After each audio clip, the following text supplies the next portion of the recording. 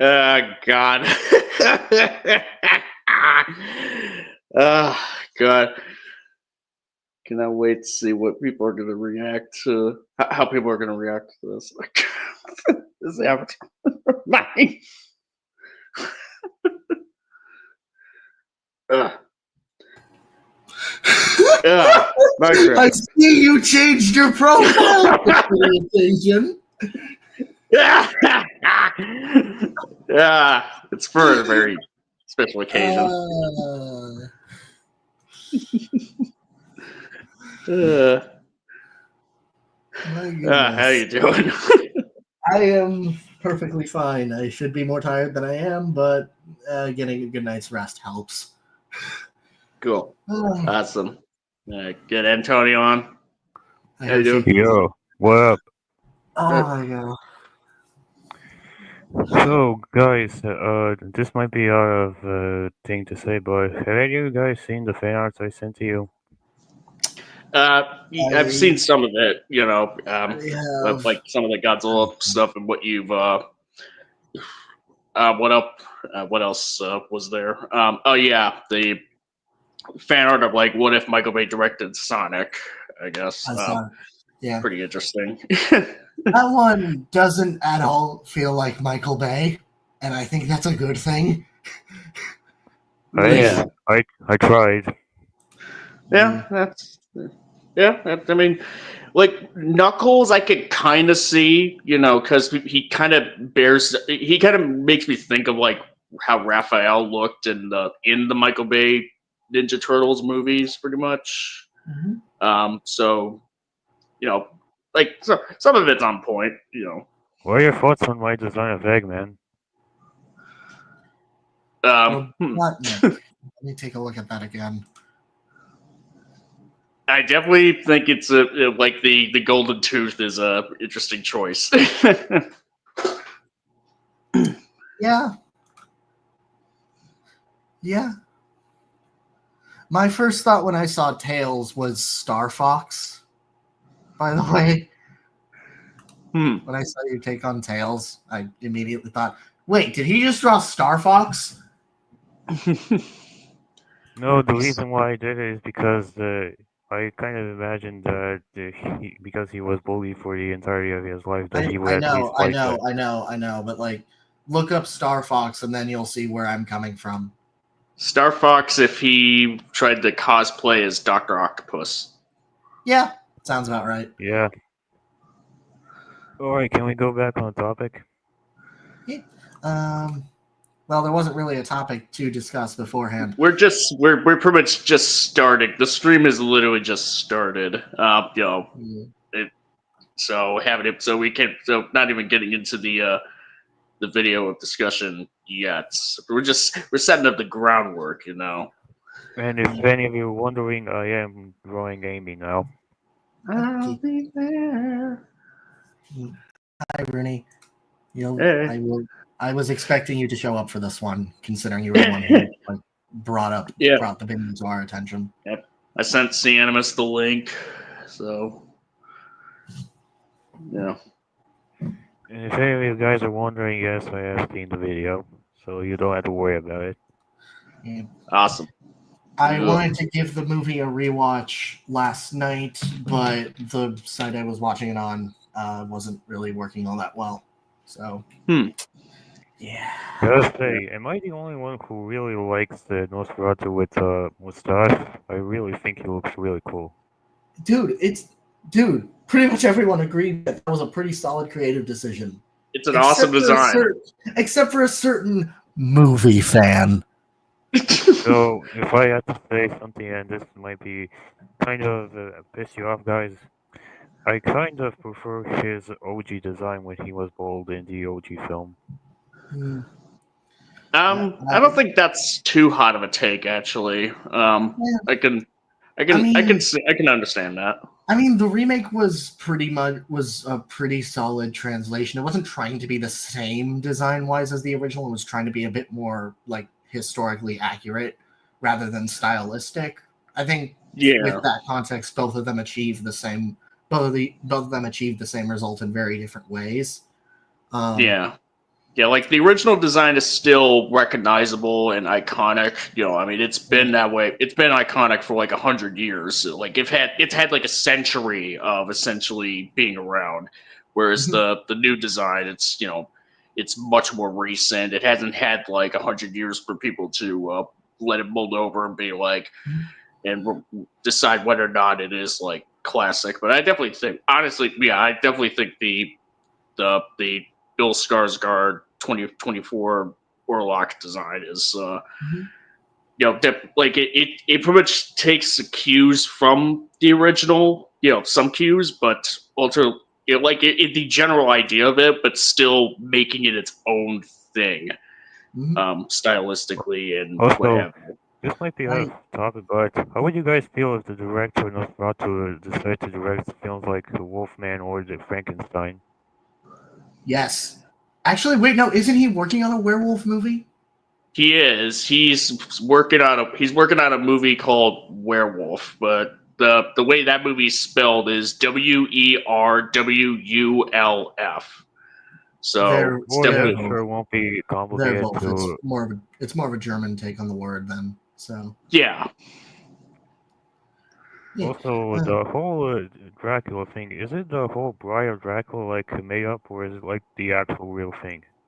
That I think came well after the book, from what I recall. The original The book, he has some hand. In the original book, he has like 3 sexy handmaidens, but like, I think that's the extent of what you get beyond the whole Lucy resurrection stuff.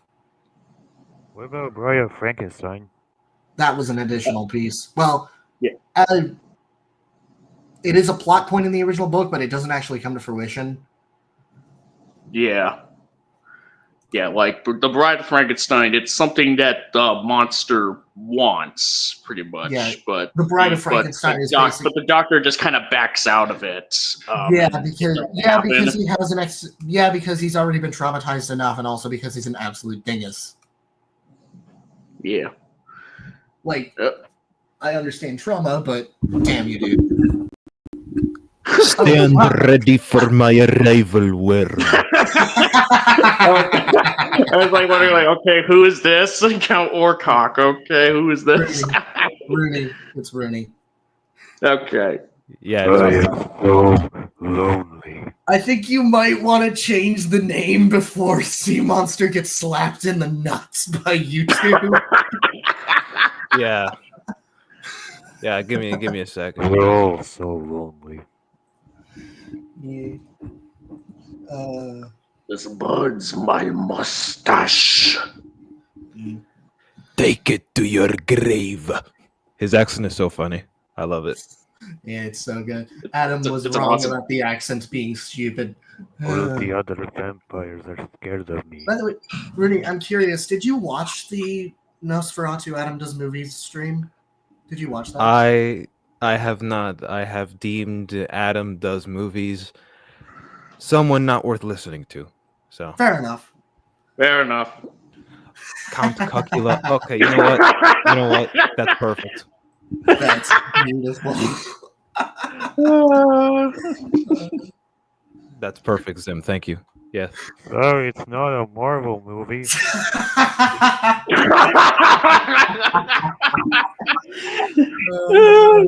This is peak comedy. This is what you're in here, folks. Tune in every time Sea Monster does a stream. This is what you're in for. Sorry, it's not a Marvel movie. Sorry, it's not a Marvel movie, fucker. Twilight it's Beauty and the Beast, except without the whimsical music and talking teacups.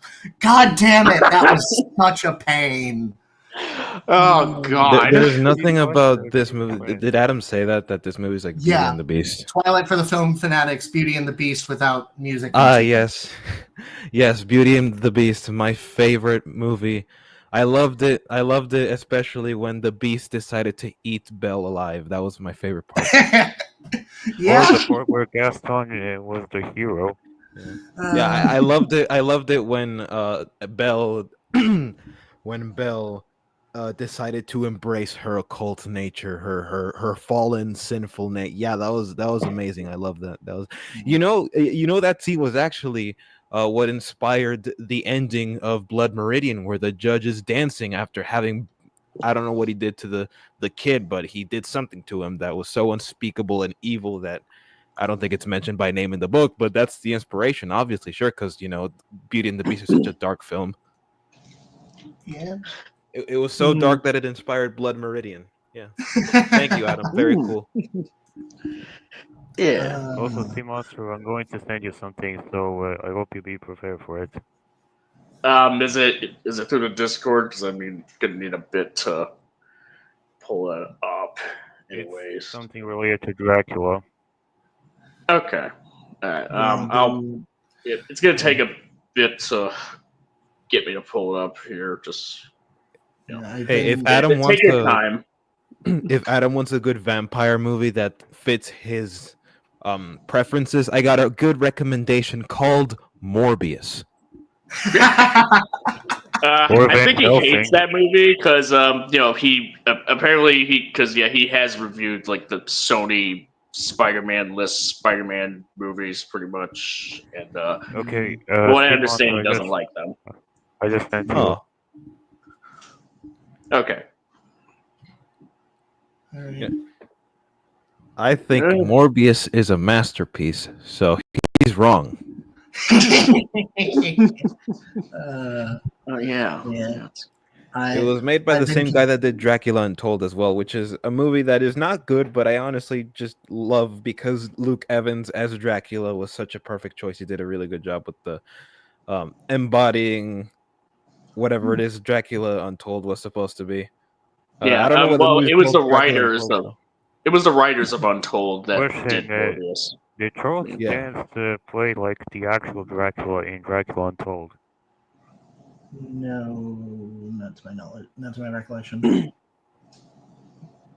I also don't love the believe so. soundtrack. Ramin Djawadi did the soundtrack for Dracula Untold. He was the same guy that Oh did shit!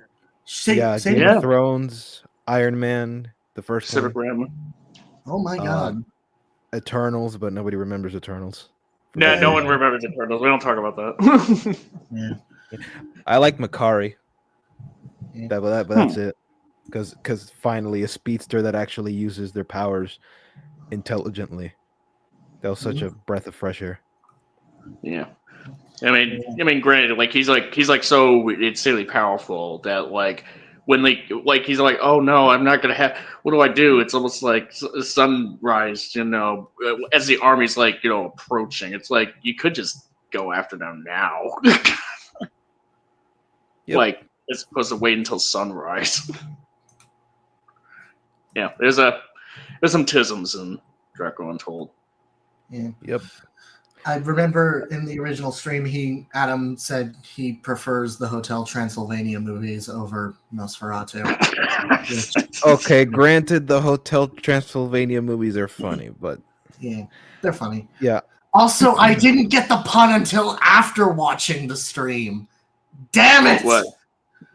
That doesn't count. Oh. Okay. Yeah, I think I got that. I think I got that pun, but I just didn't want to acknowledge it because it'd just be like, it just no, we're not. No, because if you were saying "get it," you were just asking "get it," and I just ignored it. Oh. Yeah. Oh yeah. Hey, That's hey, oh, hey, this might be out of topic, but how would Nosferatu survive in like the modern day?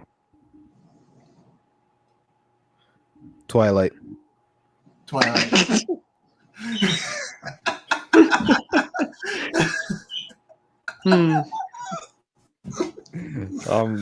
Yeah, but going around, what did y'all think about Nosferatu overall? I love it. It's a masterpiece. It's a movie that the more I think about, the better it gets.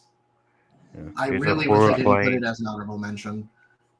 It's a horrifying beauty. Yeah.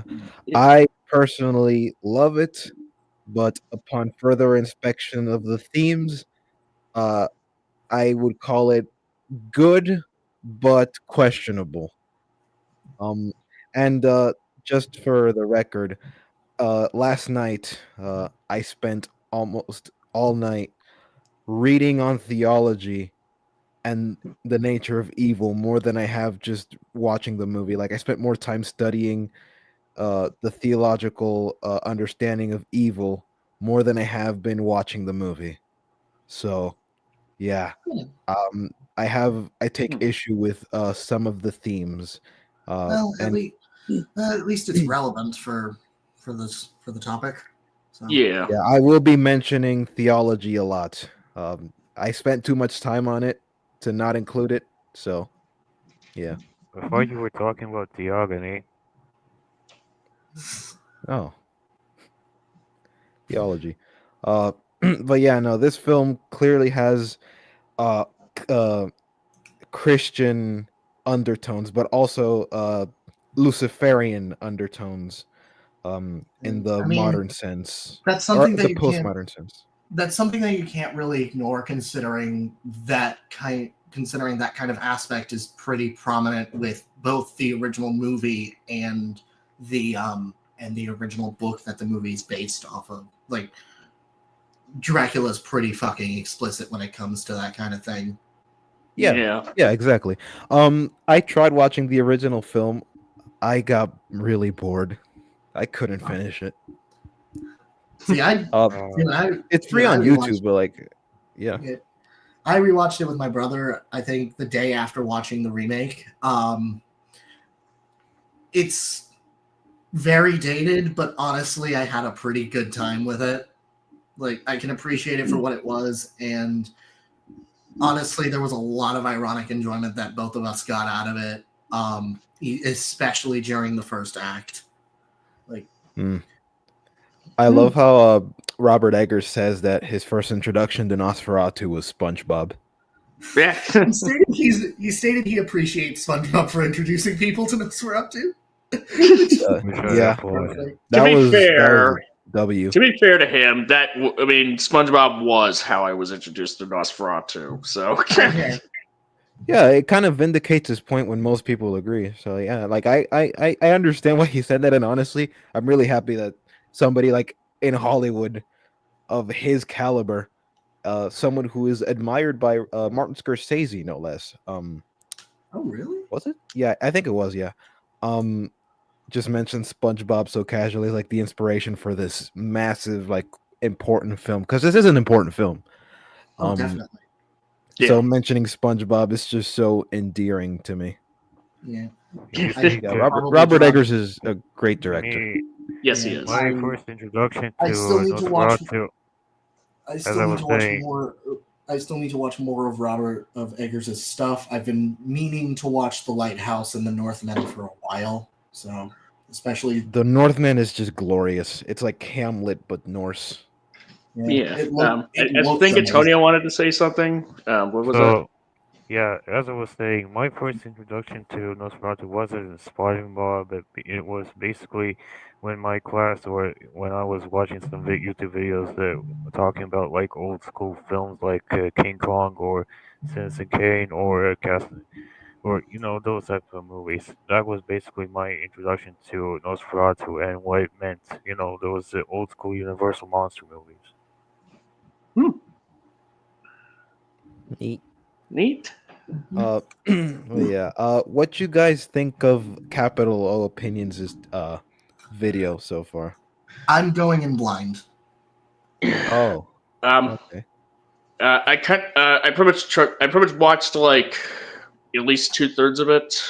Um, haven't been able to like get to like doing the rest of it. I will be blind pretty much, but Yeah. I'd say like there's some, if nothing else, I can at least say like he puts in more effort in trying to explain his case regarding Nosferatu than Adam does movies. That is for sure. Like Granted that's Oh, that is an automatic given considering Adam's entire shtick.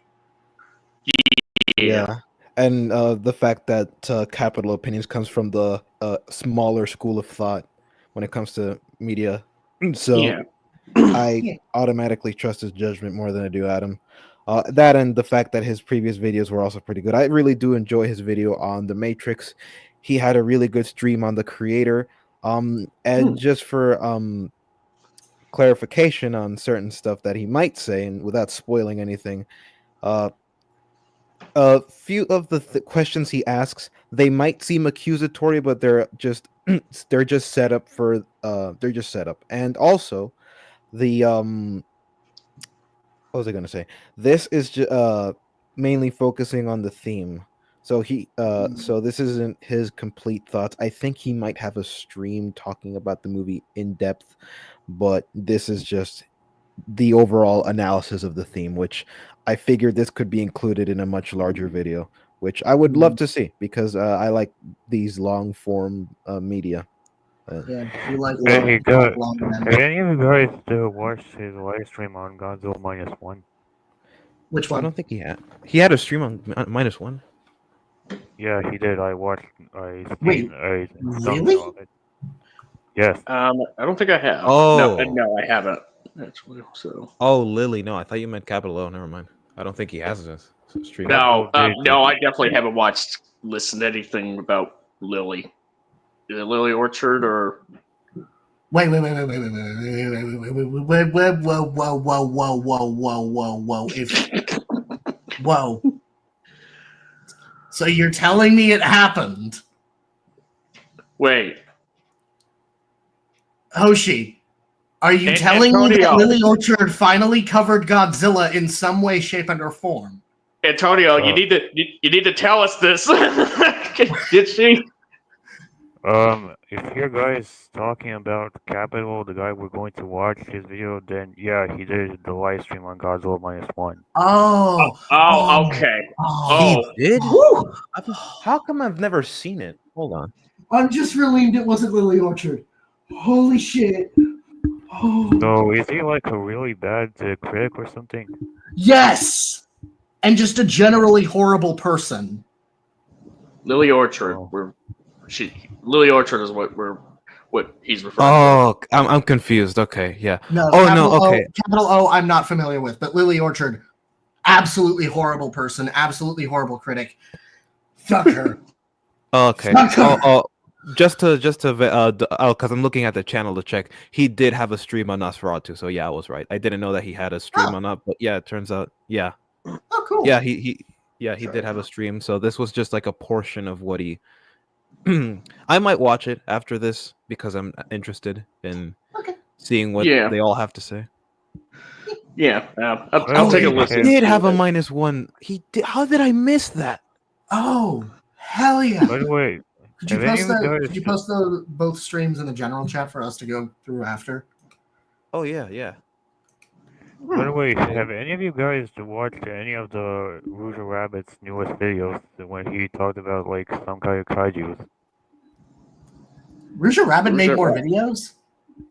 Yeah. Well, he has made more videos. Just I'm not. It's less of a analysis videos and more of a verse, like can such and such characters survive in such and such worlds, you know? Oh my god, he made a video. He made a stream on Dune Part 2. Oh my god, yes. Oh yes. My baby.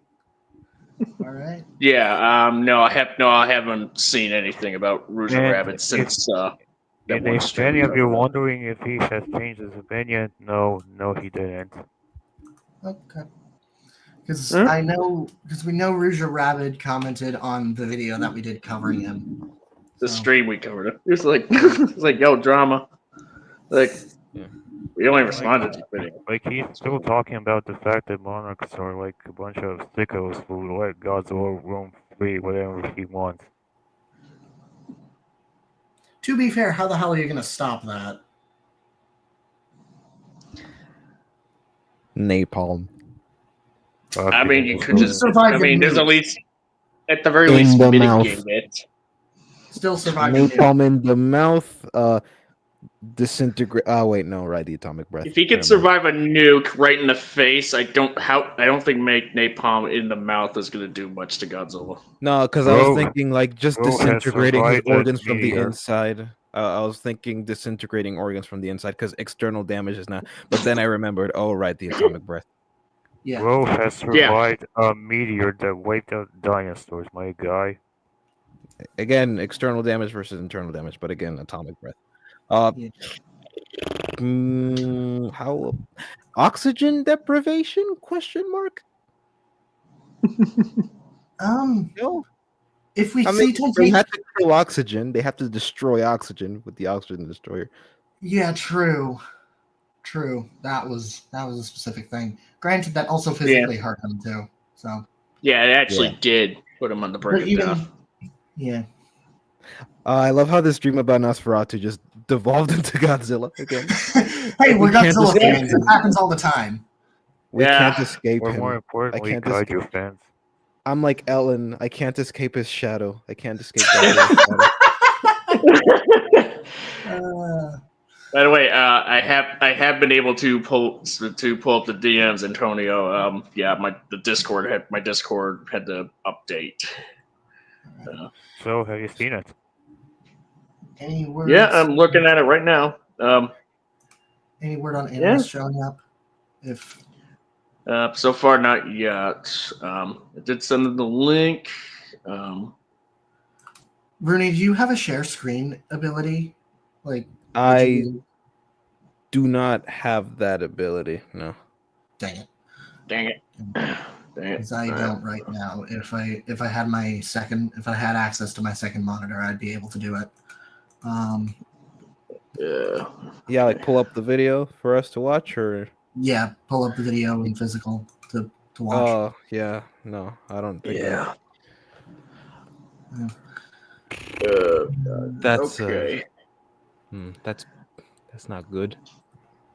No, it's not. What if we just recite it from memory?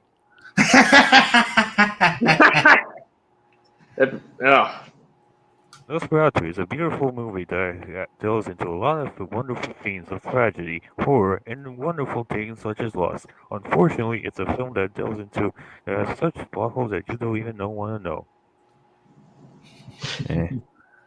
Wait, is the I might be video file share? Oh no, I do have the share screen. hey!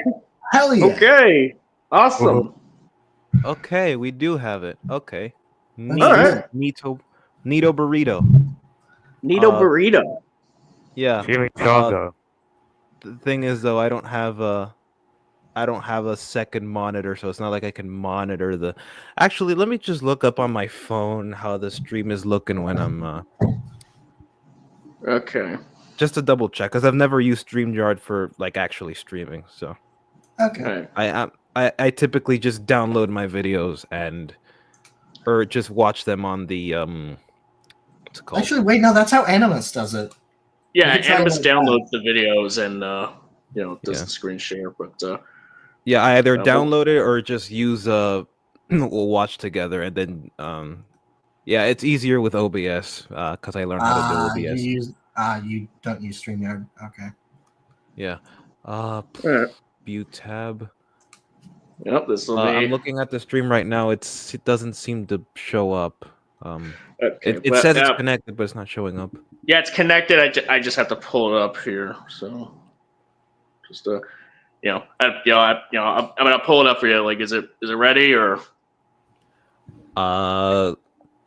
What depends? What's the latency of the stream? Like 3 seconds, 5 seconds? Let me see. Give a check. Yep, here we go. Okay, well, you can see it. Oh, there we go. Nice. We can see it. All right, yeah. Just wanted to make sure that there wasn't anything that could dox you, while you're pulling it up, Yeah, don't look at my Godzilla NSFW. Don't look at that. All right, here we go. Here we go. 3, 2. I'm trying to screw it. I really did not like Robert Eggers' Nosferatu. It brings me no joy to say that as a big fan of his 3 previous films, but I think it's a poorly written movie.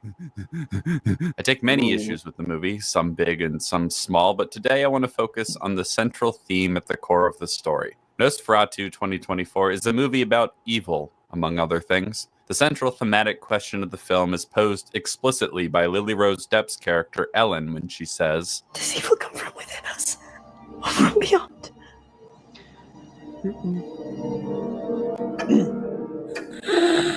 So, What does the film have to say about this question? Is the evil that besets Ellen in the form of Count Orlok an entirely external force? Is it a manifestation of her own inner darkness? Or perhaps some combination of both? Well, first we need to lay out Ellen's story. Before he continues, I just want to go through the panel so we're not just running on the video, just letting it play. Yeah, How would exactly. you guys answer that question? Does evil come from within or outside? From beyond, yeah. In the metaphysical sense.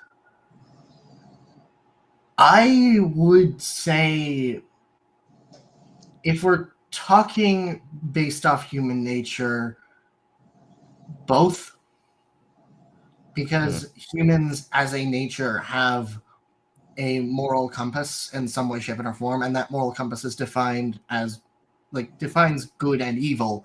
However, a lot of those actions can come from extenuating circumstances. Yeah.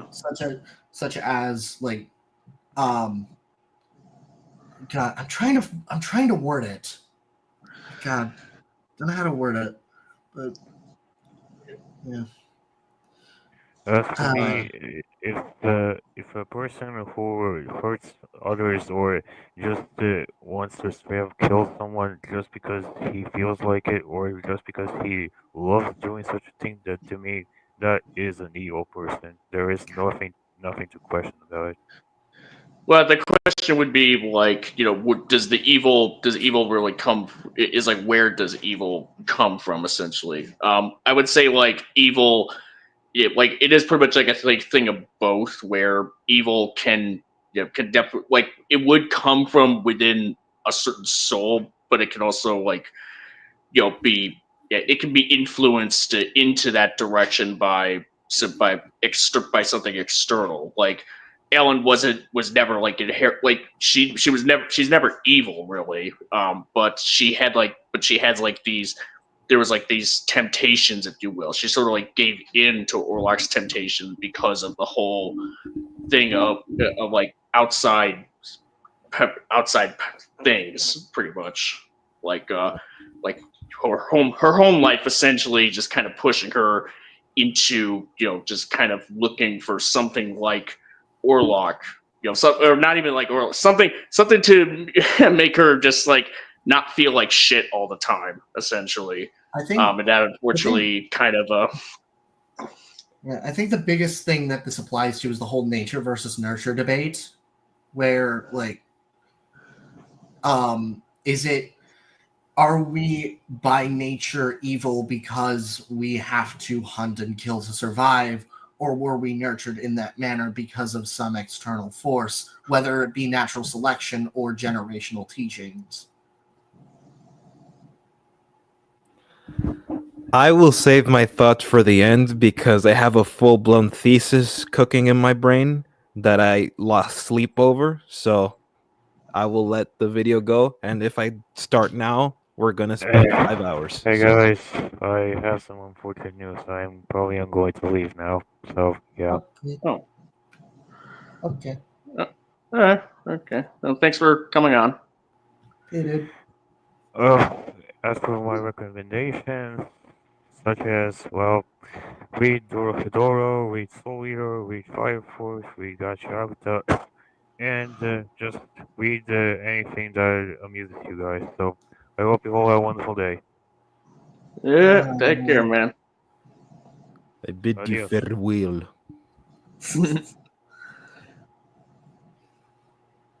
All right. I forgot I had control of the video. Oh, sorry. Ellen is a troubled young woman with some vague, Shining-esque supernatural, precognitive, and even telepathic abilities that seem to manifest themselves in dreams. We learn that Ellen has had these abilities since childhood, but they worsened when she entered womanhood, and her family was frightened by her. Ellen describes having some sort of sleepwalking incident and being found naked by her father, who shames her and threatens to send her away to, presumably, a mental hospital. In her isolation and depression, she reached out to some sort of supernatural spirit any spirit that would bring her comfort. And in so doing, Ellen accidentally awakened an evil demonic spirit in the form of the vampire Count Orlok. Ellen summons Orlok and makes a pledge to be his ever eternally. Ellen then starts experiencing blissful sexual pleasure for a moment before it quickly turns violent and terrifying. So what does this tell us? Already we know that the demon is summoned as a direct result of the loneliness and despair she feels inside. But why does her cry for help summon a demon? There's nothing in her cry that's explicitly dark or nefarious. There's something quite funny about the fact that she reaches out to a guardian angel for comfort and gets a demon instead.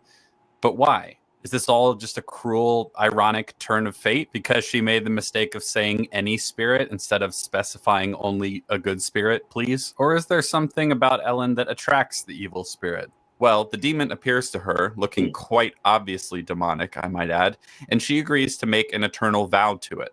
To me, this suggests that there is something inside of her that is attracted to the demonic spirit.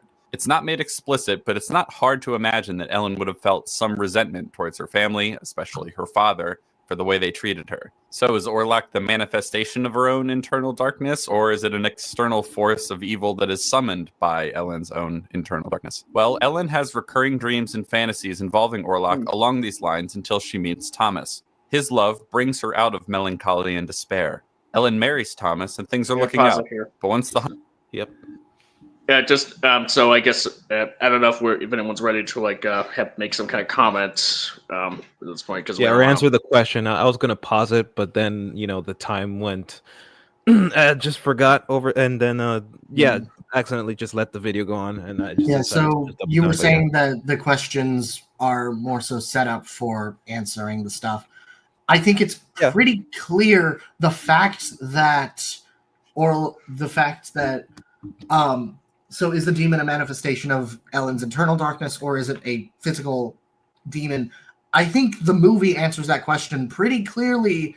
The moment we learn of Thomas's mission, the fact that Orlok is still around, a physical entity that maybe was called to by Ellen, but still is very much real. It's very much implied based off of what Von Franz says that he was around well before she contacted him.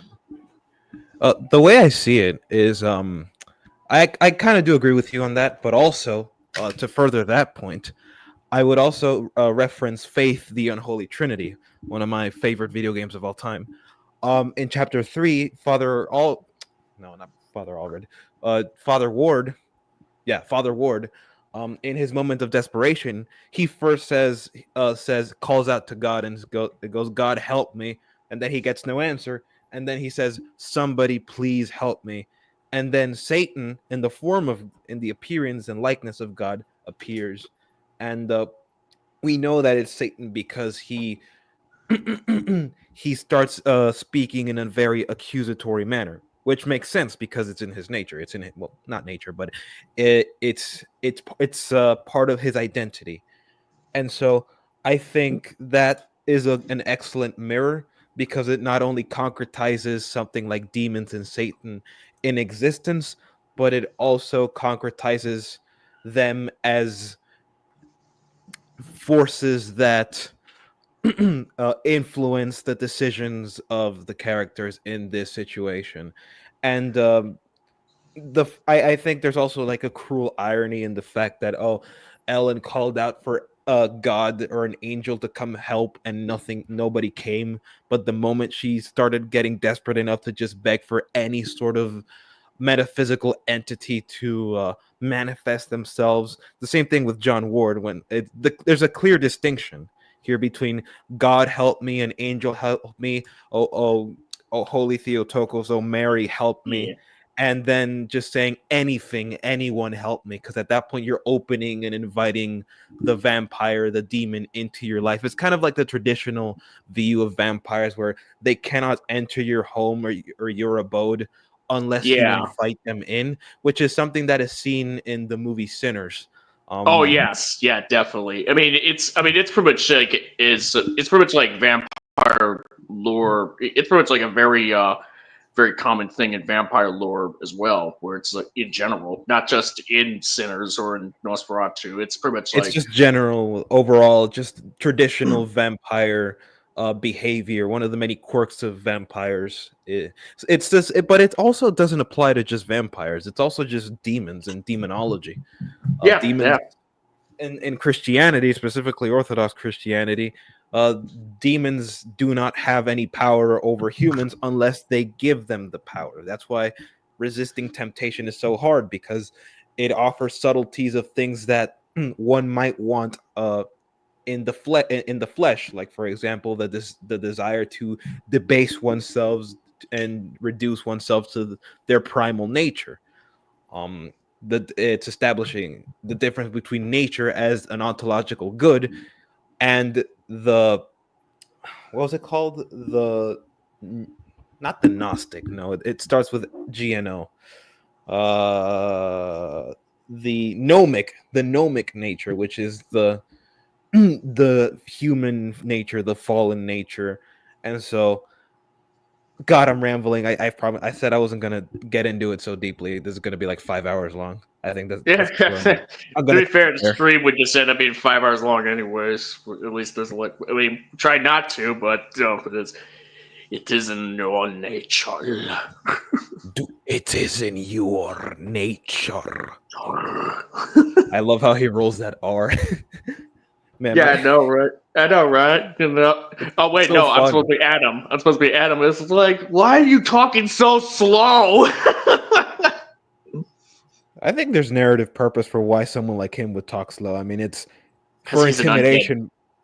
Yeah, Not he's even like- undead. It's for intimidation. It's for intimidation. Like it creates tension because you're like constantly anticipating what he's going to say next, and also you're just like, get on with it. That's the whole point. Like, I want to know what you're saying. I want to know your thoughts, right? I want to know what it is that you want from me and why you want it. And then the fact that he speaks such few words but speak them so slowly, it really helps to get inside someone's psyche and torment them, which is the whole point of a demon, by the way. Yeah. So yeah, it makes sense why he would talk like that. Yeah. Yeah, I mean, it makes sense in the sense in terms of him character-wise, but also like like as far as like internally, like why he would talk as slowly as he does in as few words as possible. But also, in the world building sense, physically speaking, like it would make sense why he would want to like Yeah. get The across what he's original saying. version, like before the vampirism, he was from a country where he spoke I don't know what language that is. It sounds Germanic, almost Latin in a sense. There were some words that kind of resembled Latin. But if he comes from a place where that language is spoken, he would naturally have that accent if he's speaking English. So, yeah, it kind of does make sense why he would talk like that. And if Yeah, he's the only person that comes from that place that talks like that, then he's our only point of reference, the only point of reference we have for how someone from that place would talk. So, yes, it does make sense. Well, from his time, essentially, because he's been around for centuries, as he states. Like he's like it's not even like even for 1838, he's not even Orlok's not even a modern man. Literal in the most literal sense of the word, he is from a bygone time. Yeah. What he was around for the Spanish Inquisition. Why didn't he help the Spaniards? Is he stupid? No, he's chilling in the Carpathians. like I ain't dealing with that shit. He could have helped Jesus not be crucified. Oh well, actually, no, that needed to happen. That needed to happen. Never mind. I'm being sacrilegious. All right, let's keep going. Let's keep going. Honeymoon is over. The darkness returns. Orlok is apparently not happy about Thomas's coming between them and has come to reclaim her. In an effort to convince Thomas not to embark on his work trip to Transylvania, Ellen tells him about her ominous dream, in which she gets married not to Thomas, but rather to death itself. In the dream, after exchanging vows and embracing, Ellen turns around to notice that everyone in attendance, specifically mentioning her father, is dead. She closes by saying that the stench of their bodies was horrible, but that she had never been so happy as in that moment. Never speak these things aloud. Never. Okay, so it is once again heavily implied that a part of Ellen's psyche is drawn to this demon. that there is a darkness within her that is manifesting in these dreams. I mean, she dreams of seeing her father and the rest of her family dead, and that makes her the happiest she's ever felt. All right. So to me, this precludes the idea that the evil that besets her comes purely from beyond. One could argue that the dream is purely the influence of Orlok poisoning her innocent mind, and that none of these darker thoughts and feelings are coming from within her. However, I would argue that the only reason the dream has any effect on Ellen is because it resonates with something within her. So Thomas leaves on his journey, and Ellen is left in the care of Thomas's friend, Friedrich. Ellen begins sleepwalking, experiencing more and more dreams and fantasies of Orlok, eventually suffering from what appear to be epileptic seizures. Her condition worsens until her doctor decides to consult Willem Dafoe's character, an eccentric, disgraced doctor named von Franz. Von Franz, unlike the others, believes... Yeah, just to... is there anything to say so far, as far as, like, what we just heard? Like, Tim... I don't really have much to say. I got sidetracked with some news, some YouTube drama and stuff. Okay. Okay. Another YouTuber has made another stream. Are you aware of DA Games? DA? Nah. No. Long story. Yeah. I because this is the setup of the argument, I'm probably not going to say much anyway. So. Yeah, I mean, we just kind of, mainly just kind of pause it so we're not... so we're not stealing the video in full. I will make a comment, though. This film is very sexual. Yeah. I'm not surprised. Yeah, not that it's a bad thing, it's just an observation. And honestly, I think doing it with that amount of clothes must be very uncomfortable.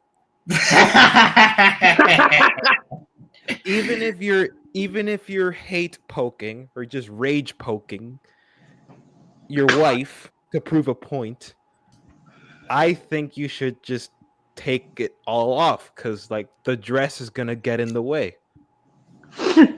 That's just my take on it. I mean, she does at one point rip her dress off. Not entirely off. She's still she begins to rip it off, so there's at least some semblance of decency in there.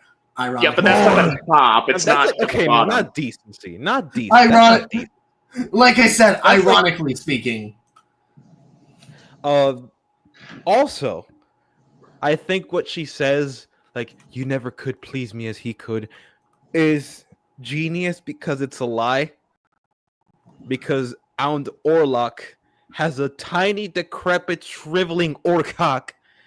And I'm just wondering, how could she prefer that over Lex Luthor's Magnum Dong? I don't understand. It is genius. It is a genius line. I mean, here's the thing. Look. Not to say that I would was actively freeze framing anything, but it's like, but I don't like. It's for a shriveling up rotting undead vampire creature. For some reason, like his dong is fairly decently sized. Like it's. It's decently sized. Okay, Mr. Cock expert. No, okay. Hey, I would like you to send me the hexadecimal code.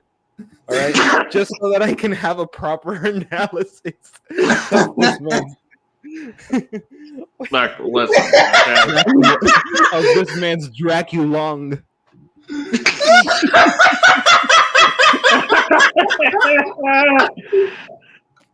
Wow. This is what you're in here, folks. This is what you're here for. This is what you're here for. This is what you signed up for. All right. I don't think you'll live. Somehow, the conversation about his growing gets more and more prominent. Growing. Oh, you know who else? Growing. I have to go to confession right after this. I am. Oh yes. I am unclean. Oh boy. Fun fact, I did actually contact a priest in regards to the conversation of evil for this stream. So yeah, just goes to show the lengths I will go to just to prove a point. Yeah. Hmm. I have God's blessing to be correct in the stream, and I shall not be challenged. Alrighty. To Ellen and concludes that she is beset by an evil spirit. As the story continues, her nightly dreams and fantasies worsen and begin to resemble demonic possession. One night, Orlok comes to her in a dream. Ellen tells Orlok that she has felt him like a serpent crawling in her body. Orlok responds, "It is not me. It is your nature." No. Orlok tells Ellen that he has existed for centuries in a pit of darkness until she called him forth. He says that she is his affliction. When Ellen rejects Orlok, he becomes very angry and threatens to kill everyone she loves night after night until she finally relents and agrees to be with him. Now, for reasons I've mentioned already, I think we can comfortably dispense with the idea that Ellen is a perfectly pure and innocent being with no darkness within her whatsoever.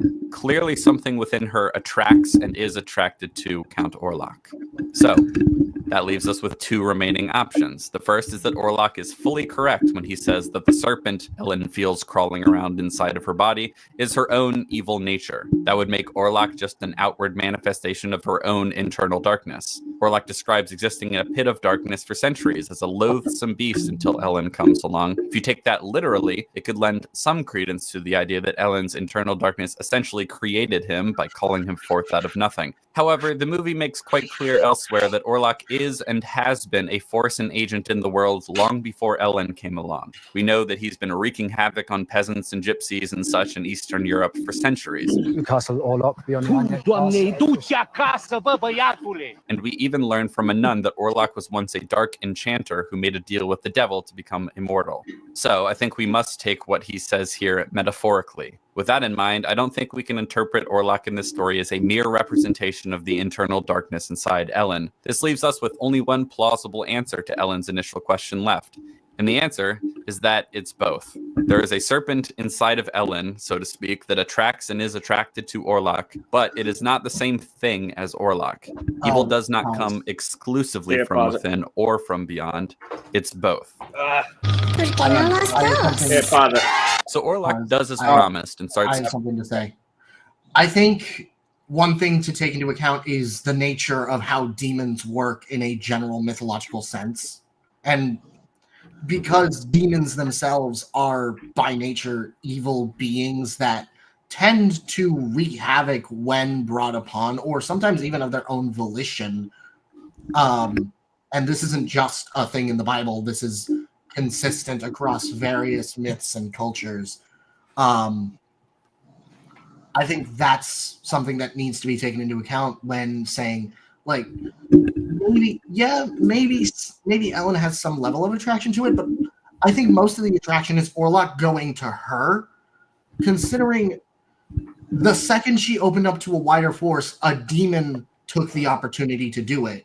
Is it not in line with demons to do that in actual myth? I wouldn't say myth, but yes. Like mythology, religion, folklore, culture, that kind of thing. Yeah, that's what I was about to say, because like one thing is culture and myth, and another completely thing is religion. Like people generally understand that myths are like myth and religion. There's theological basis for. But you get what I mean. You get what I mean. Yeah, I get what you mean. Although I would say I would delineate that when it comes to evil by nature, I would counter that and say demons are evil by choice and therefore embody it because of that choice. And that choice was made final. So, but it's also hard to describe them as not evil by nature. Like it's hard to say they're not evil by nature because they embody it so effectively. Like they effectively in the sense that they are evil perfected, basically. So it's hard to not say that it's not part of their nature, but a sin and an evil is directly tied to the will of the entity committing it. Like no, it is impossible to like, or it's almost impossible to sin and have it not be, an act of the will. Like this is something that you have to choose. And so, but I will get into that afterwards. I will get into that later because that's a wider theological conversation that even I believe I'm not as equipped to handle as much as a priest would. But yeah, I will unpause. Yeah, It's just I had to something that set I up was thinking of. It's just something that I thought of when he was saying that. Yeah. I had to set up the stand for the microphone, so yeah, forgive me if there are any hiccups. Okay. Here we go. all right. Killing more and more people. Tensions boil over one night, and Ellen and Thomas get into an argument. Thomas wants to flee the city in order to protect Ellen, but Ellen refuses. Thomas says that there is a devil that is after her, and Ellen says that she already knows. She tells him that she brought this evil upon them by calling forth Orlok to begin with. She says that Orlok is her shame and her melancholy, that Orlok took her as his lover then, and now he has come back for her. Thomas tries to comfort her, but she rejects him. Then her mood changes abruptly. Ellen scolds Thomas for not writing letters to her every day while on his journey as he originally promised. Thomas is taken aback by this. Ellen says that Orlok told her that Thomas was foolish and fearful and childish. She says that Orlok told her that Thomas sold her to Orlok for gold. No. Our love was supposed to be sacred. Please. You never listen. But where is it? Your money, your promotion, your house.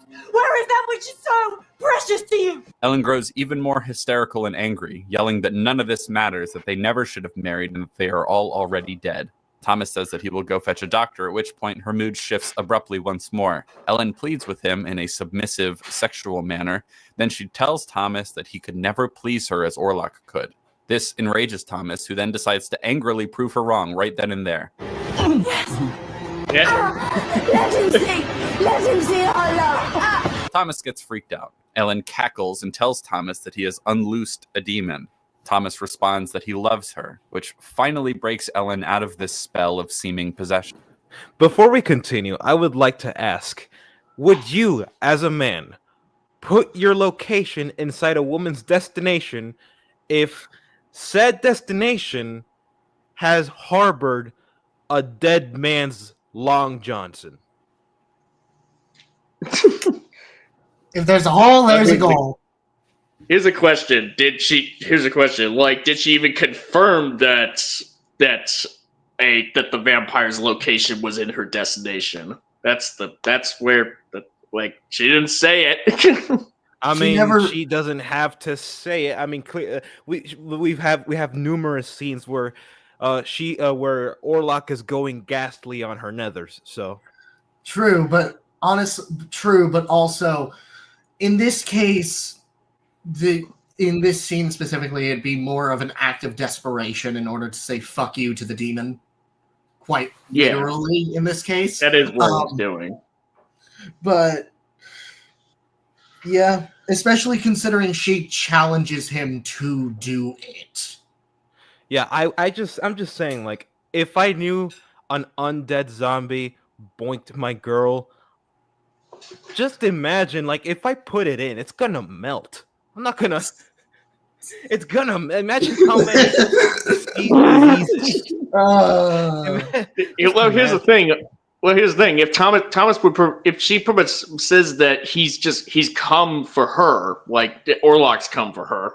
Now like that, shut it. In both contexts. Like Orlok, that means Orlok technically wasn't physically doing it. It's doing her. Let's just say. He wasn't actually physically present. Diddling her spirit, basically. He was diddling her spiritually. Spirit. He was spiritually, going in her nether region. No, not physically. He was going ghastly on her nethers in search of diamonds. Wouldn't it be netherite? Sure, because this is a hellish thing to do. Also, I pretty much would say that the whole resentment that Ellen has towards Thomas for not being able to write to her, it wasn't necessarily like his fault per se, because he had no idea what he was getting himself into at the start. Like he was just trying to secure his position at working with Knock. But obviously That went wrong. Yeah. Knock works for Orlok. So But I So think it's- the movie there's acknowledges the- this because sorry to cut you off. I think the movie acknowledges this because there's a split second scene where Thomas goes, "You're gonna say that after everything I just told you," which means that there is a recognition that Thomas is justified, and this is just Ellen being both hysterical and being oppressed by the actual demon. So I don't think we're supposed to like take her word as fact in this scenario. So that oppression is made very evident by her mood swings as well. That oppression is only added to after the fact, after the argument, when they start doing it in bed. Yeah, I mean, like Thomas pretty much knows by this point that contract that Orlok had him sign that was written in occult language that in no way Thomas would even be able to even understand. Like Thomas would just figured like, oh, this is the thing to sign away Orlok to live in the place. Like he would have no idea that the occult language pretty much says like sign away to let me live in that place over there and to let me bang your wife. Like he didn't know that was going to happen, but Ellen doesn't know that Thomas didn't know that. It's hippity hoppity, your wife is now my property. I make this a threesome if I actually liked you, but I don't like you. I do not like you. I do not wish to spit roast your girl. Oh my god! How do you guys know what that is? What does this become? What does this stream become? I am not going to heaven. I am not going to heaven after None this. of us are. Let's be honest No here. one. None of us are. I am damned. I have grieved my Lord, as Adam once lamented. I shouldn't be blaspheming this way. Let's continue. Ellen says that she is unclean and starts sobbing, and Thomas vows not to leave her. So, what's going on here? Well, the most straightforward read is that Ellen's abrupt mood swings are indeed caused by Orlok's otherworldly influence, but the things she says and does are nonetheless manifestations of things that she thinks and feels in the darkest parts of her subconscious. One might be tempted to argue that she is fully possessed by Orlok, and therefore nothing she says is coming from her. However, some of the things she says and does seem to cut against what Orlok wants, like her having sex with Thomas. And furthermore, Ellen's anger at Thomas for prioritizing making money to buy nice things over spending time with her is already well established before any possession takes place. When I return, I will finally make something of myself. I shall buy us a fine house of our own with a maidservant. We needn't any of that. Therefore, it seems very difficult to argue that nothing Ellen says in this argument is coming from a deeper well of resentment and anger within her. Lastly, I would argue that the scene only has narrative weight because it does show us some of the unseemly aspects of Ellen's character and psyche. Based on what we've learned so far, it seems perfectly reasonable to conclude definitively at this point that the evil that besets Ellen is the result of Ellen's own subconscious capacity and desire for malevolence and evil, calling out to forces of malevolence and evil from beyond. You might assume at this point that the way to resolve this problem would necessarily have to involve Ellen recognizing the darkness within herself.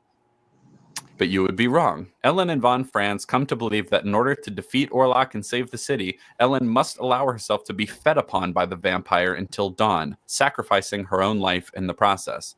And, importantly, that there is no other way of defeating Orlok. They allow Thomas to believe that the plan to stop Orlok will involve going to find Orlok's grave and then staking him through the heart. That way, Thomas won't be around to get in the way of what Ellen believes she must do.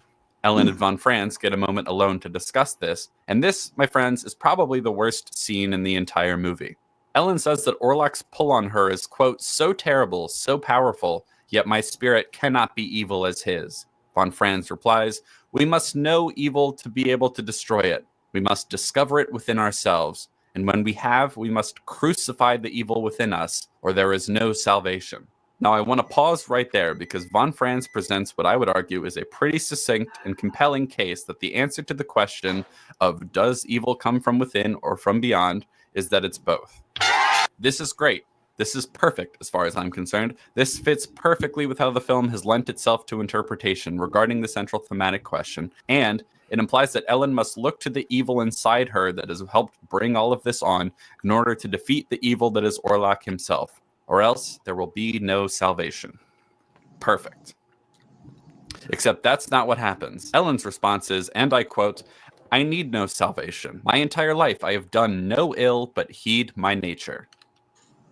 Is it not possible sorry, that she was what? lying? My entire life Is I it have not done- possible that she was lying to him just to get him off of her back? Why would she if she want to get him off her back if she was the one if she was she the one that sought out his help, or because ultimately No. she seems No, to it agree was with what Von. he's saying. No, it was Friedrich that sought out his help. Friedrich and Sievers. No, I mean like after the whole episode where she got poinked. I don't recall if that was it. I'm pretty sure I it think was. he was Let me already pull up the helping. note. I don't think she was already seeking it. I think he was already just doing what he was doing by the time that started going down. Well, I mean, when we're referring to a scene where she gets boinked, which one are we referring to? Are we talking about the one where she's like at the beachhead? No, I'm talking about the one where she challenges Thomas to rearrange I her think- innards. I don't think she actively sought his help. I think he was already doing his thing by the time that happened. Yeah, like von Franz He wouldn't was really approached need to. before Thomas even got back to Visburg. But in the scene he's talking about, well, actually, no, I think it was before that. When the scene Capitolo was talking about, she did say he did tell Willem Dafoe, "Oh, sir, we need to talk," and then he said, "Oh, talk we will." So, like, she does actually want to talk to him. She does explicitly say that she wants to talk with him. So that doesn't come across as wanting to get off his back. So I'm not really sure why he would lie to her. I mean, she would lie to him. Fair enough. Especially if yeah. Fair enough. I have a lot to say about this, by the way. I'm just gonna wait till it's over. So Okay. just so you know, Okay. theologically. So yeah. Up, we got Lau coming on. Oh, it's the dog with the gas Hi tank. everyone. Hi, Al. I wanted to ask you if there's a lot of noise or can you hear me fine? There's a lot There's of a lot of background noise, noise. but we can There hear is a lot of noise. Let me fix it. Wait a minute. Yeah, Kill he's the gonna noise. kill his family. Yeah. it. Understandable. I think that's a reasonable crash out. Yeah, I mean, like the way I would take this scene where she kind of like says, I have no ill. Like, what exactly is the quote again? Just so we can back up to where. If I you have could back no up to ill. I've never done anything wrong or evil except heed my nature. That's what she says. okay. Yeah. I mean, But I like can rewind it for like 10 seconds if you want. the thing is, like, okay, here we go. I need no salvation. My entire life, I have done no ill, but heed my nature. Okay.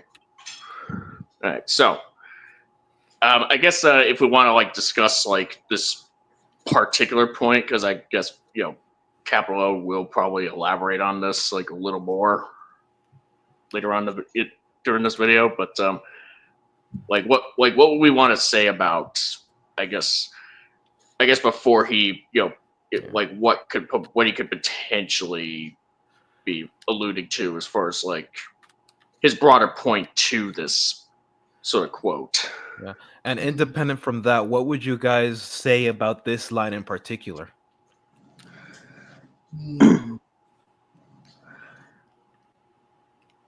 I'd say, like, considering that she pretty much even just admitted that she was like unclean before, the night before. Like she kind of like acknowledged it. Like it's not so much that there's like something as explicitly evil, like like total, like absolutely, like no light, all dark, pretty much. Like there is, like Ellen is trying to essentially.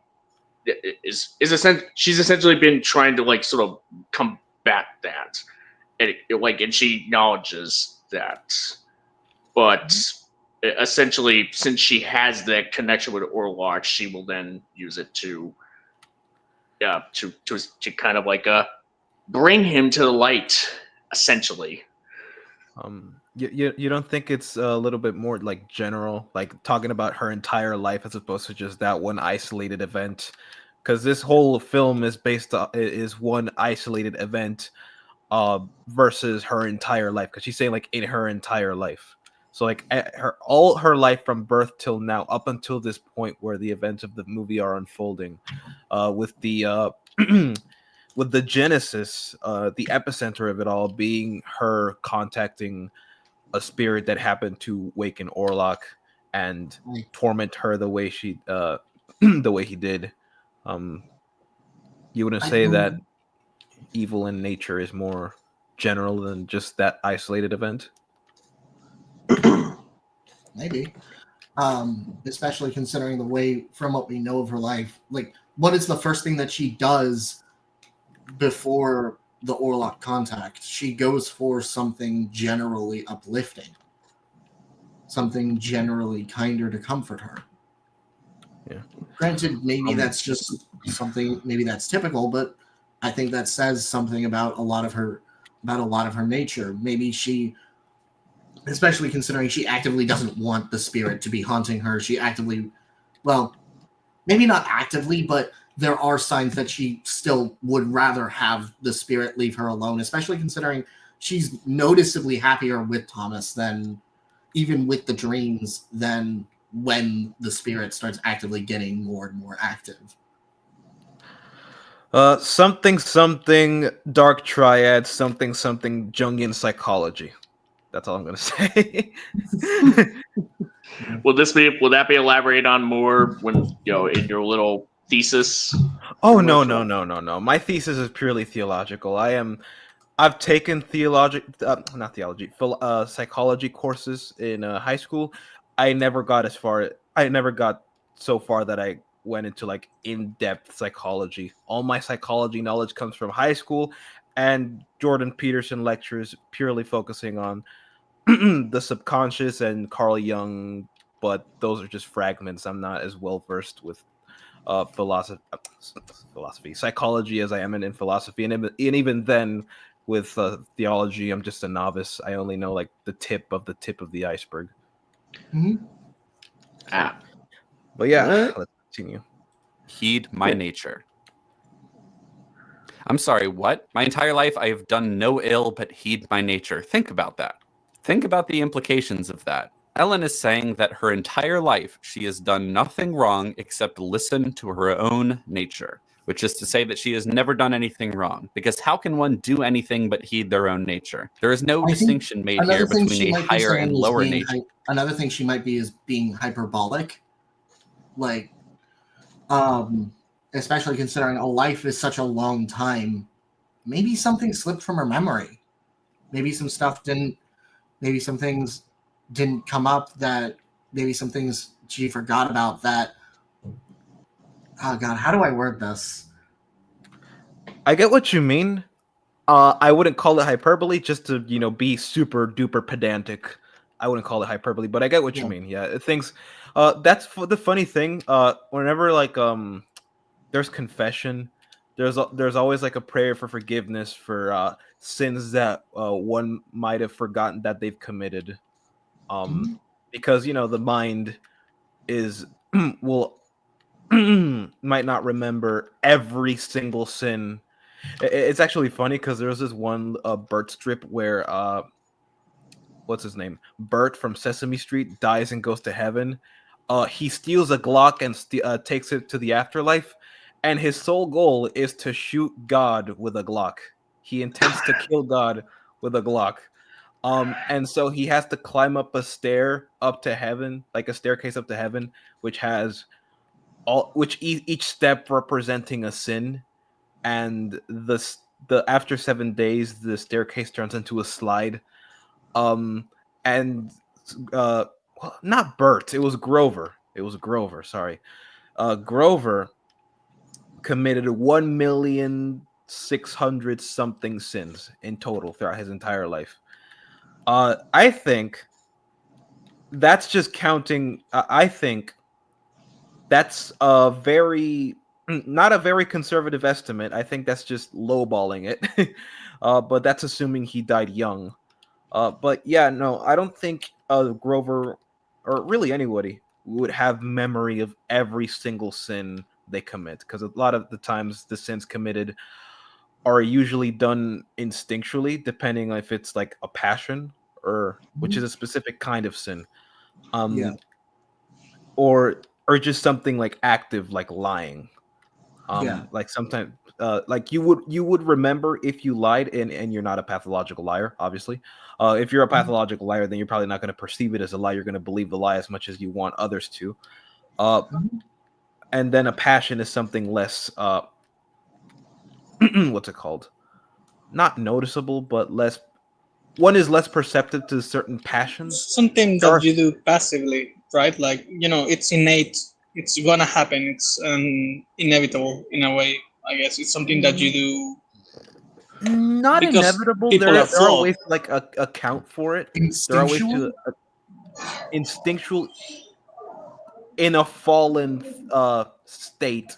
Yes, I would say instinctual, but not inevitable. No, there are ways to account for it. There are ways to make yourself aware of it. But that I'll expand more on the subject later. Yeah, I And mean, Lau, he was to say like whatever sins like Ellen pretty much committed, which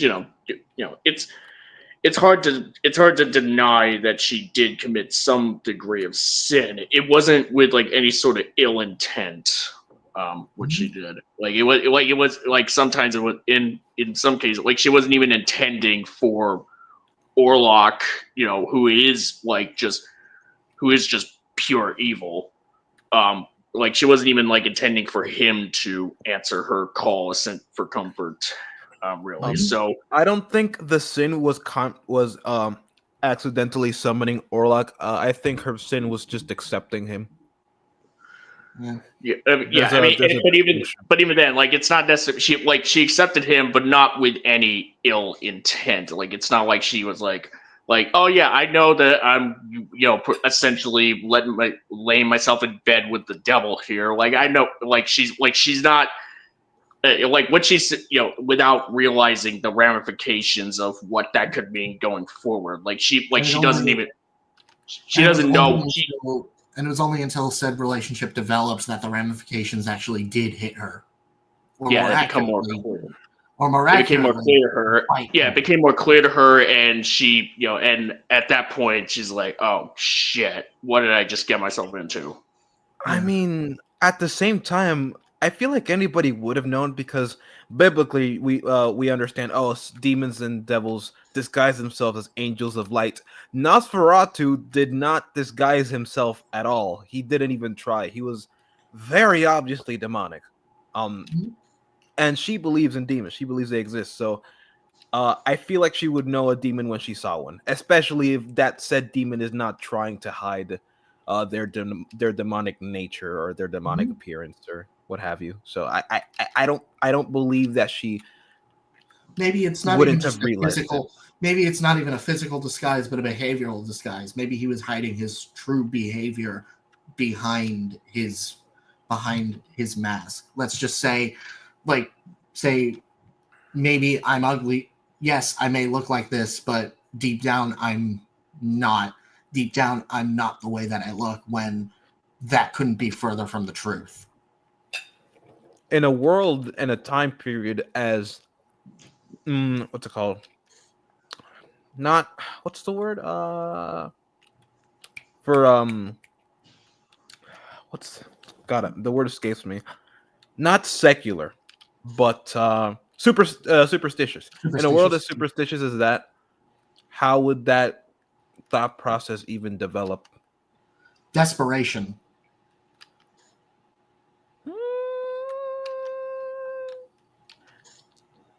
I'll get more into that. Considering Ellen was pretty freaking desperate for someone to talk to at that point, I imagine literally anybody just showing up would be fine, especially if he starts lying to her, considering she wasn't exactly in the greatest mental state at the time. Yeah, that happens to real people all the time, actually. Yeah, she and it's didn't not You know, like Warlock will you're figure- alone, and suddenly there's this drug addict boyfriend, and it's like, okay, there we go into the toxic relationship. You know, like choo-choo, let's get in the train. You know, like a lot of people go through that. Yeah, and it's not like people who are toxic would just outright tell you right away, "Oh, hey, by the way, I'm toxic." Although I do have to say but that that's- you know but I think people that's who are the toxic delineating normally difference don't as well. have. Yeah. Although I do have to say that people who are toxic normally don't sound like this, you know, and also they don't use like shadows. So you know, like there is a little bit. Then again, I'd still say maybe like the manipulative tactics of Orlok, considering we've seen he is pretty manipulative as a person is being generous, but yeah, as a character, he definitely loves to get into people's heads, both figuratively and literally, in order for them to achieve his goals. And that does come in physical manipulation. We see him do this in the first act of the movie with Thomas. And he's willing to extend other people to do the same thing for him. I will expand more on that later. I'm eating, so yeah. What are you get eating? into it. I'm curious. Rice and beef. I thought you were about to say rice and beans. I wanted to get the beans, but I decided, you know what, I'm just gonna leave them for later. Okay. They were black beans. I like black beans on white rice. It's a really nice contrast of flavors. Anyway. Okay. Yeah. Or anything of the sort. There is just her nature. And the problem with that is that anything anyone ever does could be framed as heeding their nature. Giving into any particular temptation would be heeding your nature, of course, because the temptation occurs naturally, as would resisting that temptation, because your nature is such that you are inclined to resist such temptations. There is no way to not heed your nature. So why does she say that? Why does she phrase it like that? Why not simply say, I need no salvation. For my entire life, I have done no ill. Well, because it's absurd on its face. It's absurd to suggest that Ellen, or anyone for that matter, has never done anything wrong in their entire life. But it's worse than that. The reason she tacks on, but heed my own nature, is because there's a recognition there that she has in fact done ill in the world, but she is simply refusing to take any moral responsibility for it. I don't need salvation. I've never done anything wrong ever, except, like, be who I am. Could Count Orlok not say the same thing? I would actually expect Orlok to say something like this. Orlok's entire life, he did no ill but heed his nature. Jeffrey Dahmer's entire life, he did no ill but heed his nature. Adolf Hitler's entire life. Is the film really trying to say that evil doesn't exist at all because everyone is simply heeding their nature and they lack the free will to do anything else? Well, no, because the film speaks endlessly of the notion of evil. Does evil come from within us or from beyond? His evil cannot enter this house of God. This evil, what it is, I know not. I have brought this evil upon us. We must know evil to be able to destroy it. We must discover it within ourselves. And when we have, we must crucify the evil within us. The film believes that... What? Oh, there was a lag, I guess. Oh. I thought you paused the video, but it turned out there was a lag. I guess it's a good place to pause it here, just to. And by the way, I wanted to ask: is it still noisy here, or is it better now? No, it's better. It's better. It's much better. Okay, Way everyone's better. tied up. So yeah.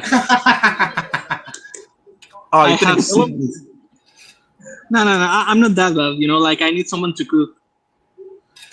Oh, fair enough. Fair enough. All right. Okay. All right. So the what? record, just to so keep what do them we quiet. sit- Just to keep them quiet, put a cage around their rib cage. Put some rats in the rib cage and cover them in honey. Oh my Actually, god! what I do is I just feed them honey like for months, and then I put them on a coffin with more honey. Profit in 100 years for my grandchildren. Nice. Does anyone have anything to say about what's been gone over so far? Just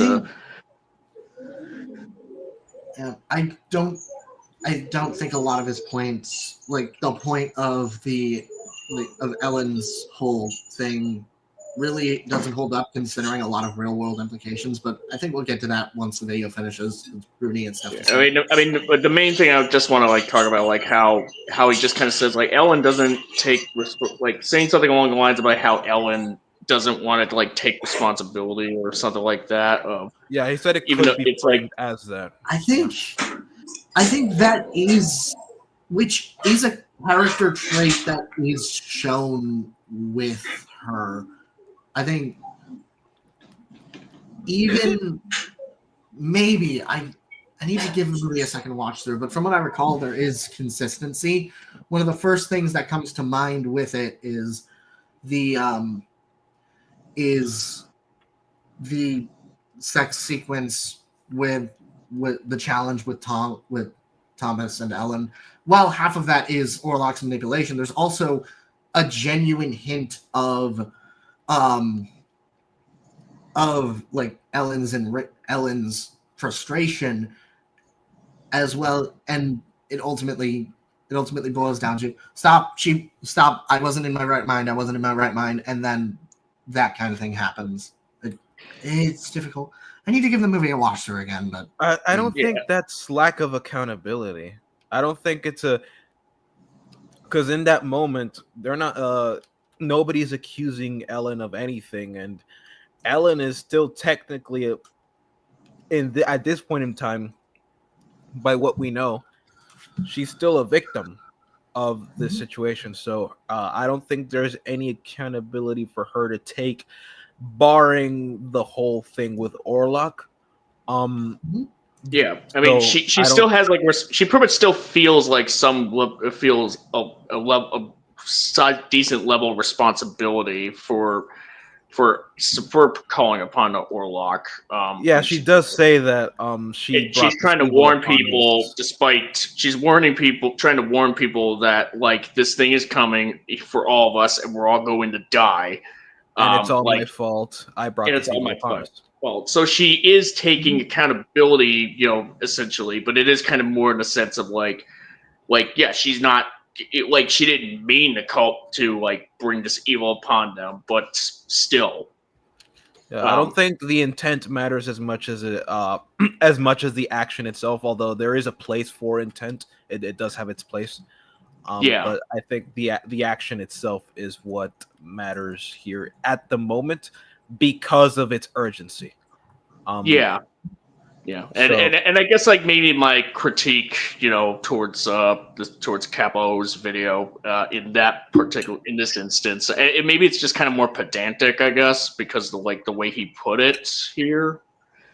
It's just but still. Lau, you got anything to say? No, Lau, because he arrived here pretty late, so I'm just wondering if you have something to add that hasn't been added before up until this point. Yeah, actually, because I didn't get to watch the full thing, I didn't get to watch this part. I understand that it's about guilt and responsibility related to the main character. But what's his point exactly right now? What's the problem with this? That she shouldn't feel any guilt, or what is his intent talking about this? He says that say Ellen saying that. Actually, no, I'm gonna play it back. Hold on, because I think you. Yeah, play it back just so we can full context. Run it back. She is simply refusing to take any moral responsibility. Hold on, not enough. His point is that she's from beyond. Okay. He's not saying he's saying that it could be inferred, but let's play it. Is that it's both. Okay. This is great. This is perfect as far as I'm concerned. This fits perfectly with how the film has lent itself to interpretation regarding the central thematic question, and it implies that Ellen must look to the evil inside her that has helped bring all of this on in order to defeat the evil that is Orlok himself, or else there will be no salvation. Perfect. Except that's not what happens. Ellen's response is, and I quote, "I need no salvation. My entire life I have done no ill but heed my nature." I'm sorry, what? My entire life I have done no ill but heed my nature. Think about that. Think about the implications of that. Ellen is saying that her entire life she has done nothing wrong except listen to her own nature, which is to say that she has never done anything wrong. Because how can one do anything but heed their own nature? There is no distinction made here between a higher and lower nature or anything of the sort. There is just her nature. And the problem with that is that anything anyone ever does could be framed as heeding their nature. Giving into any particular temptation would be heeding your nature, of course, because the temptation occurs naturally, as would resisting that temptation, because your nature is such that you are inclined to resist such temptations. There is no way to not heed your nature. So why does she say that?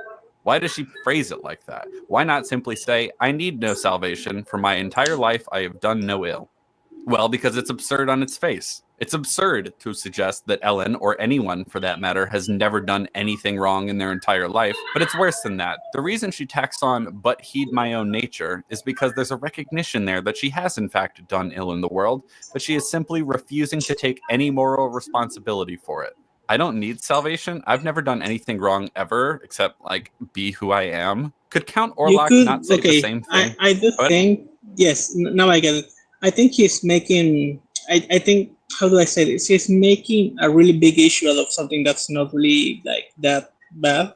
Because here's the thing, like, first of all, now I get what some of you meant. You know, like, it's not her fault what happened. Like, she was just, lonely, you know, like, and it's like, why should she feel bad? Also, like, sadly, and this is a thing that happens with movies, we don't really know what she's like outside of this event, you know?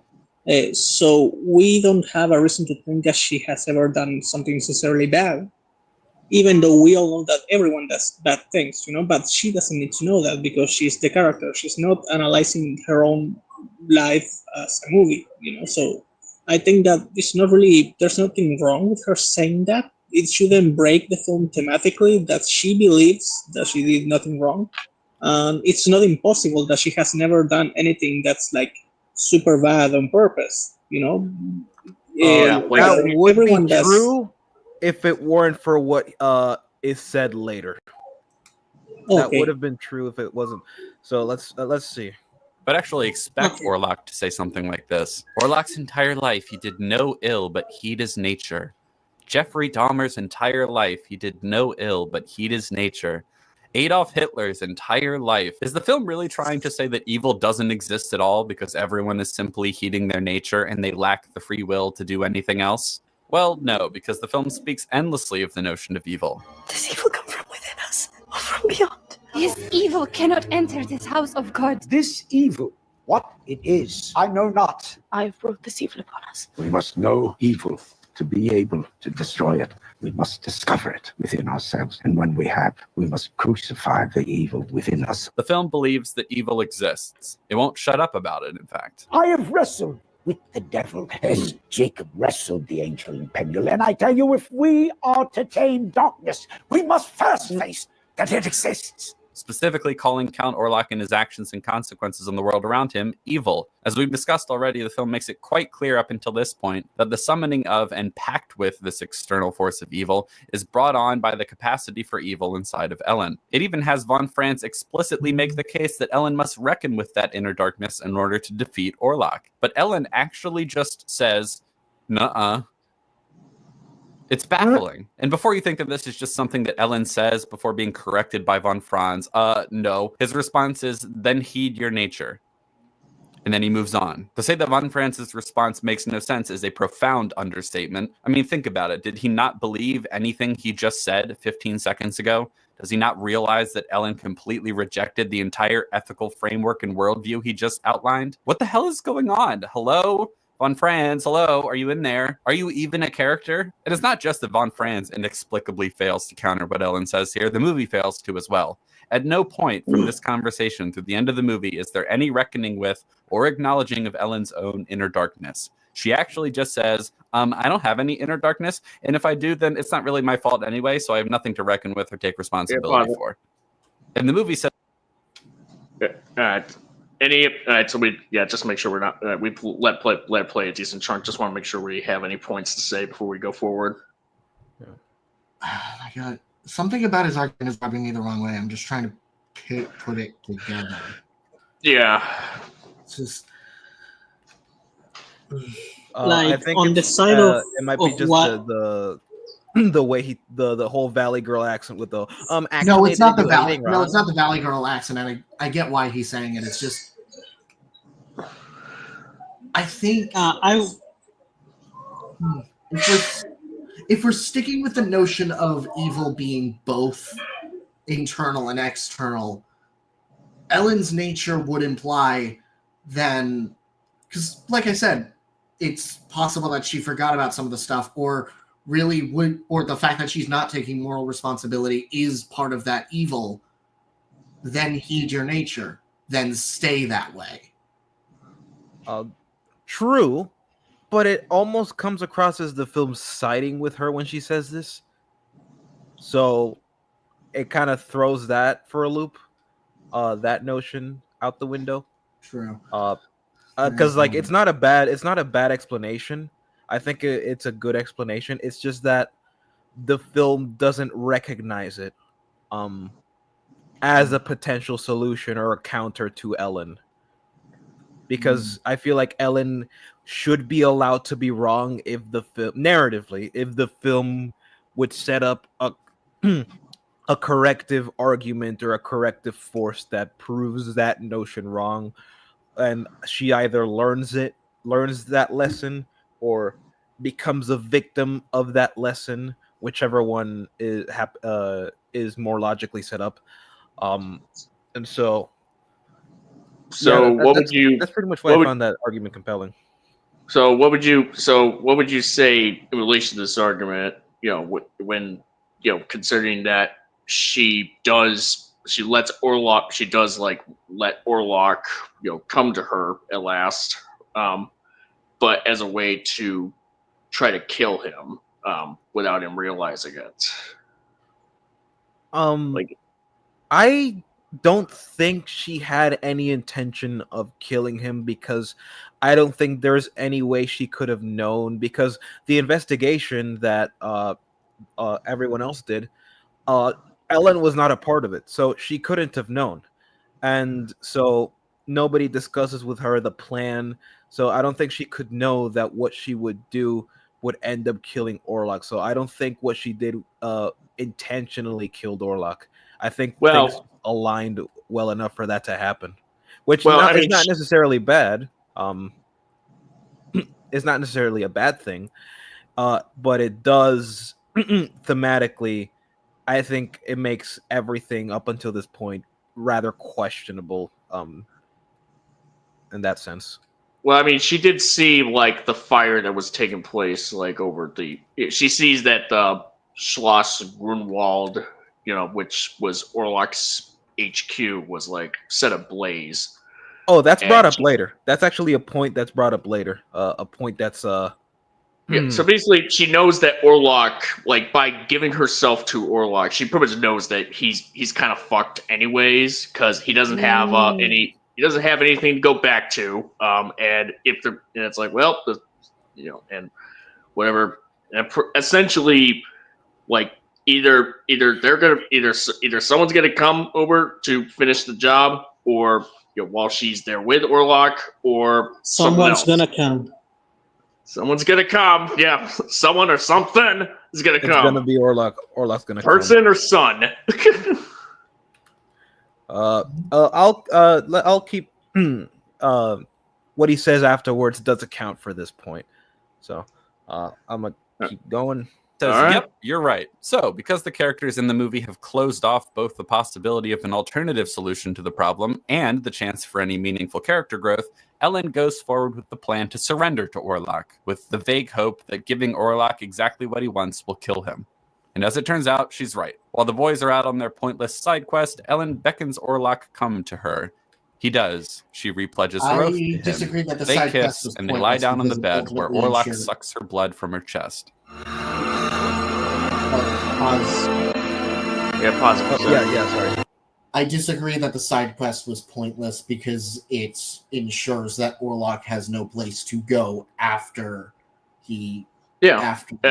And plus, that's not why he says it's pointless, though. That's not why. Which he will delineate. and one other thing. Plus, Von Franz even confides to Ellen that that there's uncertainty that iron stakes would even work on Orlok. So, yep. So there is this. So that's why he would suggest to the other. So which kind of leads to well, what up? So well, if iron stakes to Orlok's heart may not be able to kill him because he is that powerful, essentially. Plus, is it not possible that it would also be comforting for Thomas to not have that he can interpret the comfort for Thomas to not watch his wife get eaten alive, for lack of a better term, by the devil that he's been hunting and running from for the past 3 days or week? Yeah, you could see it in different ways. The way I felt was that was just he knew that he was lying about the purpose, but it didn't mean that what they did had no purpose. It was to it's like a rat, you don't want it to go back to the hole to hide. You want it to be out where the cat can get it. And actually now I just remember the meaning of the cat, so that's nice. And so he had an objective. I call him Van Helsing because I forget the name. Von Franz. He is a Van Helsing figure. Yeah, he does have. Yeah. He serves that purpose. So he didn't go on a pointless mission, and he clearly understood what she was going to do. I think that it's inferred that he knew all the time. Okay, you're going to sacrifice yourself. I'm going to do my part. And also you could see it as I'm going to have your husband away so he doesn't have to go through, seeing that shit, right, going on. So you could infer, but I do think I do understand why some people might not get it. It's not specified because clearly you're not supposed to know that their plan is not going to work. So yeah, or at least it's not going to kill Nosferatu. Hmm? Let's keep going. It looks like Orlok has won. He got everything he wanted, right? But wait, what's this? The sun? Oh no, not the sun. So anyway, the sun kills him because he was sucking her blood so hard he got distracted and lost track of time. Ellen is not yet dead, though. She lives just long enough for Thomas to return to her and hold her hand for a moment before she then dies as well. Oh no, how tragic. All right, I wanted to stay focused on the thematic aspect of the film, but I feel I must talk about how insanely contrived this all is. Let's start at the beginning. Thomas is the first character in this story to learn anything about how to fight and kill a vampire. First, he is provided a crucifix and told to pray by an old woman who is trying to protect him. Next, in what he first believes is a dream, but then later realizes wasn't a dream, he sees some gypsies kill a vampire that they find sleeping in its grave by staking it through the heart. Later, he finds Orlok sleeping in his grave and tries to stake him, but Orlok wakes just in time and prevents him from doing so. Please note that this doesn't mean that staking him successfully wouldn't have killed him. Thomas, once he escapes Orlok's castle, will run into some nuns who nurse him back to health. They tell him, among other things, that he is safe in this church because Orlok's evil cannot enter a house of God. Thomas insists that he must return to save Ellen from Orlok, but when he gets there, does he insist on keeping her in a local church for her own protection? No. But why not? Does he even insist she surround herself with religious symbols and icons for protection? No. But why not? Does he tell Ellen, Von Franz, Friedrich, or Sievers about what he saw the gypsies do to kill a vampire? Nope. But why not? Does Thomas seek to consult the expertise of, I don't know, a priest or nun instead of the kooky, disgraced alchemy expert who admits to knowing nothing about vampires except that they exist? Nope. Speaking of, Von Franz is the only other character to have any knowledge about how to fight or destroy vampires, and he doesn't learn anything about them until quite late in the story. So, what does he learn? Well, he says that there are many different accounts, but they all stipulate that a vampire must sleep in his grave during the day. Specifically, that he must return to his grave before first cocks crow. Later, he will read the following in one specific book that he finds in the possession of Orlok's disciple. And lo, the maiden fair did offer up her love unto the beast, and with him lay in close embrace until the first cock crow. Her willing sacrifice thus broke the curse and freed them from the plague of Nosferatu. This is enough to convince Von Franz that Ellen must die. Now you'll notice that nowhere does that passage mention that this is the only way. So why does he assume that it's the only way? Surely you would think that anyone who cared about Ellen, as von Franz at least pretends to, would try to do everything in their power to find a way that doesn't mean letting the vampire kill her. But not von Franz. Von Franz does the exact opposite. Remember that he's read many different accounts that all stipulate that a vampire must rest in his grave before sunrise, and only one account that specified that a fair maiden once sacrificed herself in order to accomplish that goal. And so naturally, he concludes that the only way to kill Orlok is to let Ellen die. Von Franz will even tell Thomas and others that they have to sanctify the earth and destroy Orlok's coffin such that he can have no sanctuary when the sun rises. But we will learn that this is all just a ruse to distract Thomas so that he won't interfere with Ellen sacrificing herself. But why wouldn't that work? Why wouldn't that be sufficient, actually? The movie has no good answer for this. The movie instead insists... Where in the film did they suggest that where in the film did they say that burning his sacred ground, Orlok's sacred soil, wouldn't work? Where did they say they only said staking him in the heart may not work. I don't think it's the fact that they say it, but rather that they act as if that wouldn't be the case, so they have no other choice but do what they did. Yeah. Also, if considering that, is still then that makes it even worse that they let her sacrifice herself, because then they do have more proof that just by burning everything, it could technically be enough. So I get his point. I do get it. It's just, it's one of those things where I don't know how much information they had at the time. Now we have all the popular culture. How much context do the characters in universe have when getting into this? Because Franz, how accessible is information Franz as well, makes it right? a point Because I think this information is heart- pretty accessible, especially with Thomas. Yeah. Franz makes it a point, though, that stabbing him in the heart may not even work. Even if it worked on a lesser vampire, we see that vampire was not really comparable to what Orlok is. Wait, hold on. What difference does Nosferatu have between that vampire that was staked by the gypsies and a sexy mustache. See, the thing is that Nosferatu was a Viltrumite, so he's more powerful. For the most part, I do think that he's right. Well, even you even have the nuns talk about how they mentioned how he was he was something akin to a nobleman who made a deal with Solomonar. Solomonar? Oh, I thought it was the devil. They said Solomonar. The nuns or Von Franz? The nuns. The nuns. They were talking with Tom. Who were with Thomas. That must be some sort of demon then. Because I don't imagine. See, that's the thing. Because there's something about Von Franz is the guy Willem Dafoe, right? It's Willem Dafoe. Yeah. Von Franz. Yes. So Von Franz intermixes paganistic and occult rituals and concepts with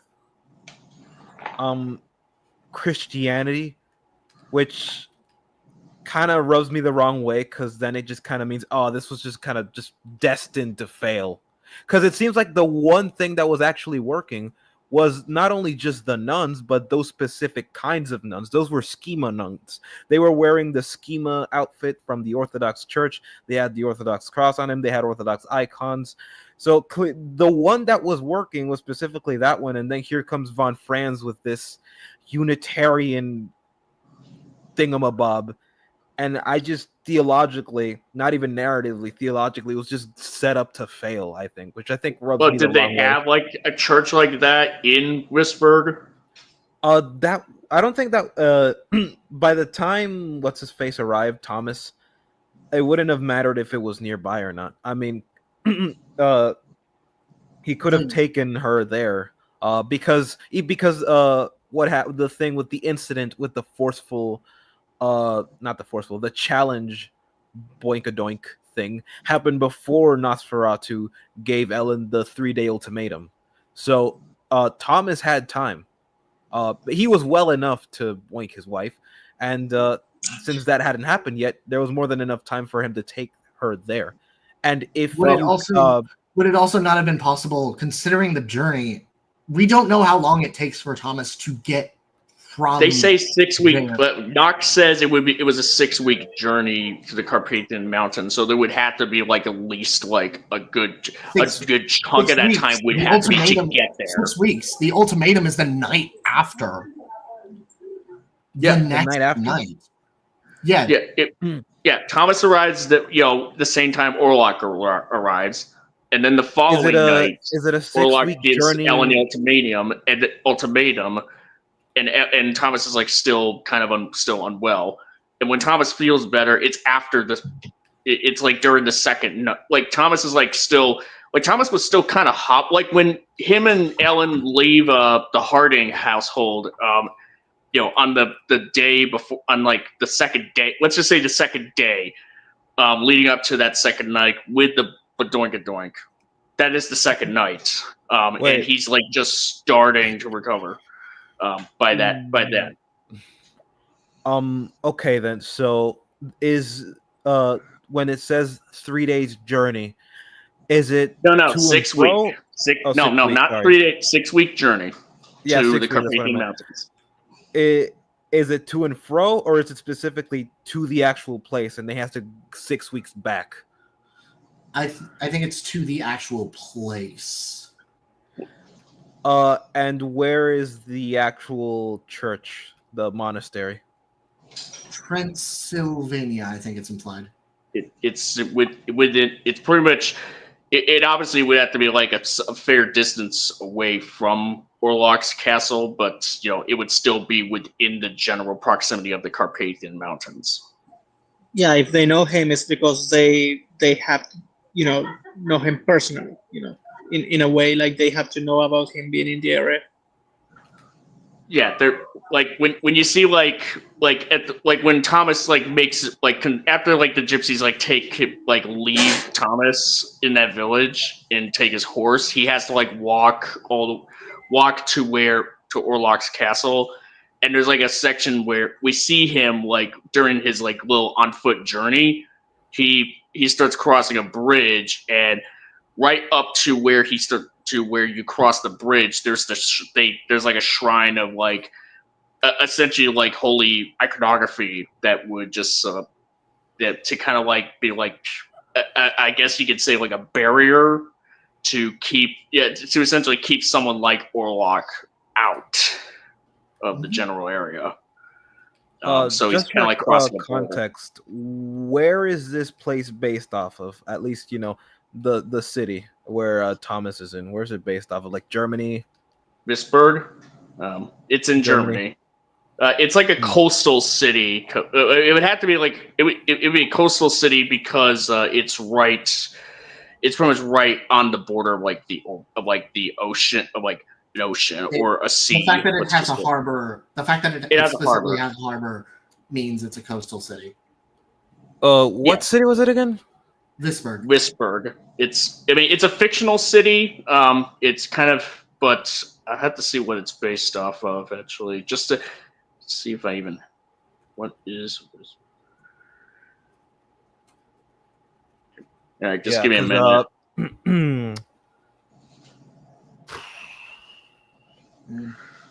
According to World Orthodox Directory, there are 330 Orthodox churches in Germany. There are 2 cathedrals, 2 dioceses, 1 archdiocese, 1 chapel, 3 metropolises, 2. What year did what year does the movie take place? Was it 1838? Okay. Yeah, no, I don't think the era would have mattered really much because the Orthodox Church was very present and prevalent in that side of the world more so than the West. Okay, I just figured I'd ask because just in case that maybe changes something.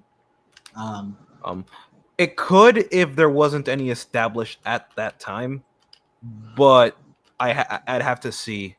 But I don't. But because depending on what the answer is, it could inform whether there were solutions available. And hell, if there wasn't like an Orthodox church, then there must have been like a Catholic church, which is, you know, close enough, theologically at least, or in terms of like practices, you know, icons, that kind of stuff. So it would have been, I think it would have done enough of a job to keep, but that's just guessing. That's not in the film. I mean, Visburg is a fictional town, so you know there isn't. So it's not like we have a real life reference of whether or not it would the town would have an Orthodox church there or near there, because like it's kind of it's a fictional city, so yeah. Fair enough then. Fair enough. Let's continue. Without evidence that even though it's the morning sun that kills Orlok, Ellen giving in to the demon and letting it have its way with her is the only way to defeat it. Why? Because destiny or some bullshit. In vain you run, in vain you cannot outrun her destiny! So Ellen just gives herself up to the demon, pledging an oath of eternal loyalty to an evil vampire, and then letting it kill her, so that hopefully it becomes distracted and forgets that the sun is coming up, all on the completely unfounded notion that there is no other way. Great. Anyway, with that tangent out of the way, let's return to the main thematic question of the film, shall we? Does evil come from within us? Or from beyond? With the ending in mind, what have we learned? Well, I would say that we've only unlearned things, actually. The film clearly established the idea that evil exists both beyond us and within us, and that in order to defeat evil in the world, we must first defeat the evil within ourselves. But then it immediately threw that idea directly into the garbage. Instead, Ellen doesn't need to even acknowledge the evil inside of her, let alone defeat it. The movie makes pretty clear that it believes she bears no moral responsibility for attracting or being attracted to the evil that Orlok represents. But here's the thing. The film makes quite a big deal about Ellen's willing sacrifice in the end. So does she have moral agency or not? You don't get to remove her responsibility for literally making a pact with evil and then give her credit for sacrificing herself to save everyone in the end. Either her noble self-sacrifice that redeems the world was willing, or all she ever did was heed her nature and fulfill her predestined role. Emma Russell. Sorry. In which case her death wasn't noble, sacrificial, or even willing for that matter. So, like, what are we meant to conclude about all of this? Well, it's clear that the movie expects you to conclude that her death was tragic but noble, and not think about it too much. If you do think about it too much, however, the most straightforward thing to conclude is that Nosferatu is a thematically, ethically, and spiritually confused mess. I wouldn't go that far. He said the thing. He said the title of the movie in the movie. I mean, in the video. Title of the video in the video. I wouldn't go that far. I think most of the problems begin at the point at which Ellen says what she said, and then it just kind of spirals. I don't think the entire film is therefore like. I don't think it's as bad. I think it is damaged. I think it does damage the story, but I don't think thematically it does fall apart. Though it does fall apart a little bit, and it also. Does that undo the play? Because the rats are already there. I mean, wasn't Nosferatu originally like an allegory for the bubonic plague? Yeah. Oh yeah, the rats are still there. So yeah, well, I mean, but once Orlok is dead, then it's kind of been, let's just say, it starts to kind of the plague will dissipate. And keep in mind, the damage is. The city is way less like the city definitely becomes very way less lively, as the film progresses, because it started out as being a pretty because to contrast with the beginning of the movie where when Thomas is trying to get to work, it's a very lively town and all that, but then when Orlok arrives, there's hysteria and people dying, and just and so on and so on. And then when you get to the day before the third night, it's just it's like a ghost town almost. So once Orlok is killed, damage is already done. Yeah, the damage is already done, pretty much. But once Orlok is dead, then it's okay, plague over, or at least it'll be on its way to or being at over. least it will before it was imposed by him. Like at least now it will dissipate with time. It's at least not propelled to propagate even more in this like evil way. Like it doesn't have an intent anymore. I mean, Yeah, because killing the city was Patient fine Zero, before Orlok arrived. killing Patient Zero may or may not have may or may not do more or less damage. I just said a nothing burger. Never mind.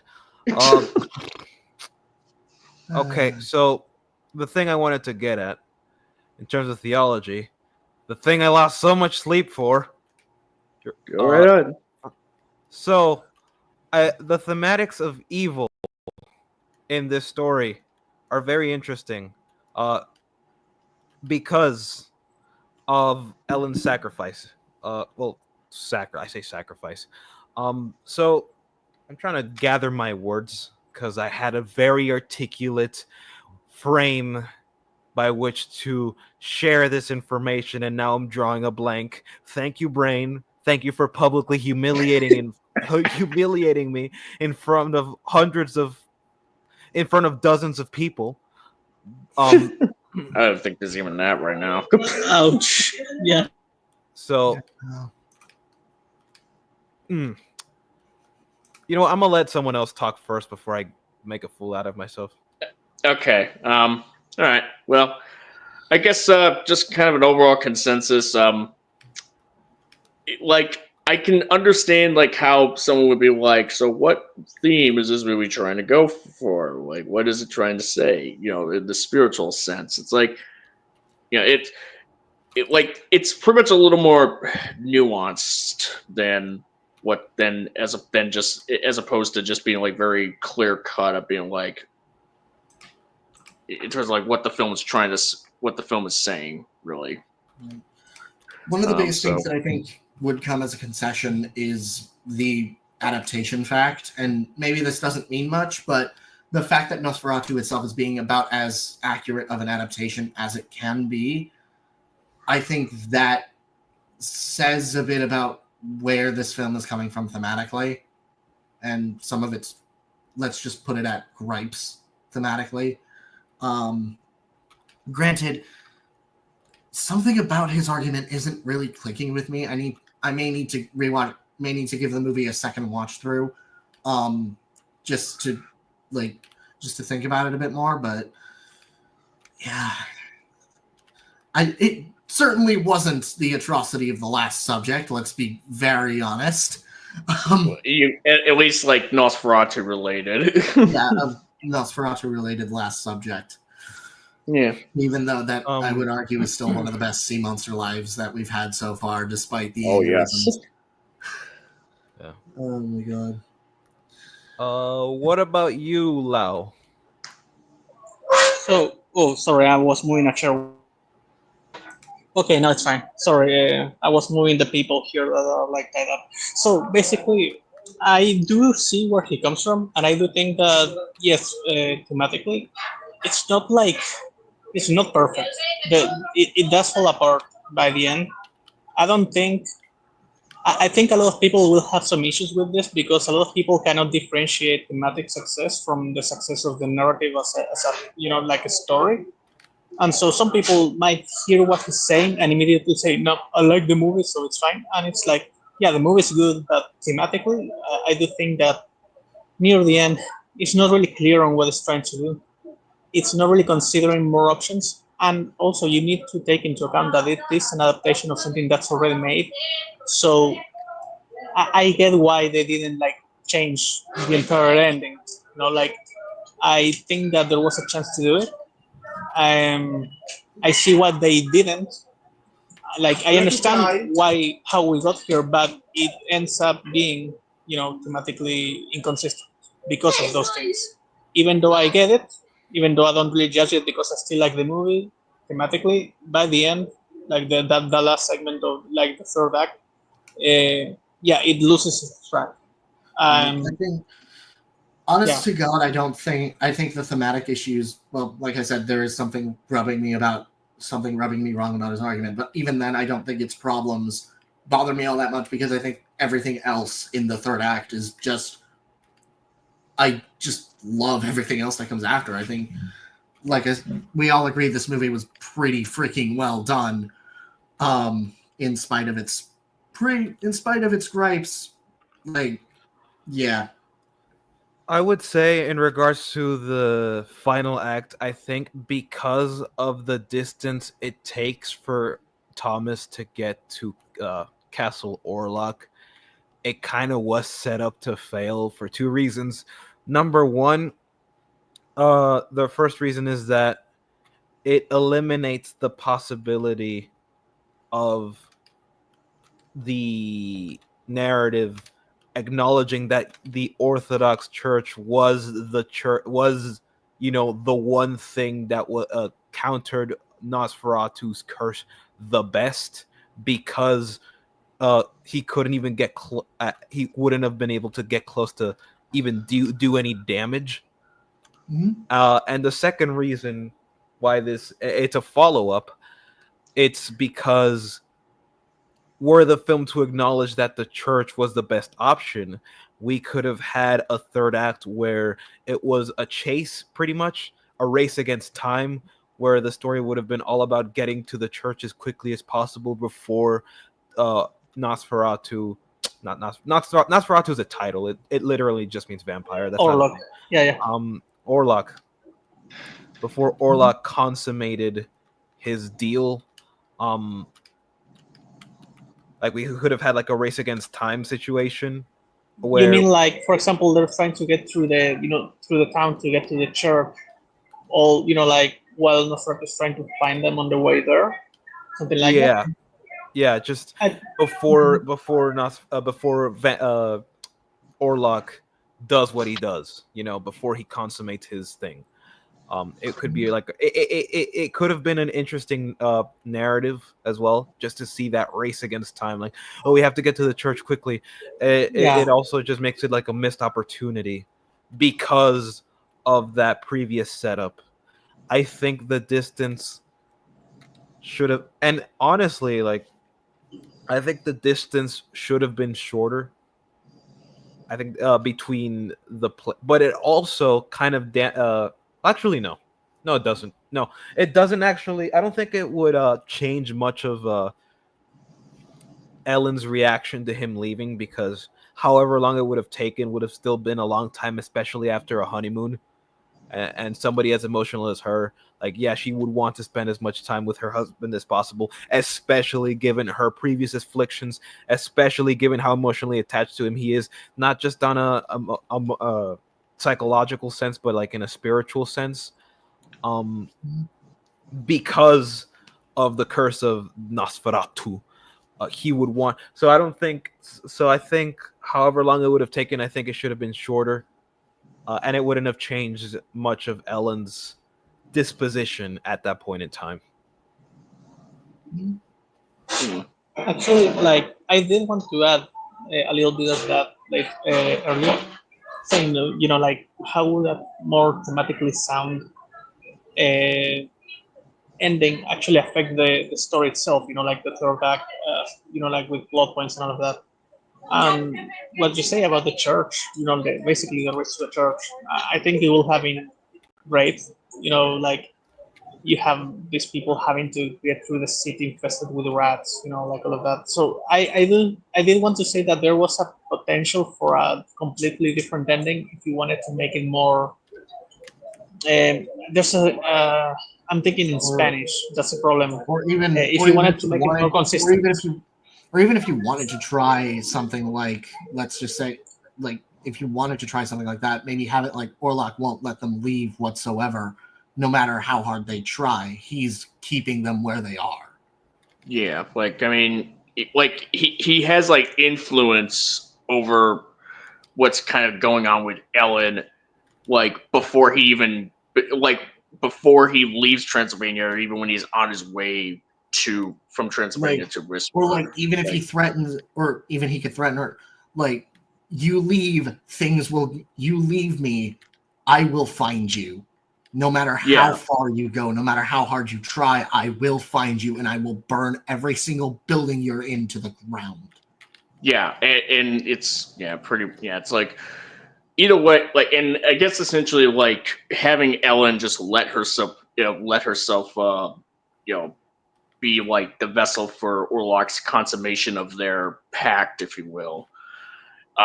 Like it's kind of like one of those things where it's like she much rather let herself die to kill Orlok than to just have like, especially like the man whom she loves the most more than anything, put him. It would actually make the sacrifice fighting. a lot more noble as well.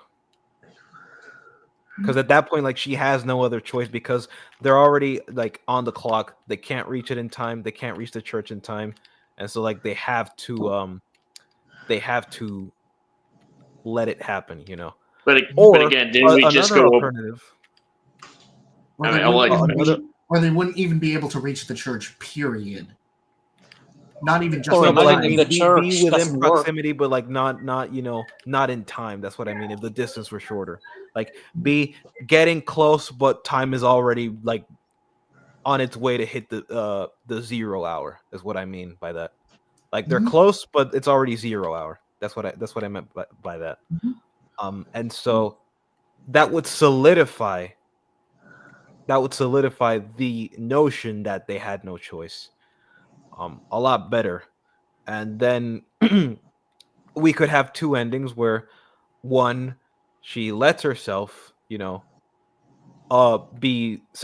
lets herself be eaten by Orlok, and then Thomas, accepts the sacrifice and exposes him to the sun and traps him, and the curse of Nosferatu is lifted and he dies. Or we have Thomas fight for Ellen, which I think I would have loved to see, a fight between a normal man and not, because I think he could have won. I don't know about you, but I think he could have won. It's not about him necessarily winning. It's like also like about displaying the power, right? Because even if Nosferatu was like really frail, like that's the point of this character specific. Like the Lord of the Plague, can he like just drown you in rats? Like basically like what can he do? Like, and I think that this was a movie that could have done something very gothic that other definitions of like vampires or something whatever like that haven't really done, because they just don't have the same tone. It's not the same to have this version of a vampire than the one that appears in Blade 2, right? Like, I would have liked, now that we're talking about this, I'm thinking about the potential for different endings. And yeah, like, I do think that we got the one that's like the most classical, but it's not necessarily the best it could have been, or at least the most unique. Yeah. I'm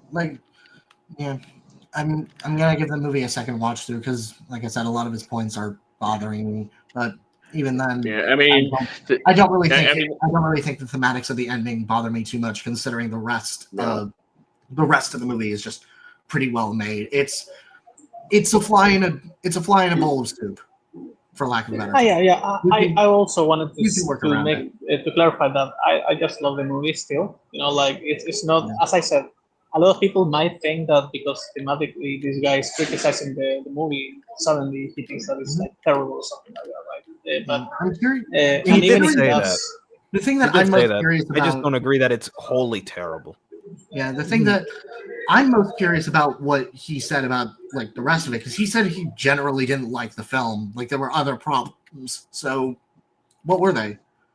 And maybe they were not thematic, and that's why he didn't mention it. At least that's what I'm assuming. Yeah, I know. He just felt like it was too slow. He specified he was going to focus on the thematics of the movie, which understandable. I'm just curious about what were his other issues.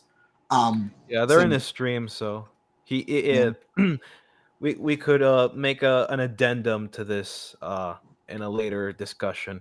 But I overall think the movie, although yes, narratively questionable, I don't think is it's horrible, Yeah.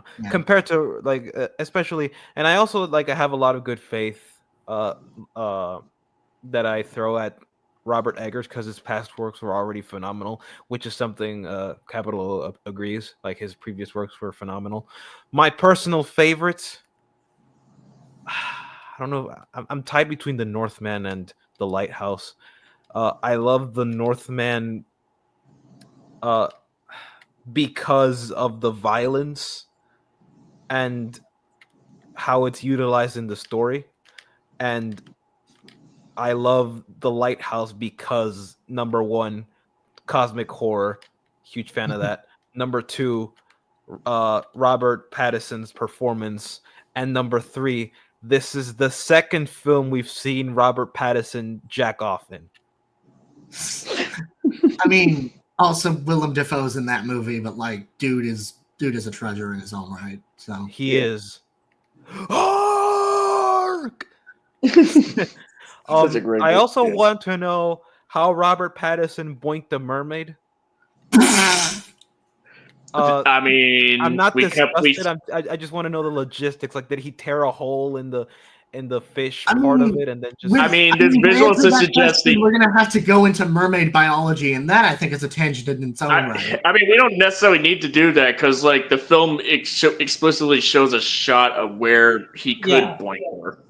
Then there is a place. So are there if legs there's a will, there's a underneath, place. or like the film explicitly shows it? There's a there quick are falls. There's a quick shot where you yes. That's impressive. Yeah. You see, yeah. So all right. Is so, it as all right, fishy so, as normal ones? Yeah, not sure. So yeah, if normal ones smell like fish, what do those ones smell like? Tuna. Does it smell like? Oh no! Yeah. I'd love to pound that tuna. God, I'm sorry. No, you don't need to apologize. You're already going. I am apologizing to God. I know you're already going to hell regardless, dude. Okay, so I kind of like just so we kind of confirm at least like one point about the Salmanar sort of point regarding Orlok. Or like the nuns in the movie say that Orlok was a Salmanar who made a deal with the devil that made him into Nosferatu. How do you spell that? Salmanar? Yeah. With letters. Well, okay. SOLOMONAR.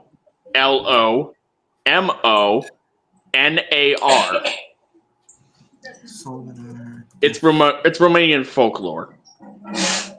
Salmanar. So demonic Salmanari, also known as Salmanar, are wizards believed in Roman mythology to ride upon dragons and do. I'm just going to use Wikipedia real quick, just for the simple explanation. Yeah, that's what I was using. I'll do some more in-depth research later.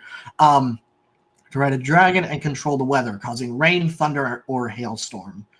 They're recruited from common folk and taught magic at the Salmanari or Salmanair. Okay. Yeah. So Orlok doesn't ride a dragon. That will be Hellboy, 2019. Stop! Don't remind me of that mess. Oh my god, that movie is horrid. Yeah. It's not. Orlok doesn't ride a dragon, but he serves a dragon, Satan, the eternal, the serpent dragon. Well, yeah, he made a deal with Satan. Well, yeah, he made a deal with Satan. Okay, but you could be saying he's also riding a bad dragon too. Oh. Sorry. Is Emma Russell a Solomonari by that definition? She meat riding? No, she's not. Alan Jonah is a Solomonari. Does Ghidorah have three? Oh yeah, Jonah. It's Jonah. Jonah is right. The dragon. Oh my god. Okay. I'm sorry, I had to make that. But They also control weather. So interesting. Okay, I'll do more research later down the line, but yeah. It appears that the creator of this version of Dracula, Count Dankula, took some creative liberties with the preliminary. Count Dankula, my goat. I love him. Okay. I All right. that was So a cereal brand.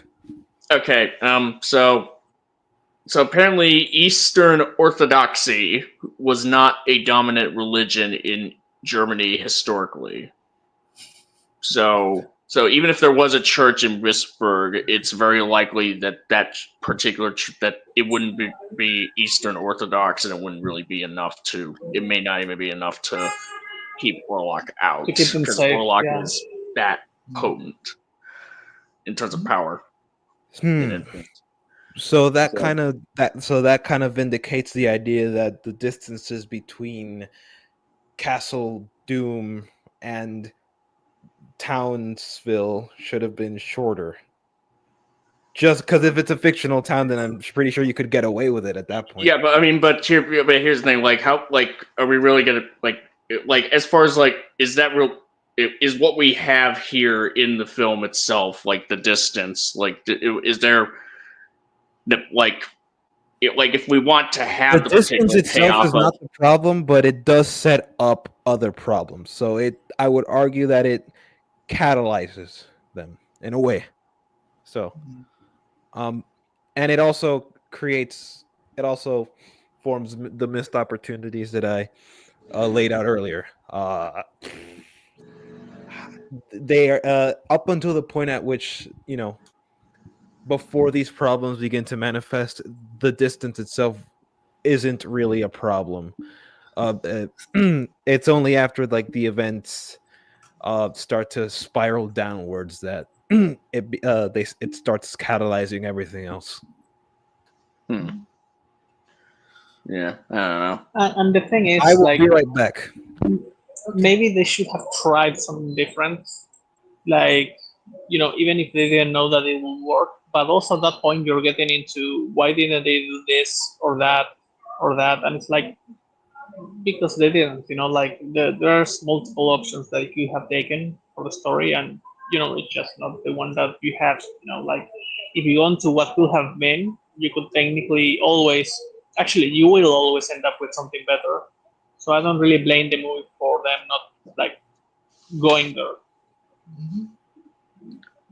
But again, like, I would love to see like an alternate ending, just to see other options, because I think that this director could have done something great with something different. Yeah,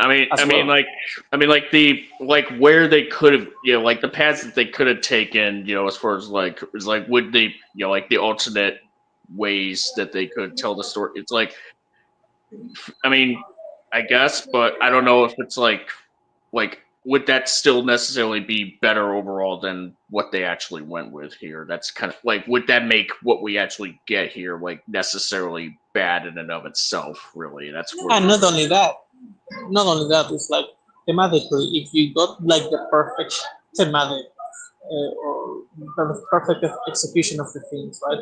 Would that necessarily make it a better movie? Like, would it make you like it more? Like, that's like an individual thing.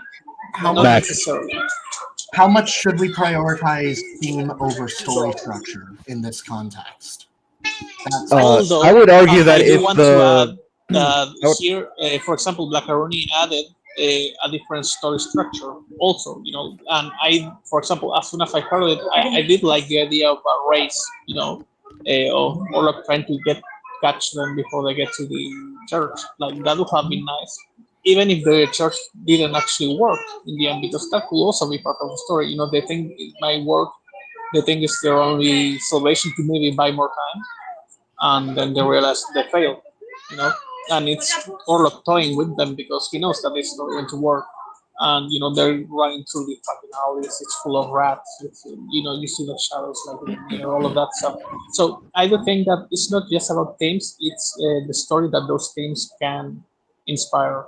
Basically, if you follow the themes and if you executed them correctly, like what could you get? And I think that in a lot of ways you could have had a story that was a little bit more unique or entertaining in the end. It doesn't necessarily have to be a complete sacrifice of the story itself. It could be an improvement, but again, it's we don't know. We'll never know. That's the thing.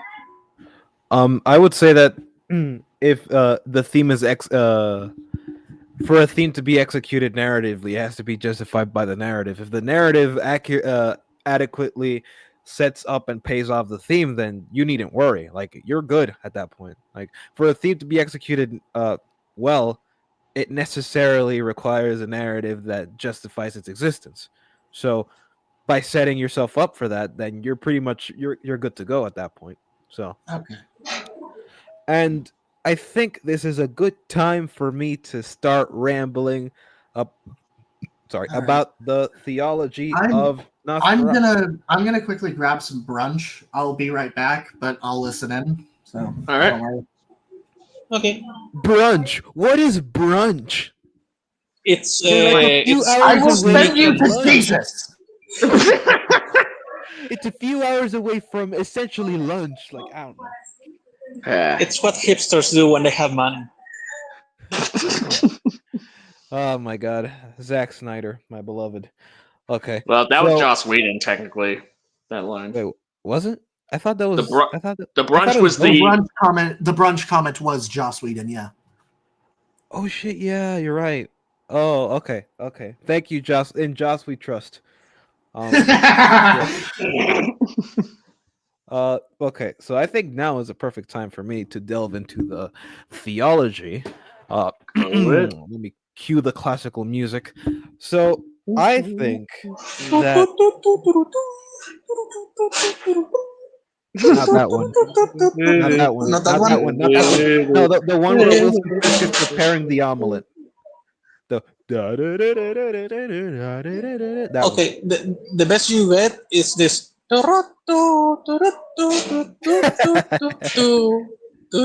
So start cooking. Okay, so you have to make Minecraft some brunch. Okay, so theology. I have been, looking deep into how the church approaches evil. And so in Nosferatu's case, does evil come from within us or from beyond? I like the answer that it's both, because it is true, although that presupposes that human nature is inherently evil. And although in the church it is believed that humanity has a fallen nature, it is not inherently evil, but it does have the propensity, the inclination to do evil. For example, it's the whole "you're not immune to propaganda" meme. The same thing applies here. You're not immune to the is noetic the right word? I think it might be to the effects of the fallen world. Now, in the case of Ellen, it reminded me a lot of the book called War Politics. Hold on, no, it's not called War Politics. It's called. Let me look it up because I've read it before. It is called.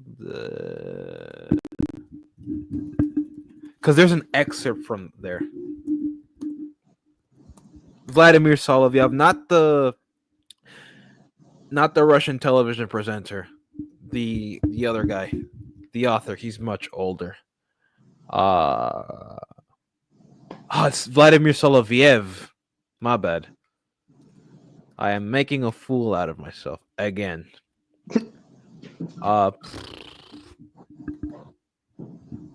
War. Someone cue the Jeopardy music. Dun, dun, dun, dun, dun, dun, dun, dun, dun, dun, dun, dun, dun, dun, dun, dun, dun, dun, dun. Okay,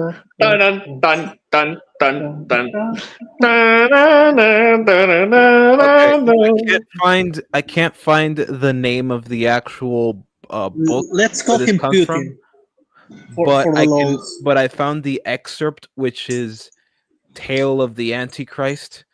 So basically, in that story, it's a hypothetical scenario where what happens when the Antichrist arrives, how will he appear, how will he behave, etc.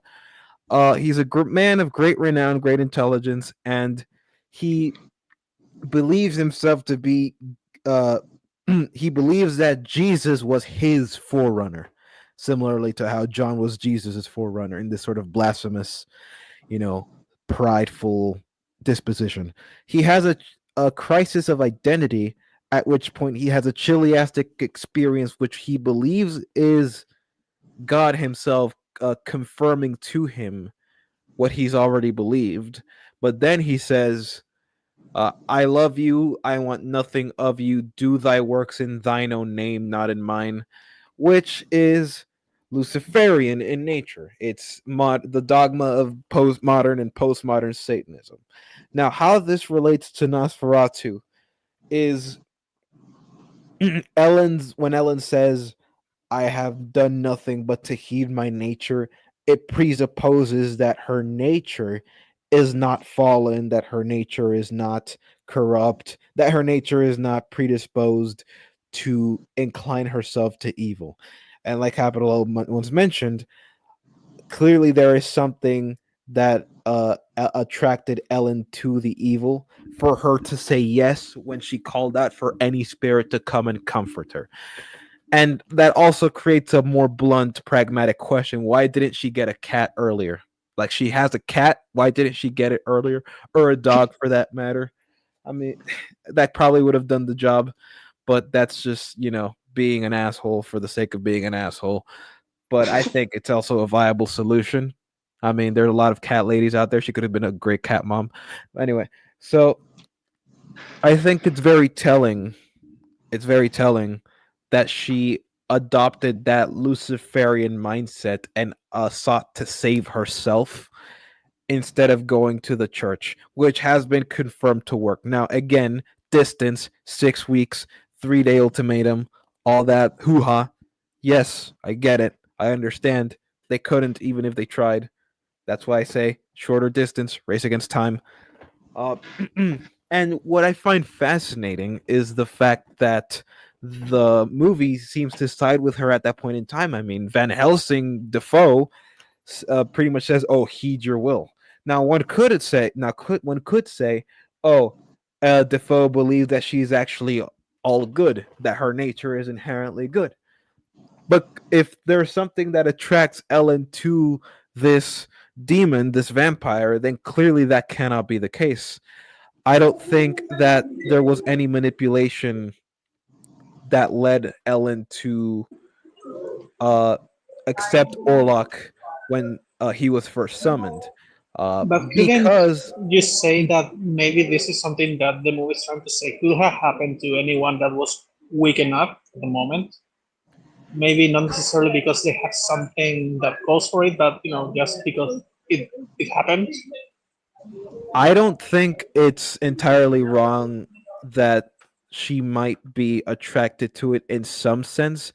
Of course, we could treat this if we treat it like a metaphor for how we're tempted to commit evil. If we treat this as a metaphor, then saying there's something that she's attracted to in him would make a lot of sense if we treat this whole story as like a metaphor for how we fall into darkness. Okay. Which would make sense in the grand scheme of things, because yes, the human nature does have an inclination. St. Paul does says, "The things that I want to do, I do not do, and the things that I do not want to do, that I do." He probably said it in a different order, but you get the idea. Yeah. And so, from a purely like philosophical lens, I find it interesting that she would hold that position until death. like saving essentially. I want. I don't want to say that she saved herself by giving herself up to the demon. I don't want to say that because that's ignoring the events of the movie. However, again, I don't think Ella knew. I don't remember a single scene where the fact that she had to sacrifice herself to free the to break the curse of Nosferatu was ever discussed with her. So I'm not entirely sure how she came to that conclusion. So my take on it is that she didn't. She just gave up and just accepted him out of despair more than anything, because unless the film, unless there is some sort of confirmation that she did actually know, which again, how would she?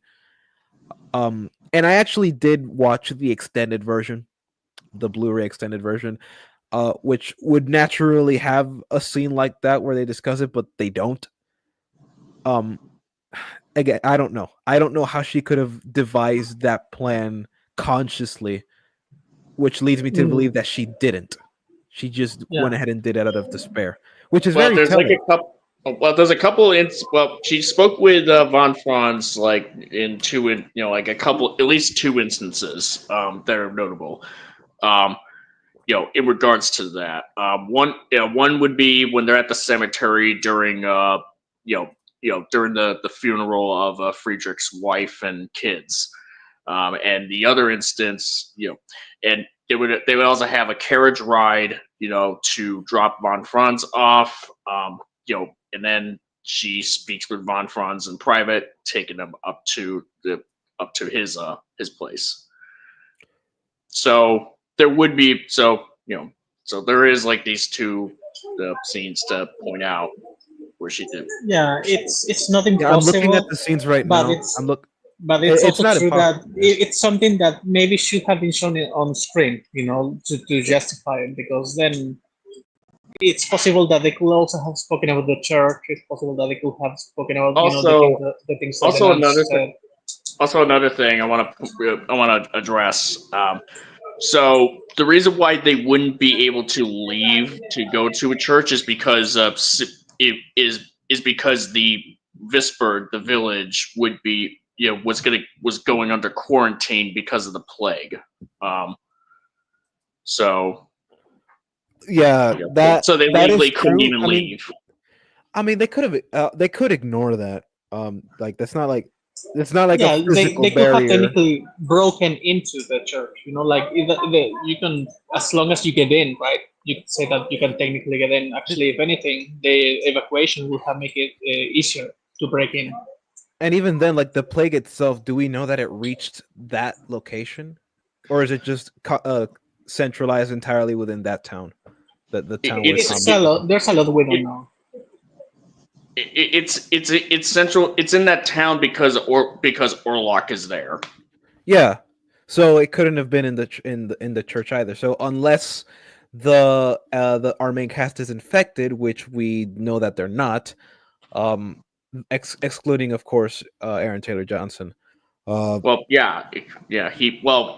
like they're not gonna want to, like, it's like, as a just in case, they're pretty much not gonna, like, if Whisper, if Friedrich was infected, then they're not gonna, since there is a plague there, they're not gonna, they might hesitate, but I do believe that they would take the necessary precautions.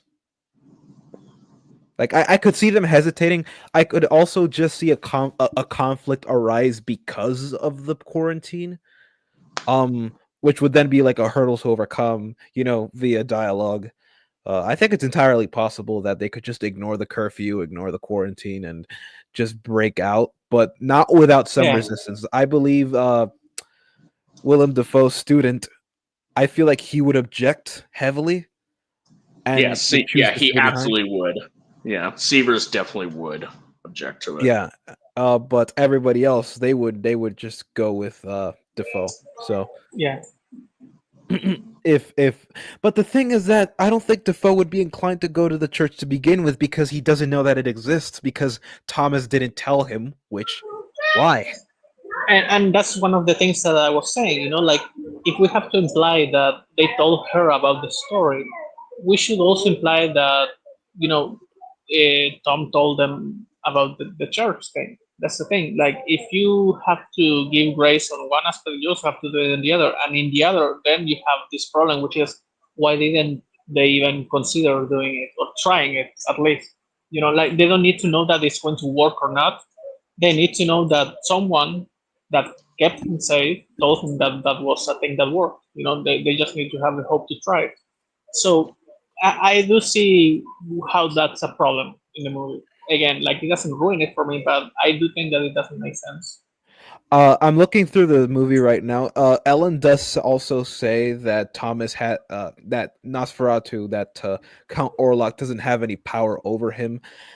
If that's not metaphorical, then that also could imply that realistically Thomas could have fought him if he wanted to. Whether he would win or not, that's an entirely different conversation. I think it could be an excellent demonstration of his power to see why so many people are afraid of him, because so many times we've seen Thomas be afraid of Count Orlok and not actually do anything to fight him. The most we see in is him trying to stake him, but then he just doesn't. Well, I mean, because he that, woke up. Because he woke up.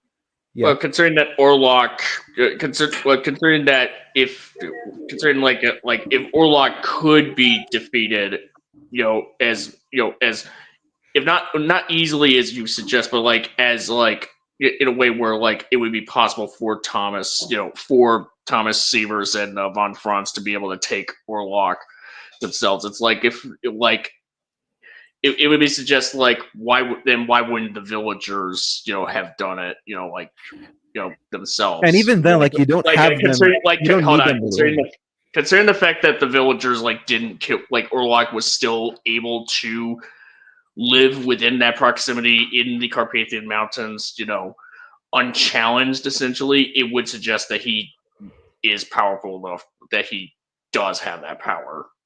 Yeah, and even then, you don't have to have the main protagonist win. They don't have to win. There are avenues this movie could have taken. They don't necessarily have to defeat him. It could just reinforce his power. Yeah, they never stood a chance, but they wanted to have that one last stand, one final scream into the abyss. Yeah, and also they're not winning. It doesn't mean that they all have to die.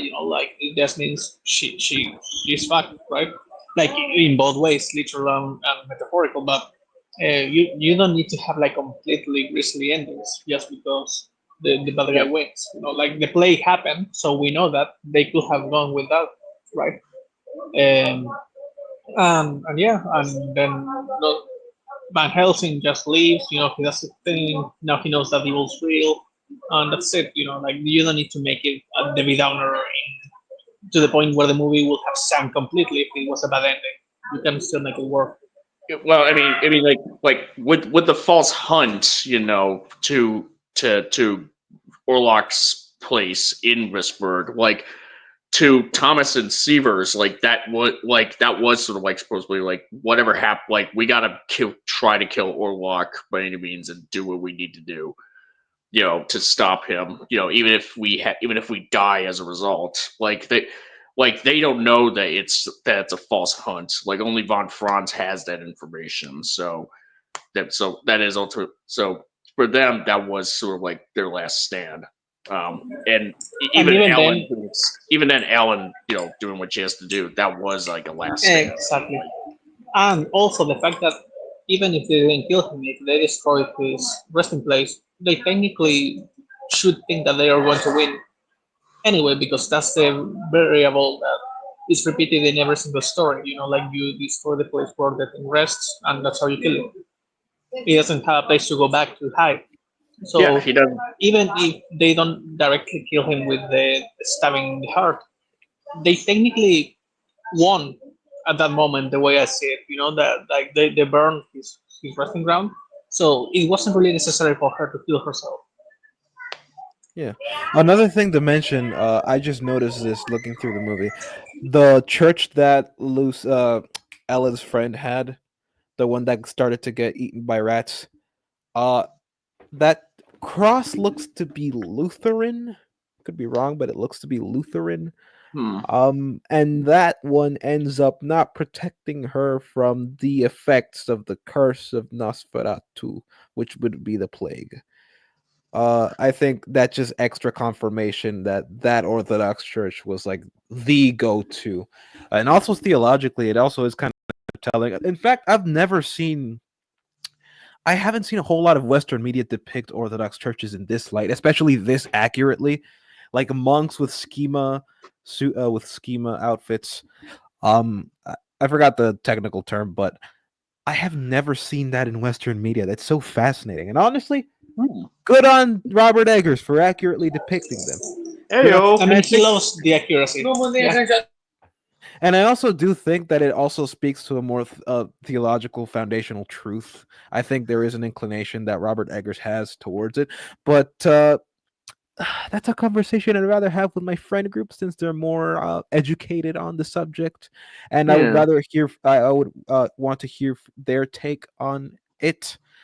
But yeah, I guess like I guess the only thing that I guess my main thing would be like, yeah, like they could find other ways to try to kill Orlok, but here's the thing: like, does Ellen really want to?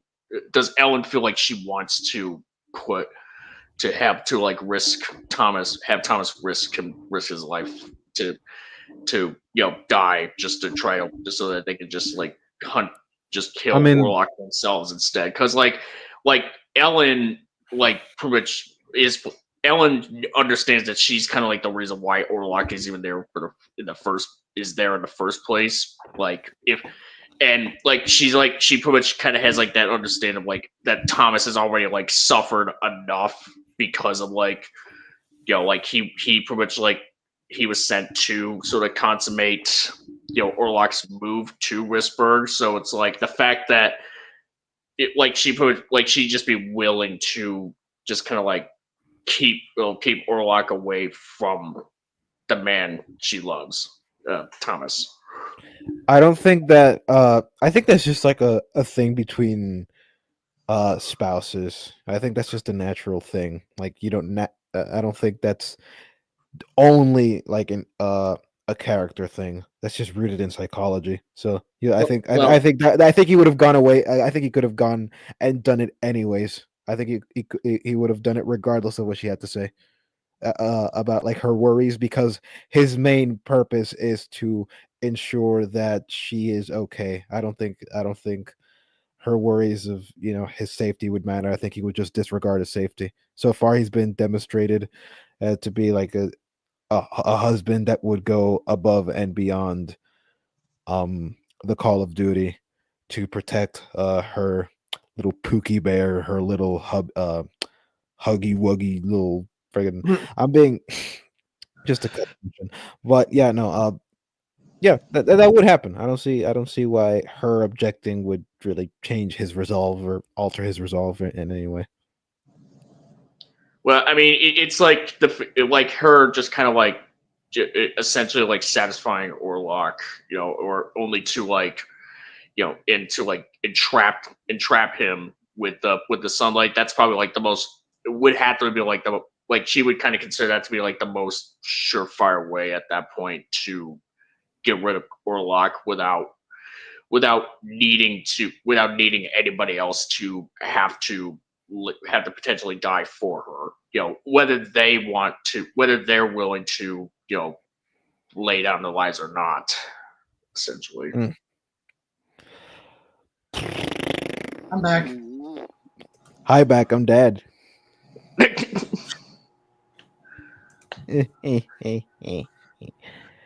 Okay. So far, I feel like I barely touched upon what I promised. I'm just trying to find a way to not sound redundant in how I articulate this point. I don't think the movie is really taking a side on who's right. At least not in theology. I don't think the film is taking a side. But there is a lot of evidence to suggest that the film is mainly taking, and I don't think this is intentional. I think this is just a byproduct of the writing, as opposed to something that Robert Eggers intended. This is just something that I believe could be inferred. A sort of chiliastic, almost Gnostic, not Gnostic, never mind. No, I'm just saying words. Uh, view of salvation, where instead of crucifying the flesh, denying the evil that resides within human nature in a gnomic sense, one must do what Ellen did and offer thyself as a sacrifice unto evil in order to appease it or to eliminate it, or in the hopes of eliminating it, which is kind of a similar view that a lot of people in the olden days had about like dragons. Like, oh, was it Beowulf? I think it was Beowulf. The dragon was constantly, afflicting the city, causing, death and destruction, and could only be appeased by a sacrifice. So thereby following the whims and the fancies of the the accursed, the villain, the basically giving into the demands as opposed to standing your ground, which is what Beowulf ends up doing. And just fighting for the right thing. I think it's not a moral failure, but I don't know what kind of failure this would be. The words escape me right now. I probably should have written these notes down. Yeah, you laugh, but my brain, they were clear in my brain. Okay, they were clear. This is what happens when you do shit at 3 a.m. Hey, dude, Yeah, this I is what guess. happens. You understand? Wait, where are you at? Where it's 3 a.m.? Oh, it's not 3 a.m. right now. It was. It's not 3 a.m. right now. I just did Oh, okay. did all that. Yeah, I would have made a joke that it was a bad idea to watch Nosferatu at 3 a.m., but nothing actually happened. I didn't have any nightmares, nothing. No, I slept. And watching a horror movie at 3 in the morning is the best time to watch a horror movie because that means it works. Oh boy, 3 a.m. I mean, I wasn't. It didn't really scare me as much as I thought it was. I know, but it aesthetically works the best at 3 in the morning. That didn't even like cross my mind. I only realized it was 3 a.m. when I was like getting out of bed to get some cereal. And by that point, it wasn't even like 3 a.m. like period. It was just 3:30 a.m. So I was like, oh, oh, it's 3 a.m. Oh, okay, cool. See, 3 a.m. when we were kids, it was a scary time, the devil's hour. Now it's just. What am I going to do with my life? Yeah. Yeah. In the audience, if you're in the audience, here's a life lesson for you. Never trust how you think about yourself past 9 p.m. just stop thinking whatsoever. Just listen to music. Yeah. Or listen to this podcast. But seriously though, send some people some subs on the way here so I can do the little Platoon GXK vid for 300 sub special. Yes, please. Recommend them, please. Yep. Oh, by the way, congrats on your Ramble video being at 100 subs already in a couple days. 100 views. Yeah, that was the goal. Thank you. That was the goal. 100 views was the goal for me to make another one. I think I might make it about Scar King. I already made like a black screen clip of why Scar King isn't a good character, but I think I'm going to focus this time as an addendum. I'm going to focus on why he's not a good villain overall, like narratively. I think. Yeah, I think Zim is probably going to also do the same thing, like slap villain, because he hinted at doing that, comparing Scar. Oh God, that whole thing is going to be that's like a section of a whole section of my essay video, which I'm still working on. See, if I were to Oh, compare, okay. see, I'd like to try to compare Scar King to a specifically separate thing. Well, actually, yeah, like to other characters that you wouldn't really think of that actually worked. One of them being Axor from the Hanna-Barbera Godzilla series. I always compare Scar King to Admiral Noble because they're just as dumb as each other. Yeah. I need to rewatch as a matter of fact, I have never watched the director's cut of Rebel Moon.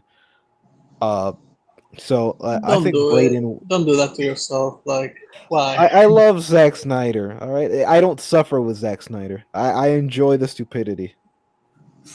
He's my little gremlin, my little autistic little gremlin. He's like the mac and cheese goblin. Yeah. The semen demon because he loves his sex scenes. Oh my god. Oh, no, now I wonder what he would have done with Nosferatu. My Nosferatu would have been raped in prison. Yeah.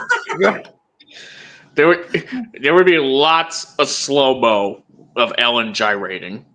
I promise you. And it would be like 10 minutes at least. Rats I'm not opposed running to in that. slow-mo. I'm just imagining the exorcism sequence just going on for 3 times the length that it did. Yeah, that's where the slow-mo and comes from. Her ripping off her clothes to expose her medium-sized breasts, tittling boobily across the air. Yeah. I noticed that during the video that when we were covering the video, like he didn't censor her tits. What's that? Yeah, because it was dark. It was dark. You could get away with it. And he didn't even censor Nosferatu's peanuts. I thought he did. I thought there was a blur there. He didn't. We got to see that sausage in all its necrophiliac glory. God! It just so happens to be his only 4K video. No, I'm knocking on wood right now. God, I hope the stream doesn't get slapped. Knocking on wood. Oh no! Oh, sea monster. Oh no, he's gonna be. Stop it! It's turning me on. I am knocking on wood like crazy right now. Not that kind of wood. That's not what I was doing, you load. What did he mean by this, chat?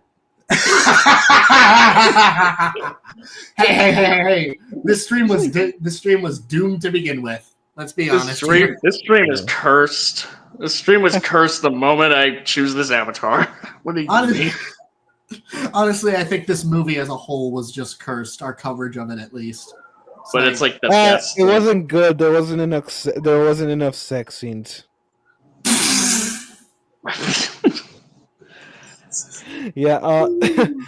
When we first saw Ellen and Thomas, and they started, and 90% of their interactions was kissing, and at one point I'm like, yeah, I think they love each other. I'm not sure. Well, I mean, couldn't have made it more obvious, movie. Thank you. Yeah. Like, it's not a bad thing. It's just like after a while, yeah, like you just start to think, yeah, like, okay, I get it. They love each other. That sounds like, that point you make, what you're saying right there, that's something that I unironically would expect Adam to say, but it would be a negative. Whereas what you're doing is, it's in the light of like, yeah, this is just a matter of fact. Now, don't get me wrong. Yeah, If that actress was my wife, yes, I would be kissing her all the time. But like, come on, dude, you're just as attractive as she is. I mean, it's not like you had much to do back in the day, Yeah, all you could do was no matter so that's why people had so many children and they all fucked like rabbits. They had nothing to do. They had no YouTube Shorts, no Fortnite, no Marvel Rivals, no TikTok. That's all Nosferatu needed. That's all Orlok needed. He was just waiting patiently until TikTok was a thing and he could speak to minors, and then this girl called him and she ruined everything. They don't have it's any not the PS4 Vanguard's fault. ports of old Star Wars games. So Yeah, Orlok will have been a YouTuber, a Minecraft YouTuber. Ellen, I sent you my Draculong. Please respond.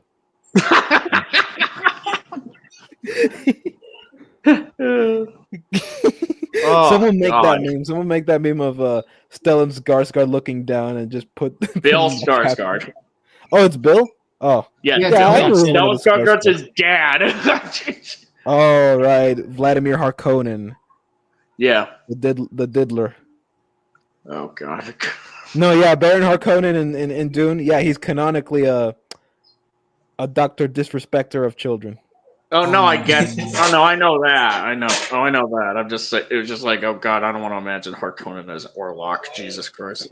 No, That's like waking up my coffee. A fat vampire. See, one of the Skarsgårds chose to diddle kids. The other one chose to eat them. Which one is more morally reprehensible? I would argue diddling the kids. Yeah, because then like they'd want to die, no. and dying would be a mercy. Actually, that's a topic. That is a topic that that is a. What if I said they're both equally bad? How about that? You know They're what? both Yeah, let's equally leave it at that. They're both equally bad. Let's just even it out. Yeah, you're all going to hell either way. Yeah, either way, somebody is going to die tonight. Yep.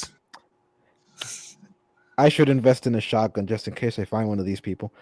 But yeah, I mean, you're in the military, so makes sense. My overall consensus of Nosferatu, just to bring it back around, is that it's a well-meaning but flawed but enjoyable movie that is a little thematically confused but does a lot of things really well. So if I were to rate it, I would give it a 7.5 out of 10. Maybe a 6 if the problem, depending on how I see because I'm going to watch the stream afterwards. So depending on what I hear and the points that are brought up, if it's something that like I haven't thought of before, then I would probably, concede to whatever points or not concede. Because we don't want our opinions to be based off of YouTubers. I'm aware of the irony behind that sentence, but yeah. They're saying that listening to different opinions is the opposite of what you want. You would love an echo chamber. Yeah.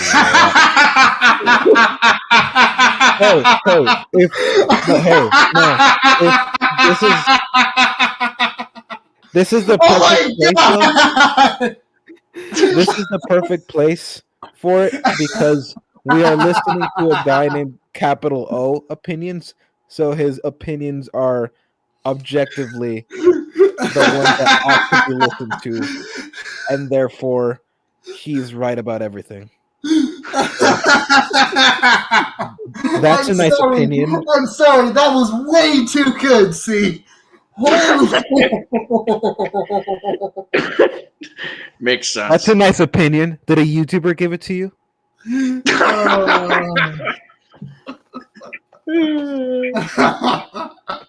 I mean, yeah, his name is Capital O. You would too. Come on. Yeah.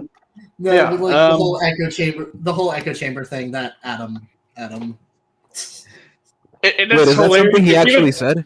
Did he actually say that? It's at the start of his video. It was at the start of his spoiler video. He was kind of talking about how people just like attack him for his opinion or potentially attack him for his opinion on Nosferatu, which he said was bad for stupid reasons. That as far as he knows were like very reasonable. And he says like that's actually the opposite of what I want. I would love an echo chamber. But then much later on in the video, he says, I would love to have disagreements with people and talk about it. It's like that's like my favorite part of like my little I say little because it's a 4-hour long super cut. It's twice the length of the actual movie. Yeah, of the Adam Does Movies Nosferatu stream that I did, that me, Minecraft, and Cianimus were doing.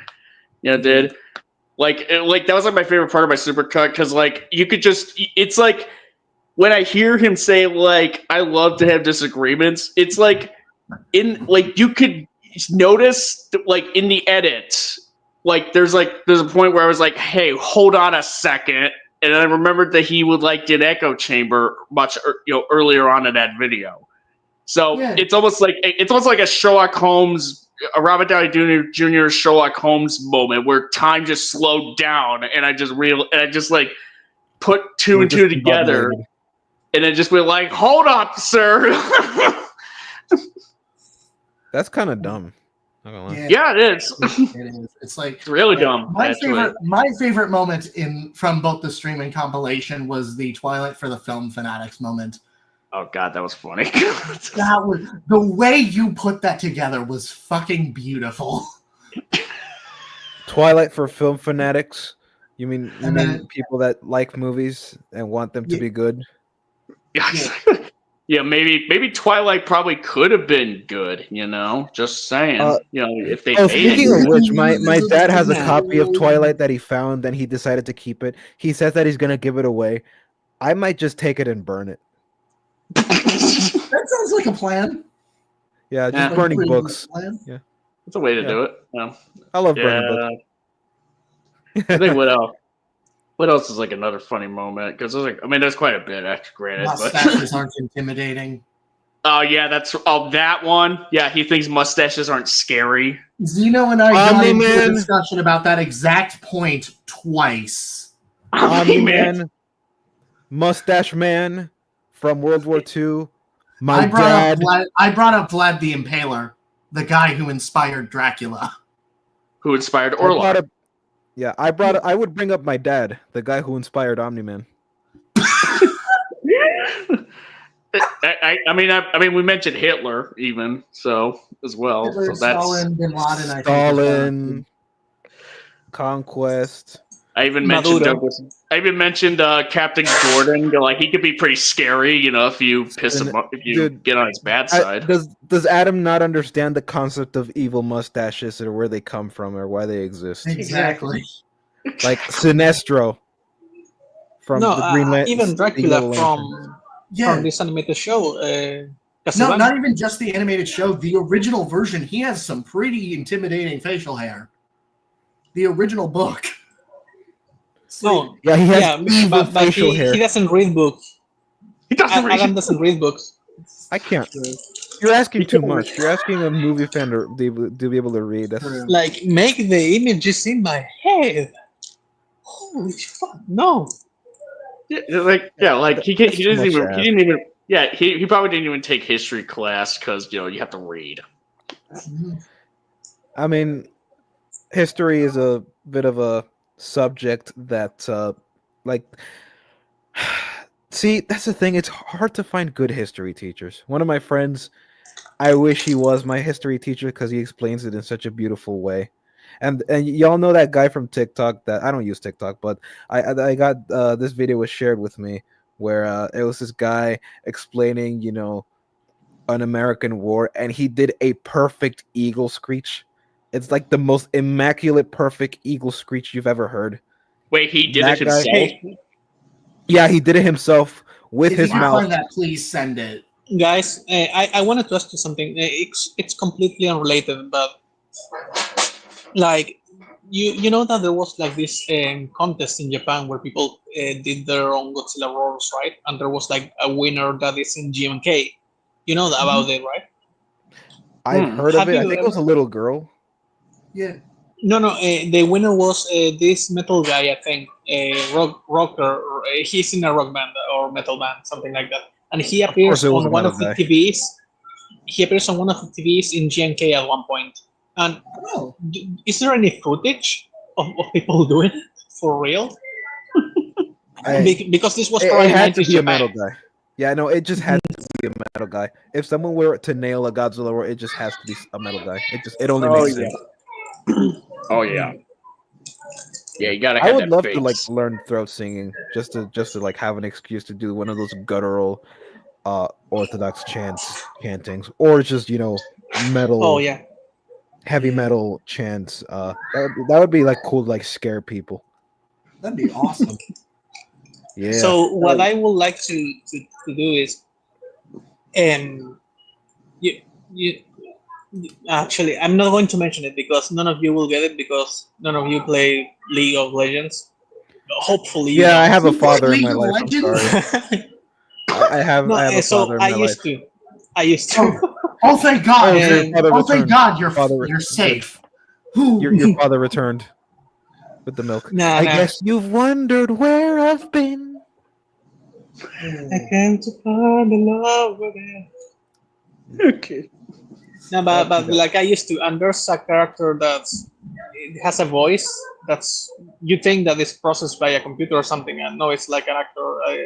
It's actually a similar technique to what Bill Skarsgård did here with the inbreeding, but taken like to the extreme because it's like a and never mind. I'm not going on an autism attack right now. Like I'm not going to start talking about it. So I mean, let's hey, if it's move related on. to Nosferatu, then you might as well.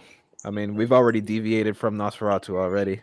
I think it'd be good to like if we deviate it, we can reviate it. Yeah, this is basically the epilogue part 6. The epilogue. Yeah. It's like the appendix of some novel or something. Okay, not appendix. Not appendix. No, I got that removed a couple years ago. Okay. What is the appendix useful for? Like, can you like cook it or something? Pain. It's useful for pain. Crippling pain. But what I mean is, you know how some weird people eat placenta? Do people eat appendixes after they take them off? No, you're saying appendage, not appendix. You're thinking of an appendage, not no. An appendix is like a section of a book where you like look up where you just like, okay, oh, that's what they were referring to. That's what that is. That's what this is. No, it's not appendage. But to answer your question, yes, people do eat their appendages. For example, some people like to eat the foreskin they circumcise. Oh, that's disgusting. Yep. Yeah. Now, are you for real or is that a joke though? Because it's both. I'm saying it jokingly because it's absurd on its face, but yes, there have been cases where people actually do it. If it sounds absurd, but not so. If it sounds absurd, but not super, but not that absurd, then yes, they probably do. Okay.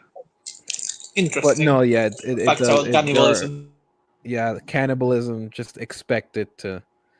The Roman Catholic Church believes they have Jesus's foreskin. What? I imagine the Pope. I think Pope it's the going Roman every Catholic Sunday. Church. I think. I don't remember. I know it was a Catholic.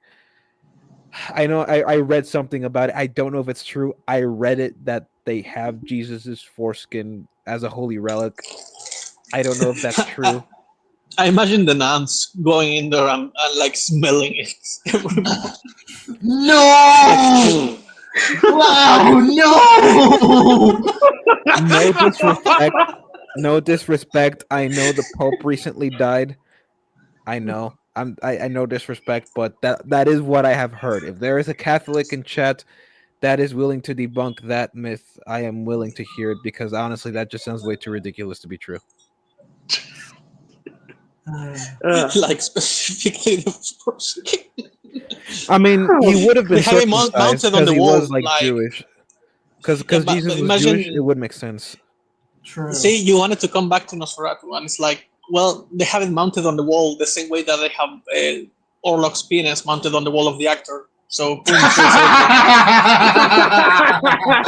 foreskin for the win. What does the stream become? Vic just popped into the chat, and I bet he's horrified by what he's listening to. I'm so sorry about this, Vic. I'm so sorry that we tainted your young, innocent mind. Yeah, you should have been here earlier. You'd be traumatized from the beginning. Yeah, no, but seriously, I really would like to delve deeper into like the theology of Nosferatu. Like, is there anything anybody has to say in regards to like evil as a concept? Evil, because from my vantage point, I don't believe evil is existing within it. It has existence within itself. It does exist, but it doesn't have any like internal existence. But rather, it's a privation of a good. For example, when you say, "Oh, a man does not have sight, like he's blind," it is a privation of sight. That's why people in the olden days, when they spoke the way they do in Nosferatu, they would say, "Oh, an evil has beset him." When somebody is sick, they would say, "Oh, an evil, uh, or a malicious, what's it called? So Illness has just beset him." just to confirm, what you mean is that evil is not a thing that's like active on its own. It's simply the absence of good. Is that it, or is something different, like the contrary what you're trying to say? Kind of. Um, so it was hard for me to like understand it at first. That's why it took me so long to study it last night, because I was like having trouble like wrapping my head around it. But basically, how it works is that because evil is the absence of, and no, not necessarily the absence, but the active privation of good. Like you're depriving something or someone from a faculty that can be considered good, whether it be nature or moral inclination. It's in the either in the gnomic sense or in the natural ontological sense.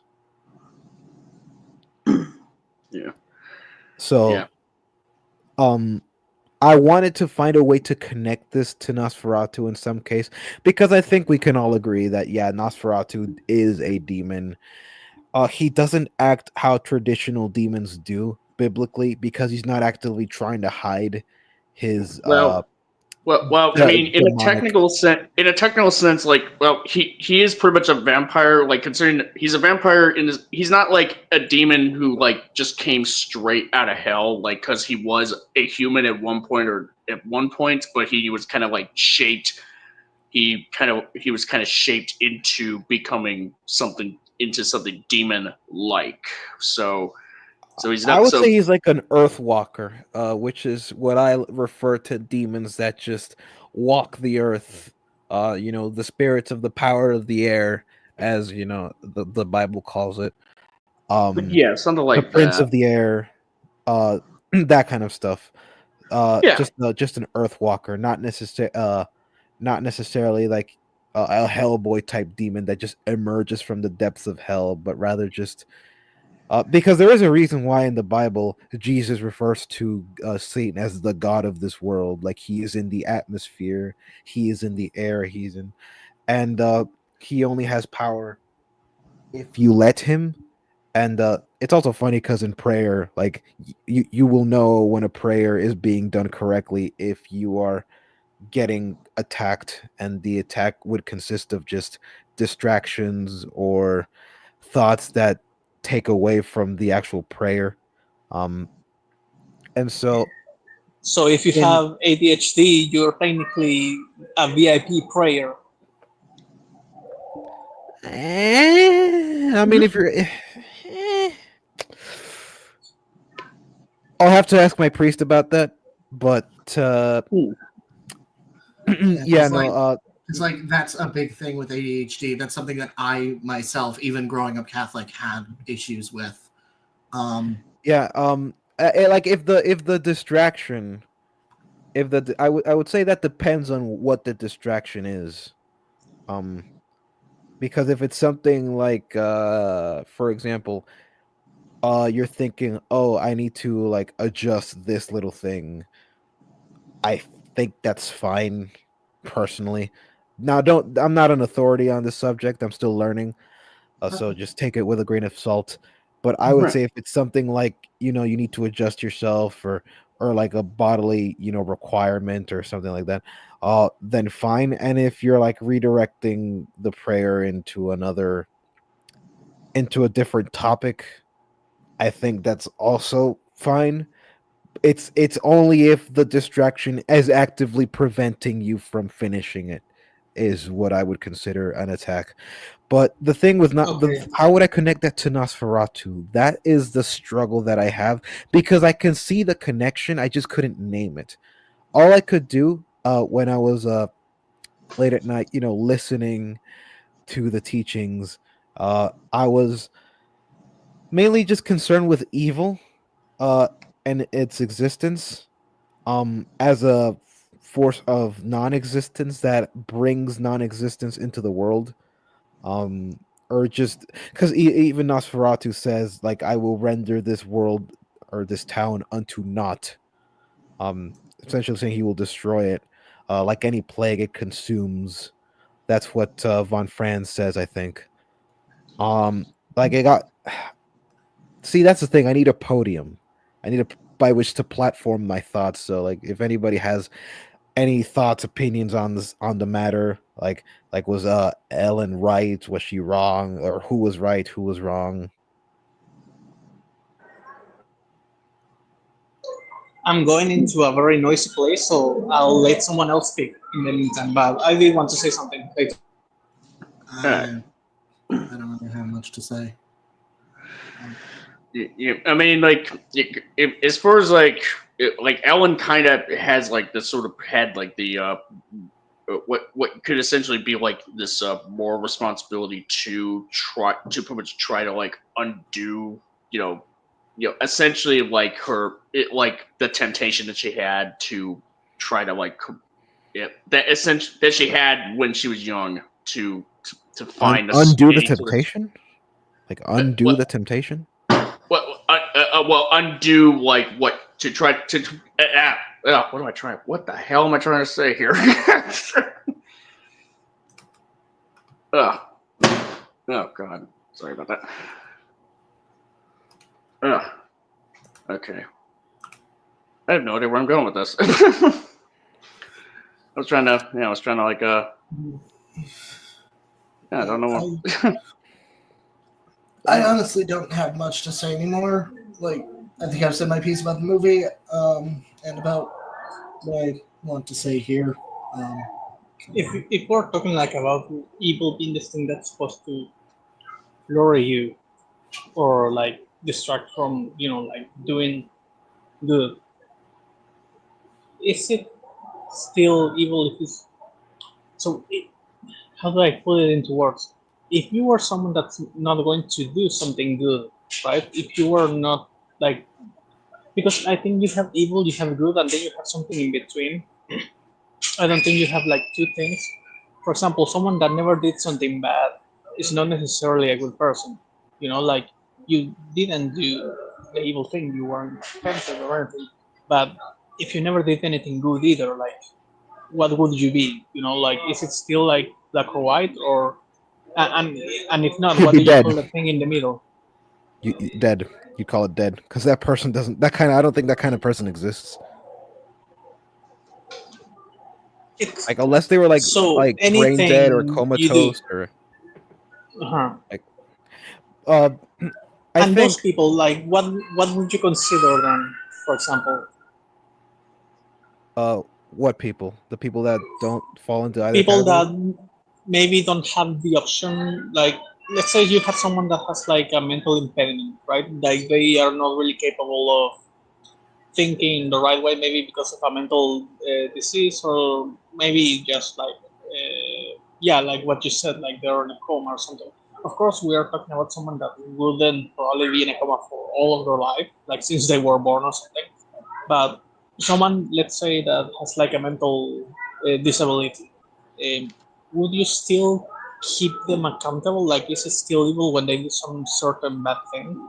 Like, of course, we're not talking of killing someone, right? Like the normal things, do you still attribute it to that person in the same way?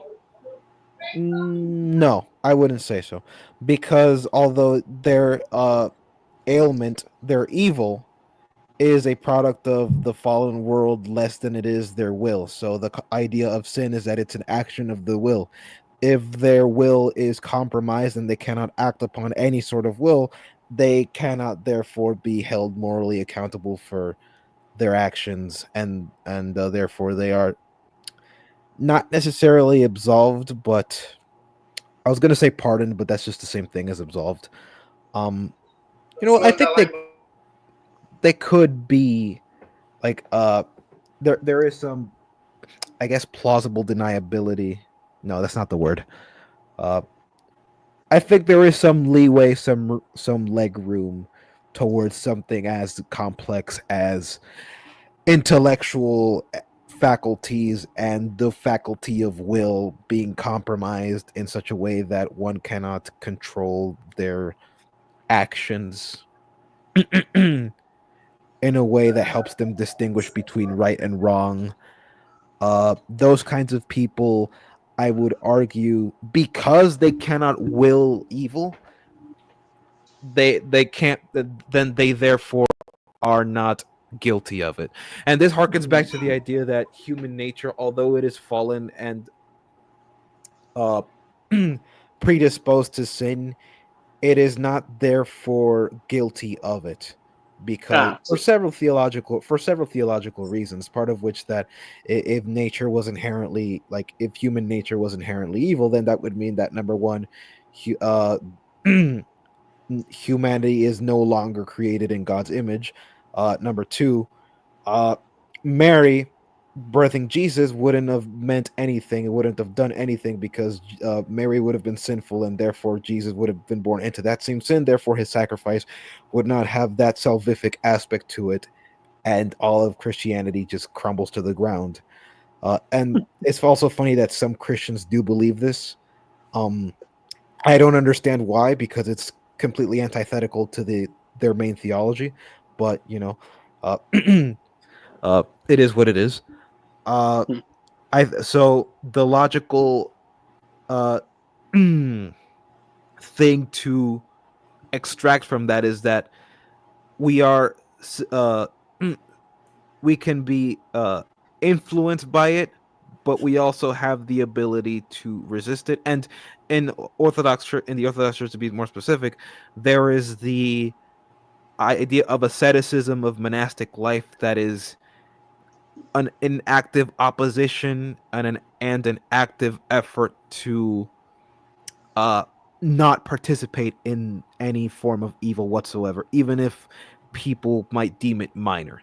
That's why you see the nuns in Nosferatu that have schema monks. They live that lifestyle. And that's why you hear them say the Jesus prayer in their own native language. That's why you see them also constantly crossing themselves, just a vehement opposition to evil, to a militant degree, which is not a life that many can live. Many not to say that it's impossible, but it's not for everyone. That is the ideal, but it's not always going. Not every person is going to be able to attain it. But yes, no, to answer your question, Lau, I've been going on for a while. Those kinds of people, because they have no faculty of reason, or their faculty of reason is compromised, they cannot be, they don't have the knowledge of good and evil, or their ability to recognize the knowledge of good and evil is compromised. Therefore, they cannot reasonably be held accountable for what they do.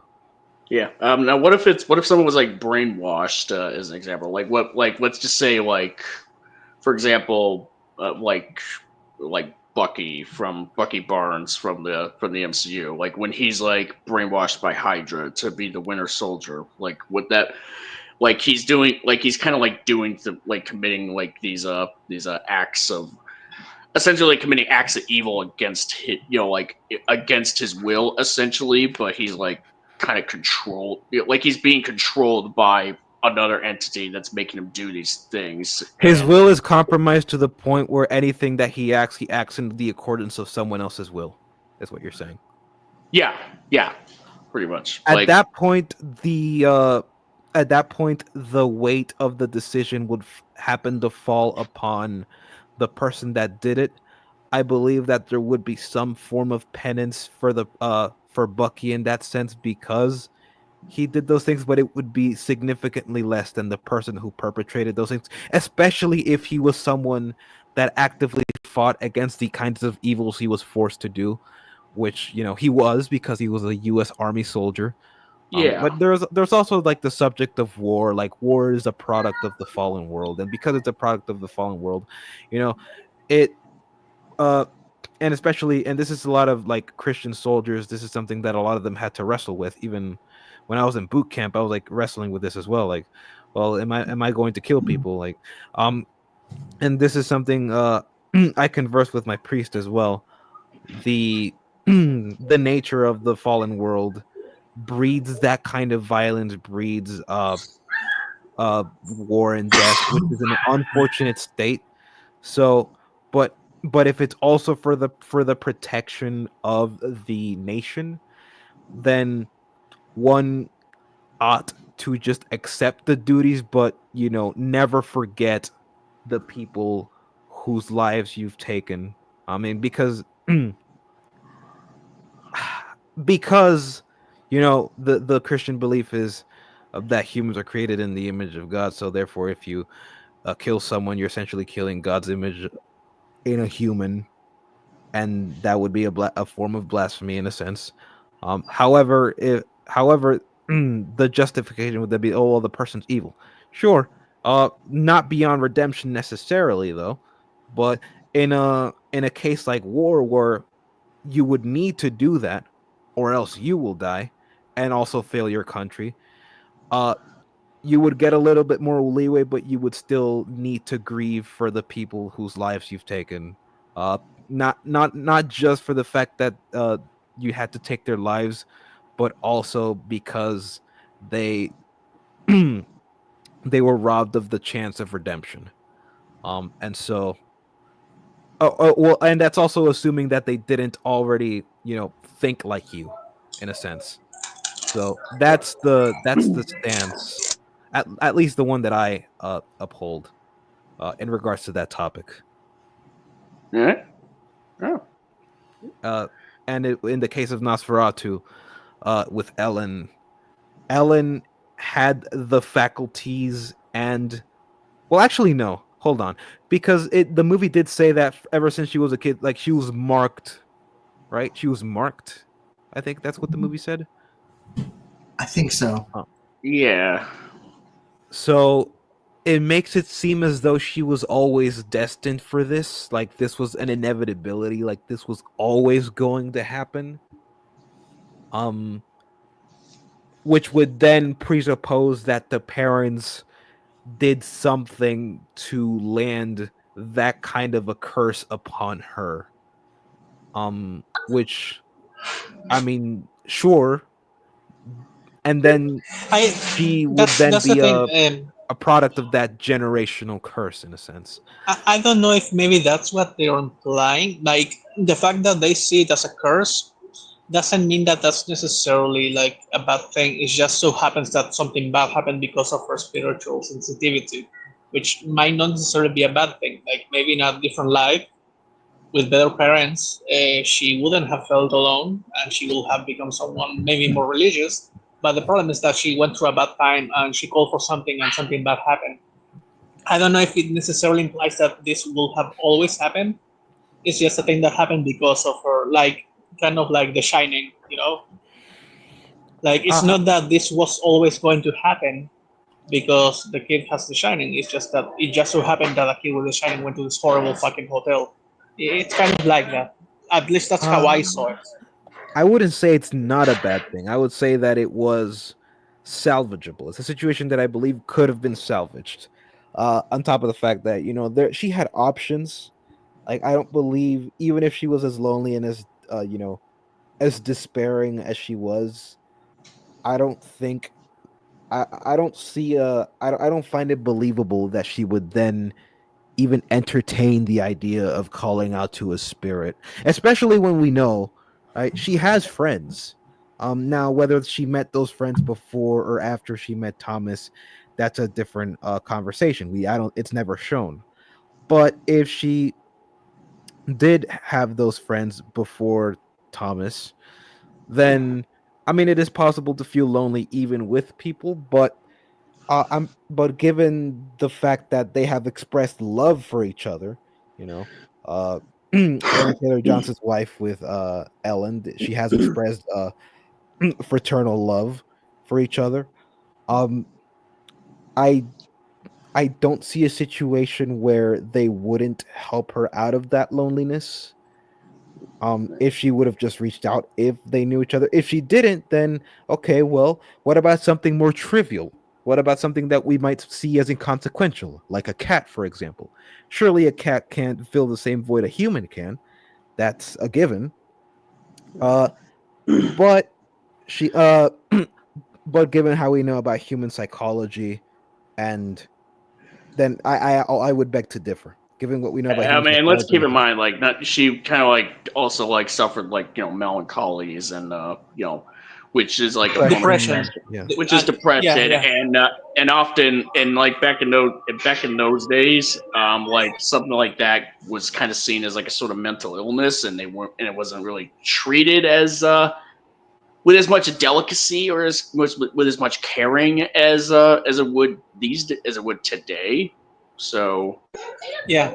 so yeah, like there's also like the historical context of like how she wasn't necessarily getting like the kind of help that she would need, in her youth. that is true.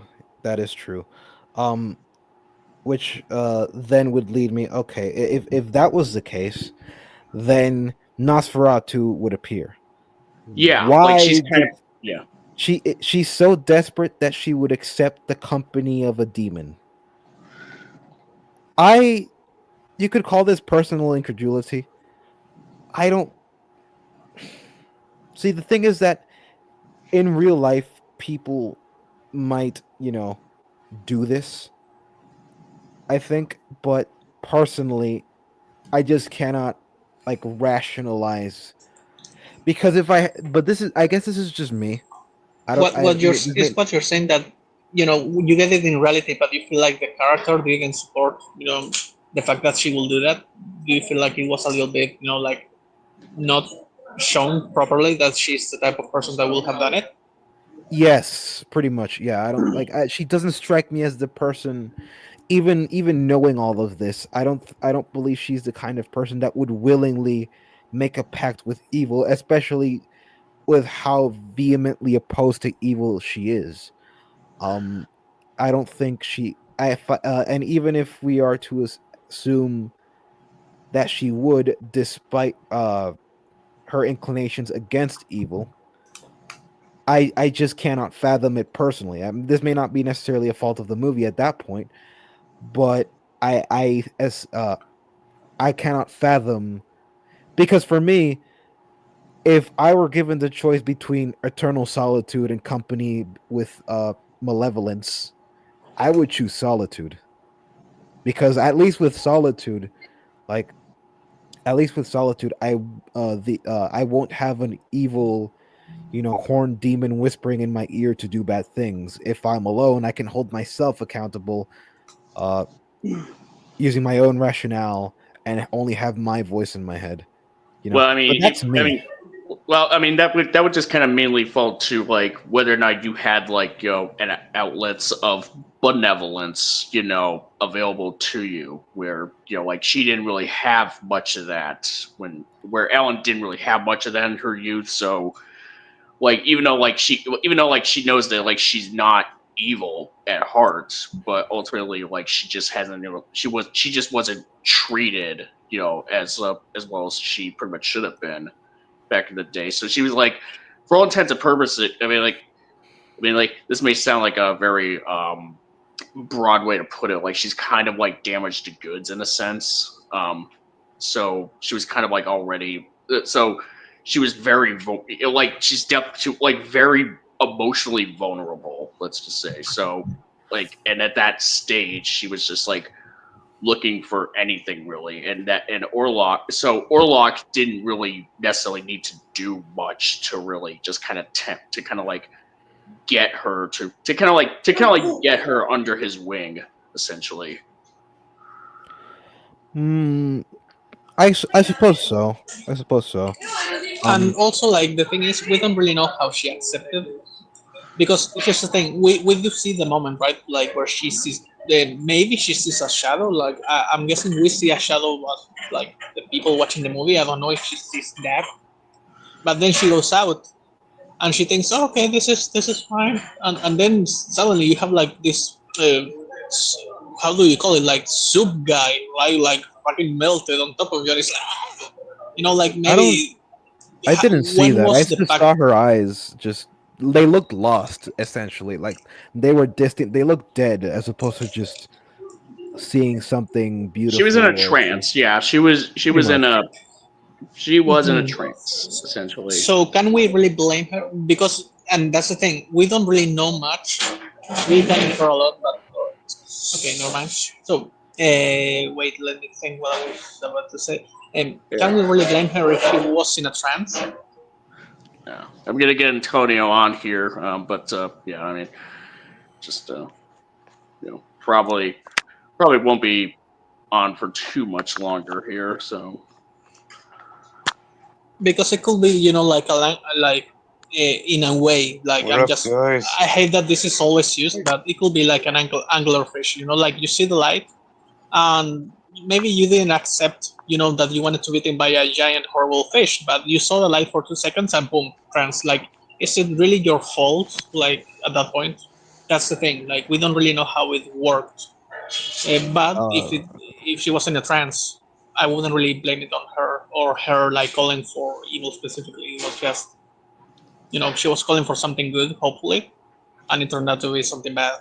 That's all. yeah. Also, By the okay. way, hi Antonio. Yo,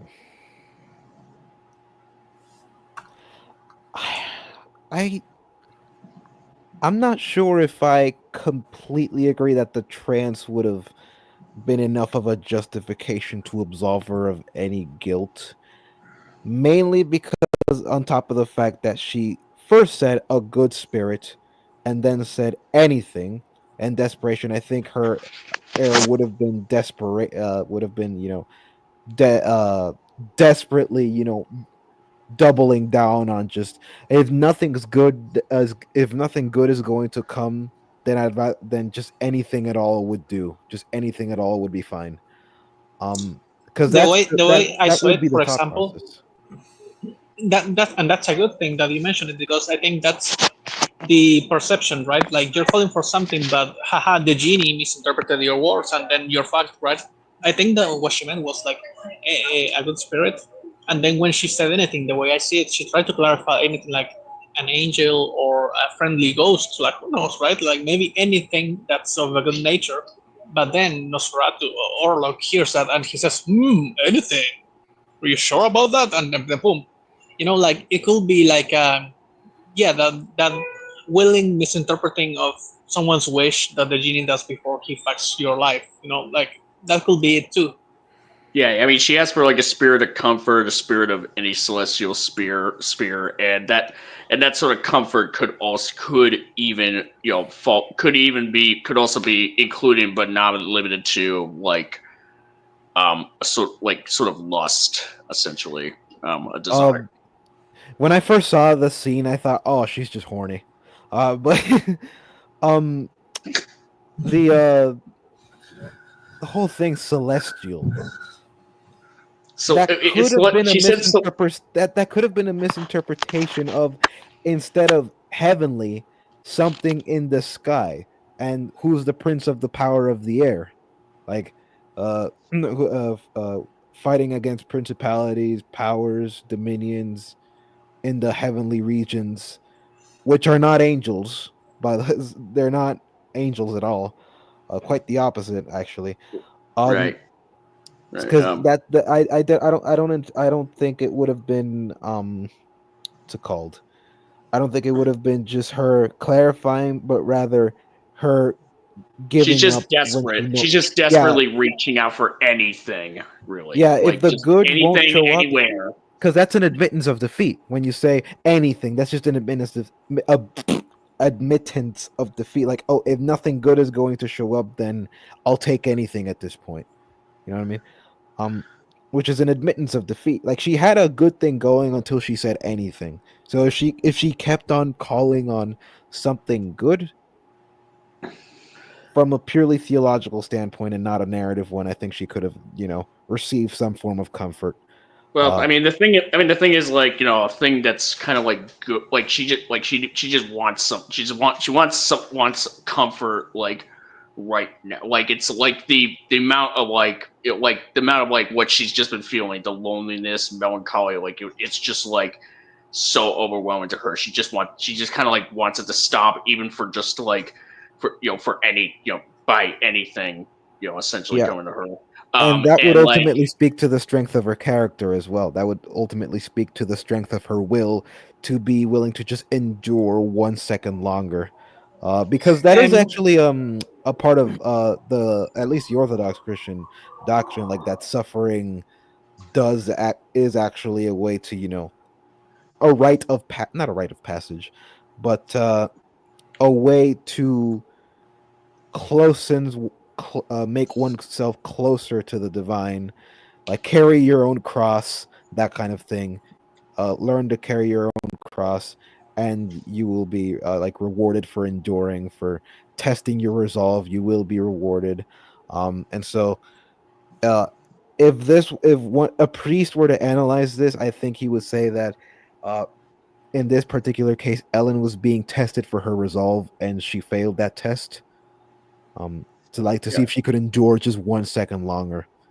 Yeah, I mean, but or ultimately, the like, thing is, if you want to go first, like it's fine.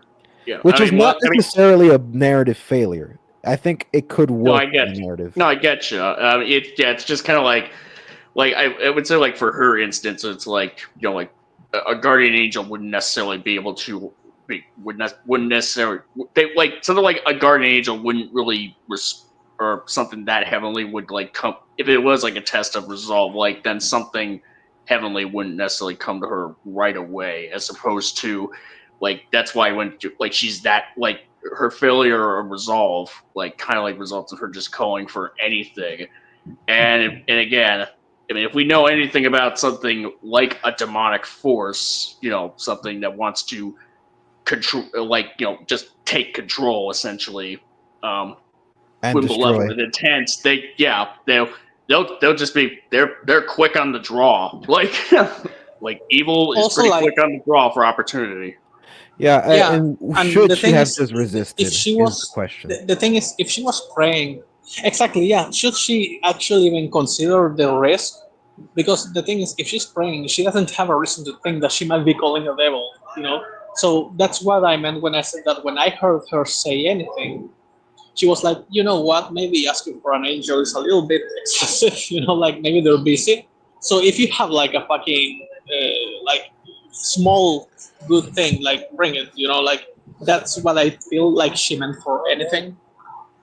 And yeah, therefore, if she wasn't even expecting, to have the capacity to call for something bad, I think that her saying anything is nothing more than a trick that Orlok used to get to her.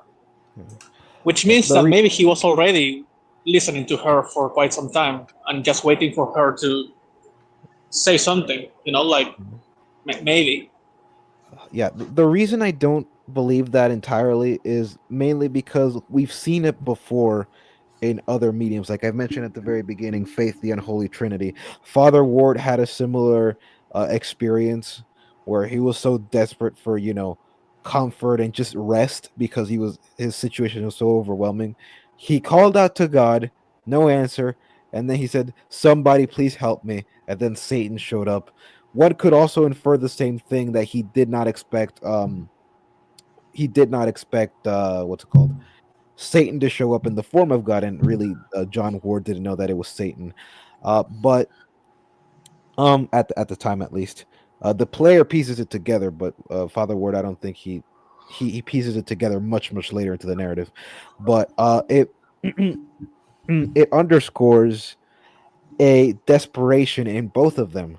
And if they were both in their minds expecting something good to come out of it, and they were both and it was a willful misinterpretation, then why didn't they show up?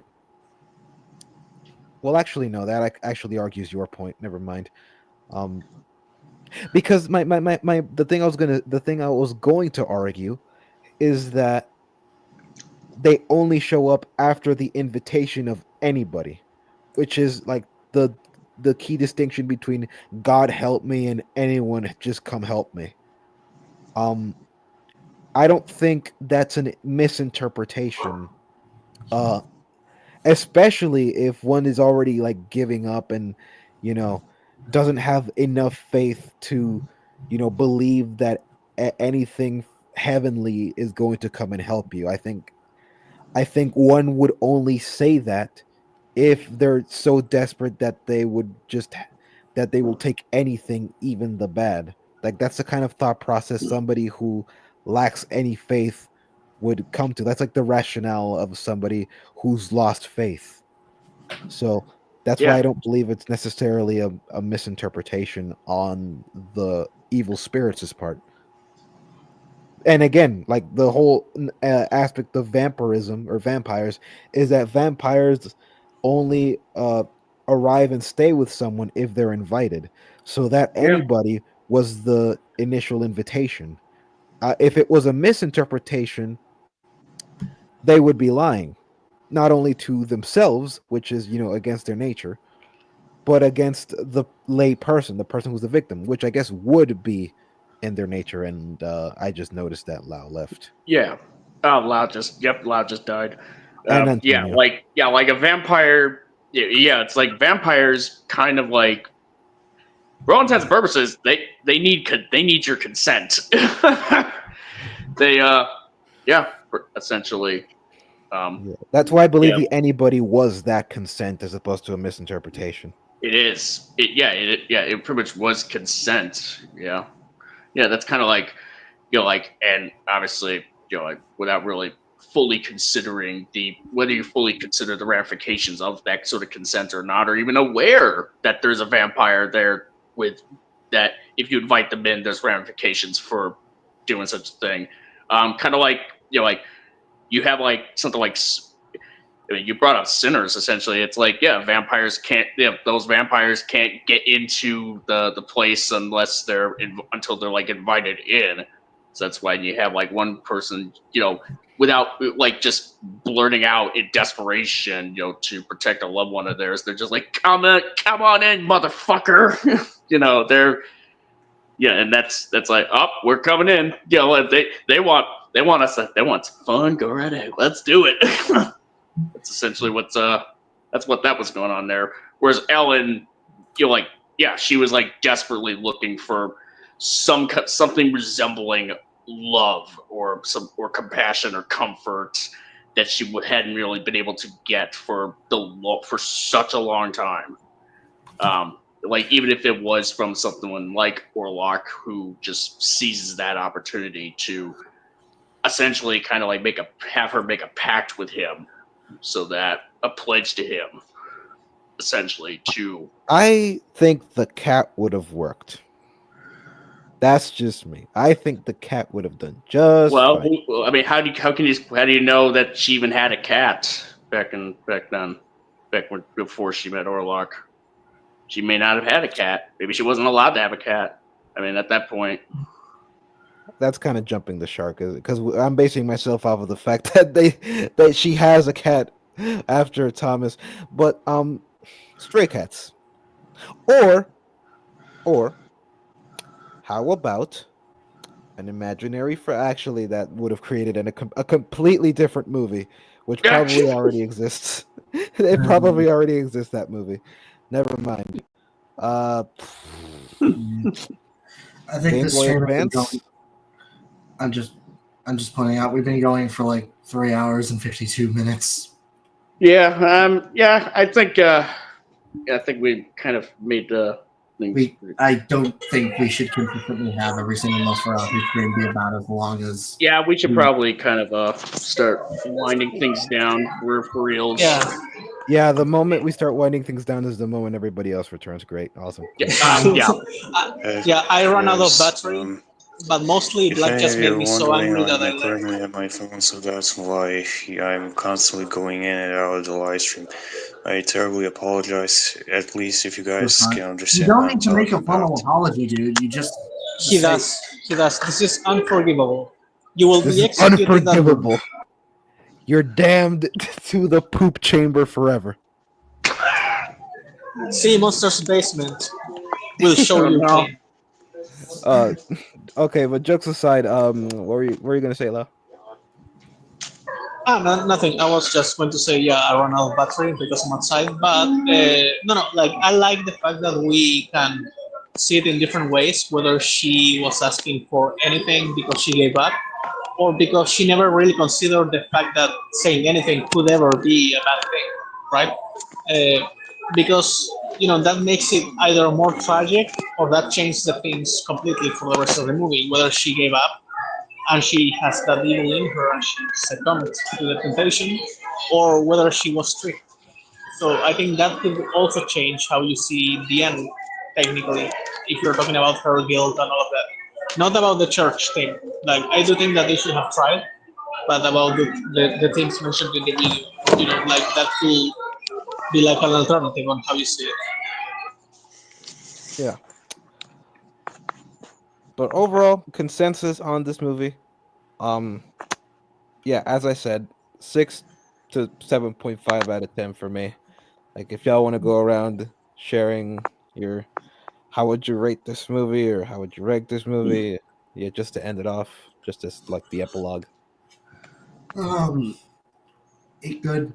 That's all really I have to say. It good. Problems exist, but no piece of me. Nothing is perfect. I refuse to believe that anything is As perfect. for me, so as I was trying to say, Except for Morbius, of course. I really Morbius love was this perfection. movie. I really love the things it was trying to say. I really love Nosferatu as the villain of this movie, and I really like how the film has a very, very dark tone, and you can tell the director of the movie had a lot of passion for it, and for that reason, I will give it a really high score of 9 out of 10 because it's a really, really well done movie with a lot of things to say about its characters and what it's trying to represent overall.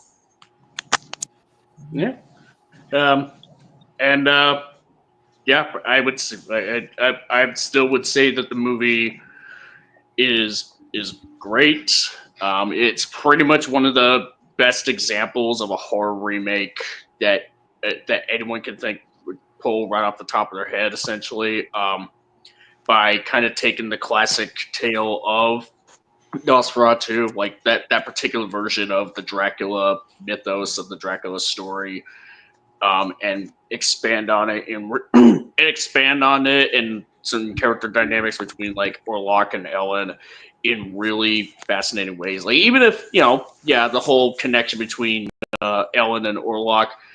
Some people, I mean, I think Jeremy Johns kind of said that it's kind of similar to the connection between Dracula and Mina in the Francis Ford Coppola version of Bram Stoker's Dracula, but but I would say like in this version, like it's done really, really well. I would say I definitely would still argue that the film is not as thematically confused or as messy as some folks on here or what Capital O may say about it. I mean, like I'd say like it's a little more. It's definitely a lot more complex than just kind of like just being like, oh, is this film just clearly saying this or is it clearly saying that? It's just like it's a little more complicated than that. I would say, and I definitely think that it is a film that is worth not only diving into more in terms of like the thematics and what it's trying to do, but also what it does do actually rather. But it's also just like an excellently crafted film, from top to finish. Visually, acting, is stellar. It has like a fantastic Orlok essentially, like as pretty much like I would argue that Orlok in this film is kind of like I think I probably will even go as far as to say that it is probably my favorite version of the Orlok character that we have to date. Like just like how distinct he just looks, not just from the others, but even distinct compared to other versions of Dracula himself, like the character across any sort of media you can think of, really. Are you as well, like, including Dracula Untold? yes, I'm gonna include Dracula Untold. Are you going Okay. to include Morbius? More. Are you going to include Blade? Okay, now you guys are just tooling me right now. Hey, listen, this movie actually sucks because in no We're going to occasion include or lot Van said Helsing. it's Orlick time. Yes, I'm going to include Van Helsing. Van Helsing is, Van Helsing's Dracula. Like, Van Helsing's Dracula is like, fine for what they're kind of going for with that, but it's just not. It's barely even comparable to Skarsgård's Orlok, who's just excellent in the film. Castlevania? Okay. Not as familiar with Castlevania, but I don't know. I'd say the Castlevania's version of Dracula, at least from what I've seen in season 1, because I've only seen season 1, is pretty good. And I also would like to just to hammer home the idea that like vampires and demons are two sides of the same coin. Like we see the Blue Fangs demon arrive in the church because of the sins of the Catholic Church in that setting. I could go deeper into like the philosophy of it all, but we want to end. So if you want to have that conversation with me, you can have it at any point other than now. Right. Yeah. We'll just kind of save that. For another day, for another time. Yep. But I highly recommend Nosferatu 2024. Fantastic movie. Honestly, if I were to rate it, like give it like a number rating, I want to say 10 out of 10, but I'll probably I'll just kind of I'll probably just be okay with having it be like 9.5 at the very least. So kind of right there. Yeah, that's about like where I stand with the movie. Yeah, there maybe like a couple things here and there that be like tweak a little bit, but they're like very small improvements. And even then, it's like barely amount to much at the end of the day. Yeah. To me, it's like 8.5 or 9. The aesthetics are so strong that I don't feel the need to watch any other version of Dracula. To be fair, like I don't want to watch the one with Keanu Reeves. I don't care about the old ones. Like I don't feel like I'm missing anything that this movie doesn't give. To be fair, except werewolf fucking, which I didn't want anyway. So like great, but one thing like in vampires and religion and the demon thing, I love all of this. It's of course like very horny. This movie is very fucking horny, and that's the only thing that maybe keeps it from being a 10. Because I don't know. Maybe it's because I watched it with my mom in the theater, and I was like, oh okay. I wasn't expecting that. So yeah, you know when you watch a sex scene and your parents are in the room and you're like, yeah. But so man, I this need to watch ceiling it is looking very white. You did that in the theater. Like, man, the floor does sure look like a floor. That's the most floor I've ever seen.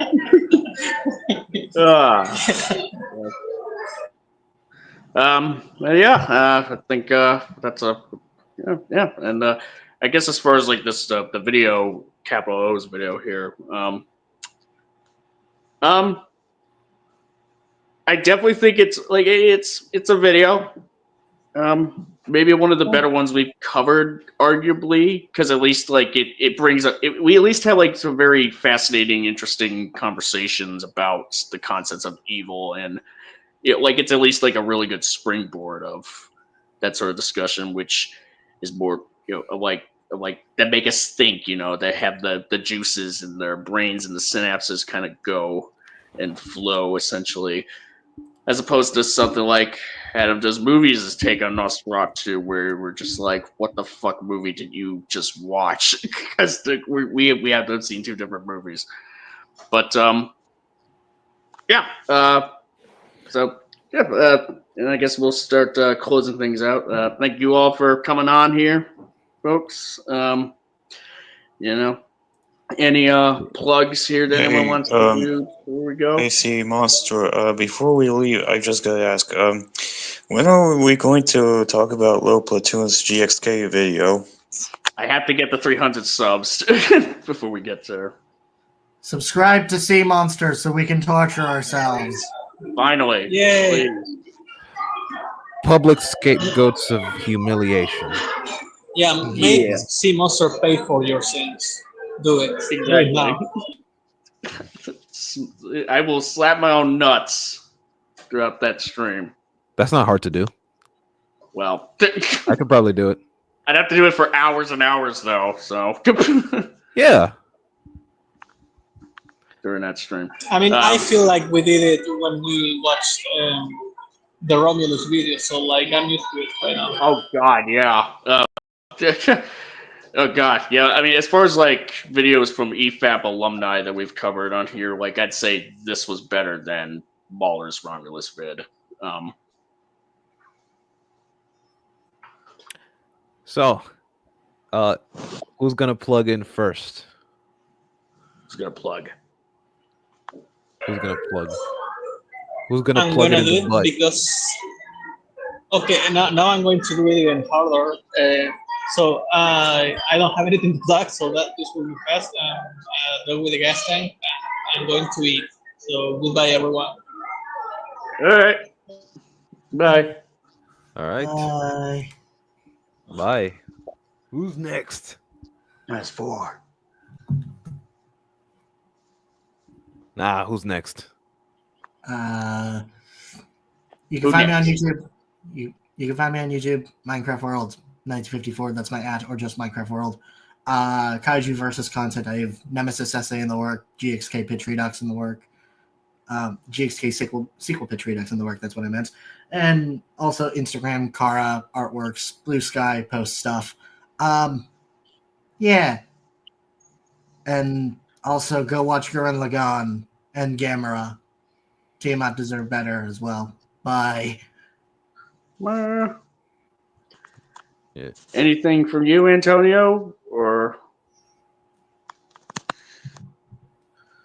Well, to be honest, I really am deeply apologize for coming this late because I was doing something with my family and I didn't have a lot of time to spend with you guys. So I didn't really want to, interrupt you were doing. So I deeply apologize for it. That's okay. That's okay. You don't need to apologize. That's all right. You're fine. You are exalted. So yeah, as for me, like I said, I really want to do a comic book someday in the future, and I don't mean it like a joke. I really want to do it, and I'm really nervous about how am I supposed to do it, and I really want to give some kind of feedback to you guys, so you can at least help me how to write a better story and not screw up in the future. So yeah. Yeah. Awesome. So as for my recommendations, like I said, read anything from Jujutsu Kaisen, Chainsaw Man, Hell's Paradise, Kagurabachi,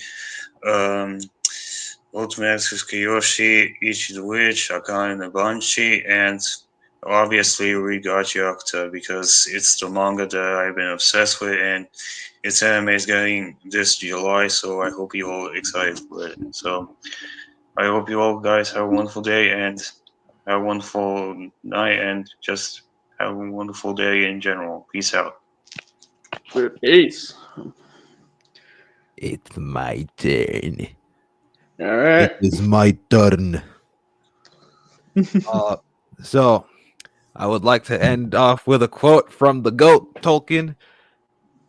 Instead of doing what Ellen did, I think we should kill evil, behead evil, roundhouse roundhouse kick evil into the concrete, stir fry evil in a hobbit pan. That's what we should do. So plugs: channel Blackaroonie, Twitter Mr. Blackaroonie. I have a Patreon. Post updates. I haven't been posting as regularly because life. But it's what it's. What else? Godmorg, working on that. Might have to might have to work on redrafts before I find a publisher. GVK video, not gonna come out anytime soon. Black Screen, one more episode before going on hiatus. I might join other people's streams, but Black Screen is going under a massive overhaul. What else? If you are looking for an editor, if you're looking for someone to edit videos, I am available. I don't work for free though, so I don't work for free. I just, side gig. But yeah, no, I am willing to work to be someone's editor. We can I'm willing to work any salary. Like just because I'm doing it's just a side gig, so I'm willing to work any salary. But yeah, that's what I have on my end. And recommendations. I finished listening to Blood Meridian. I think you should read that. Actually, that you might not want to. Never mind. Bad recommendation. Stupid Rooney. Not everybody has a stomach for Daddy Holden. Recommendations. Watch -1 if you haven't already. Ultraman Rising. Watch it if you haven't already. Invincible. Watch Invincible. That video's coming up eventually, hopefully. Maybe somewhere around like September or something. If not, then much later. But yeah, watch Invincible. And look out for Kaiju number 8 season 2. It's gonna come out this year. And yeah. Awesome. On my server. Nice. And well, this has been your host, the Sea Monster. I'll be hosting I host Sea Monster live streams, like periodically. I'll be sure to signpost when the next one will be. Hopefully it'll be sooner than later. Just trying to figure out what the topic will be at that point. Going forward. GXK video. Working on it. Should be done. I should have it done this month or as late as the start of June. So hopefully sooner. Hopefully the sooner option will come. But if not, then expect it to be pretty soon. Actually, as far as other projects, I am at least guaranteeing to do a video on Nosferatu 2024 because I seem kind of obsessed with it almost.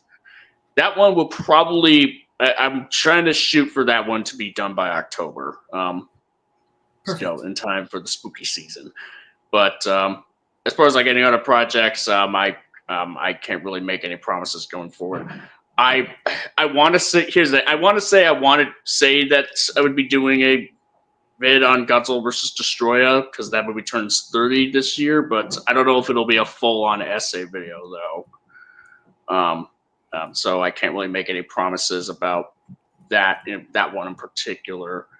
But I'll be sure to keep everyone posted. You just gotta follow me here, sub to me here, so on. Follow me on Twitter, it's Sea Monster, and as far as recommendations, obviously I recommend Nosferatu 2024. It's a great movie. I can't say enough. As far as any other recommendations, I have to steal Rooney's recommendation. Godzilla -1. That one's also great.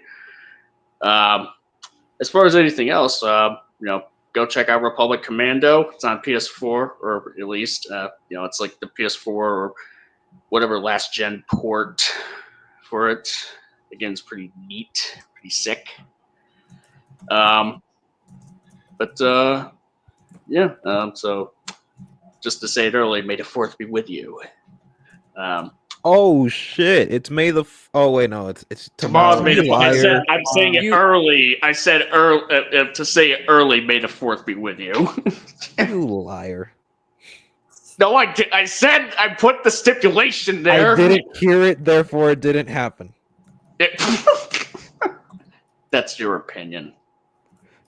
Your opinion is wrong because I said. Anyways, good night, folks. Take care.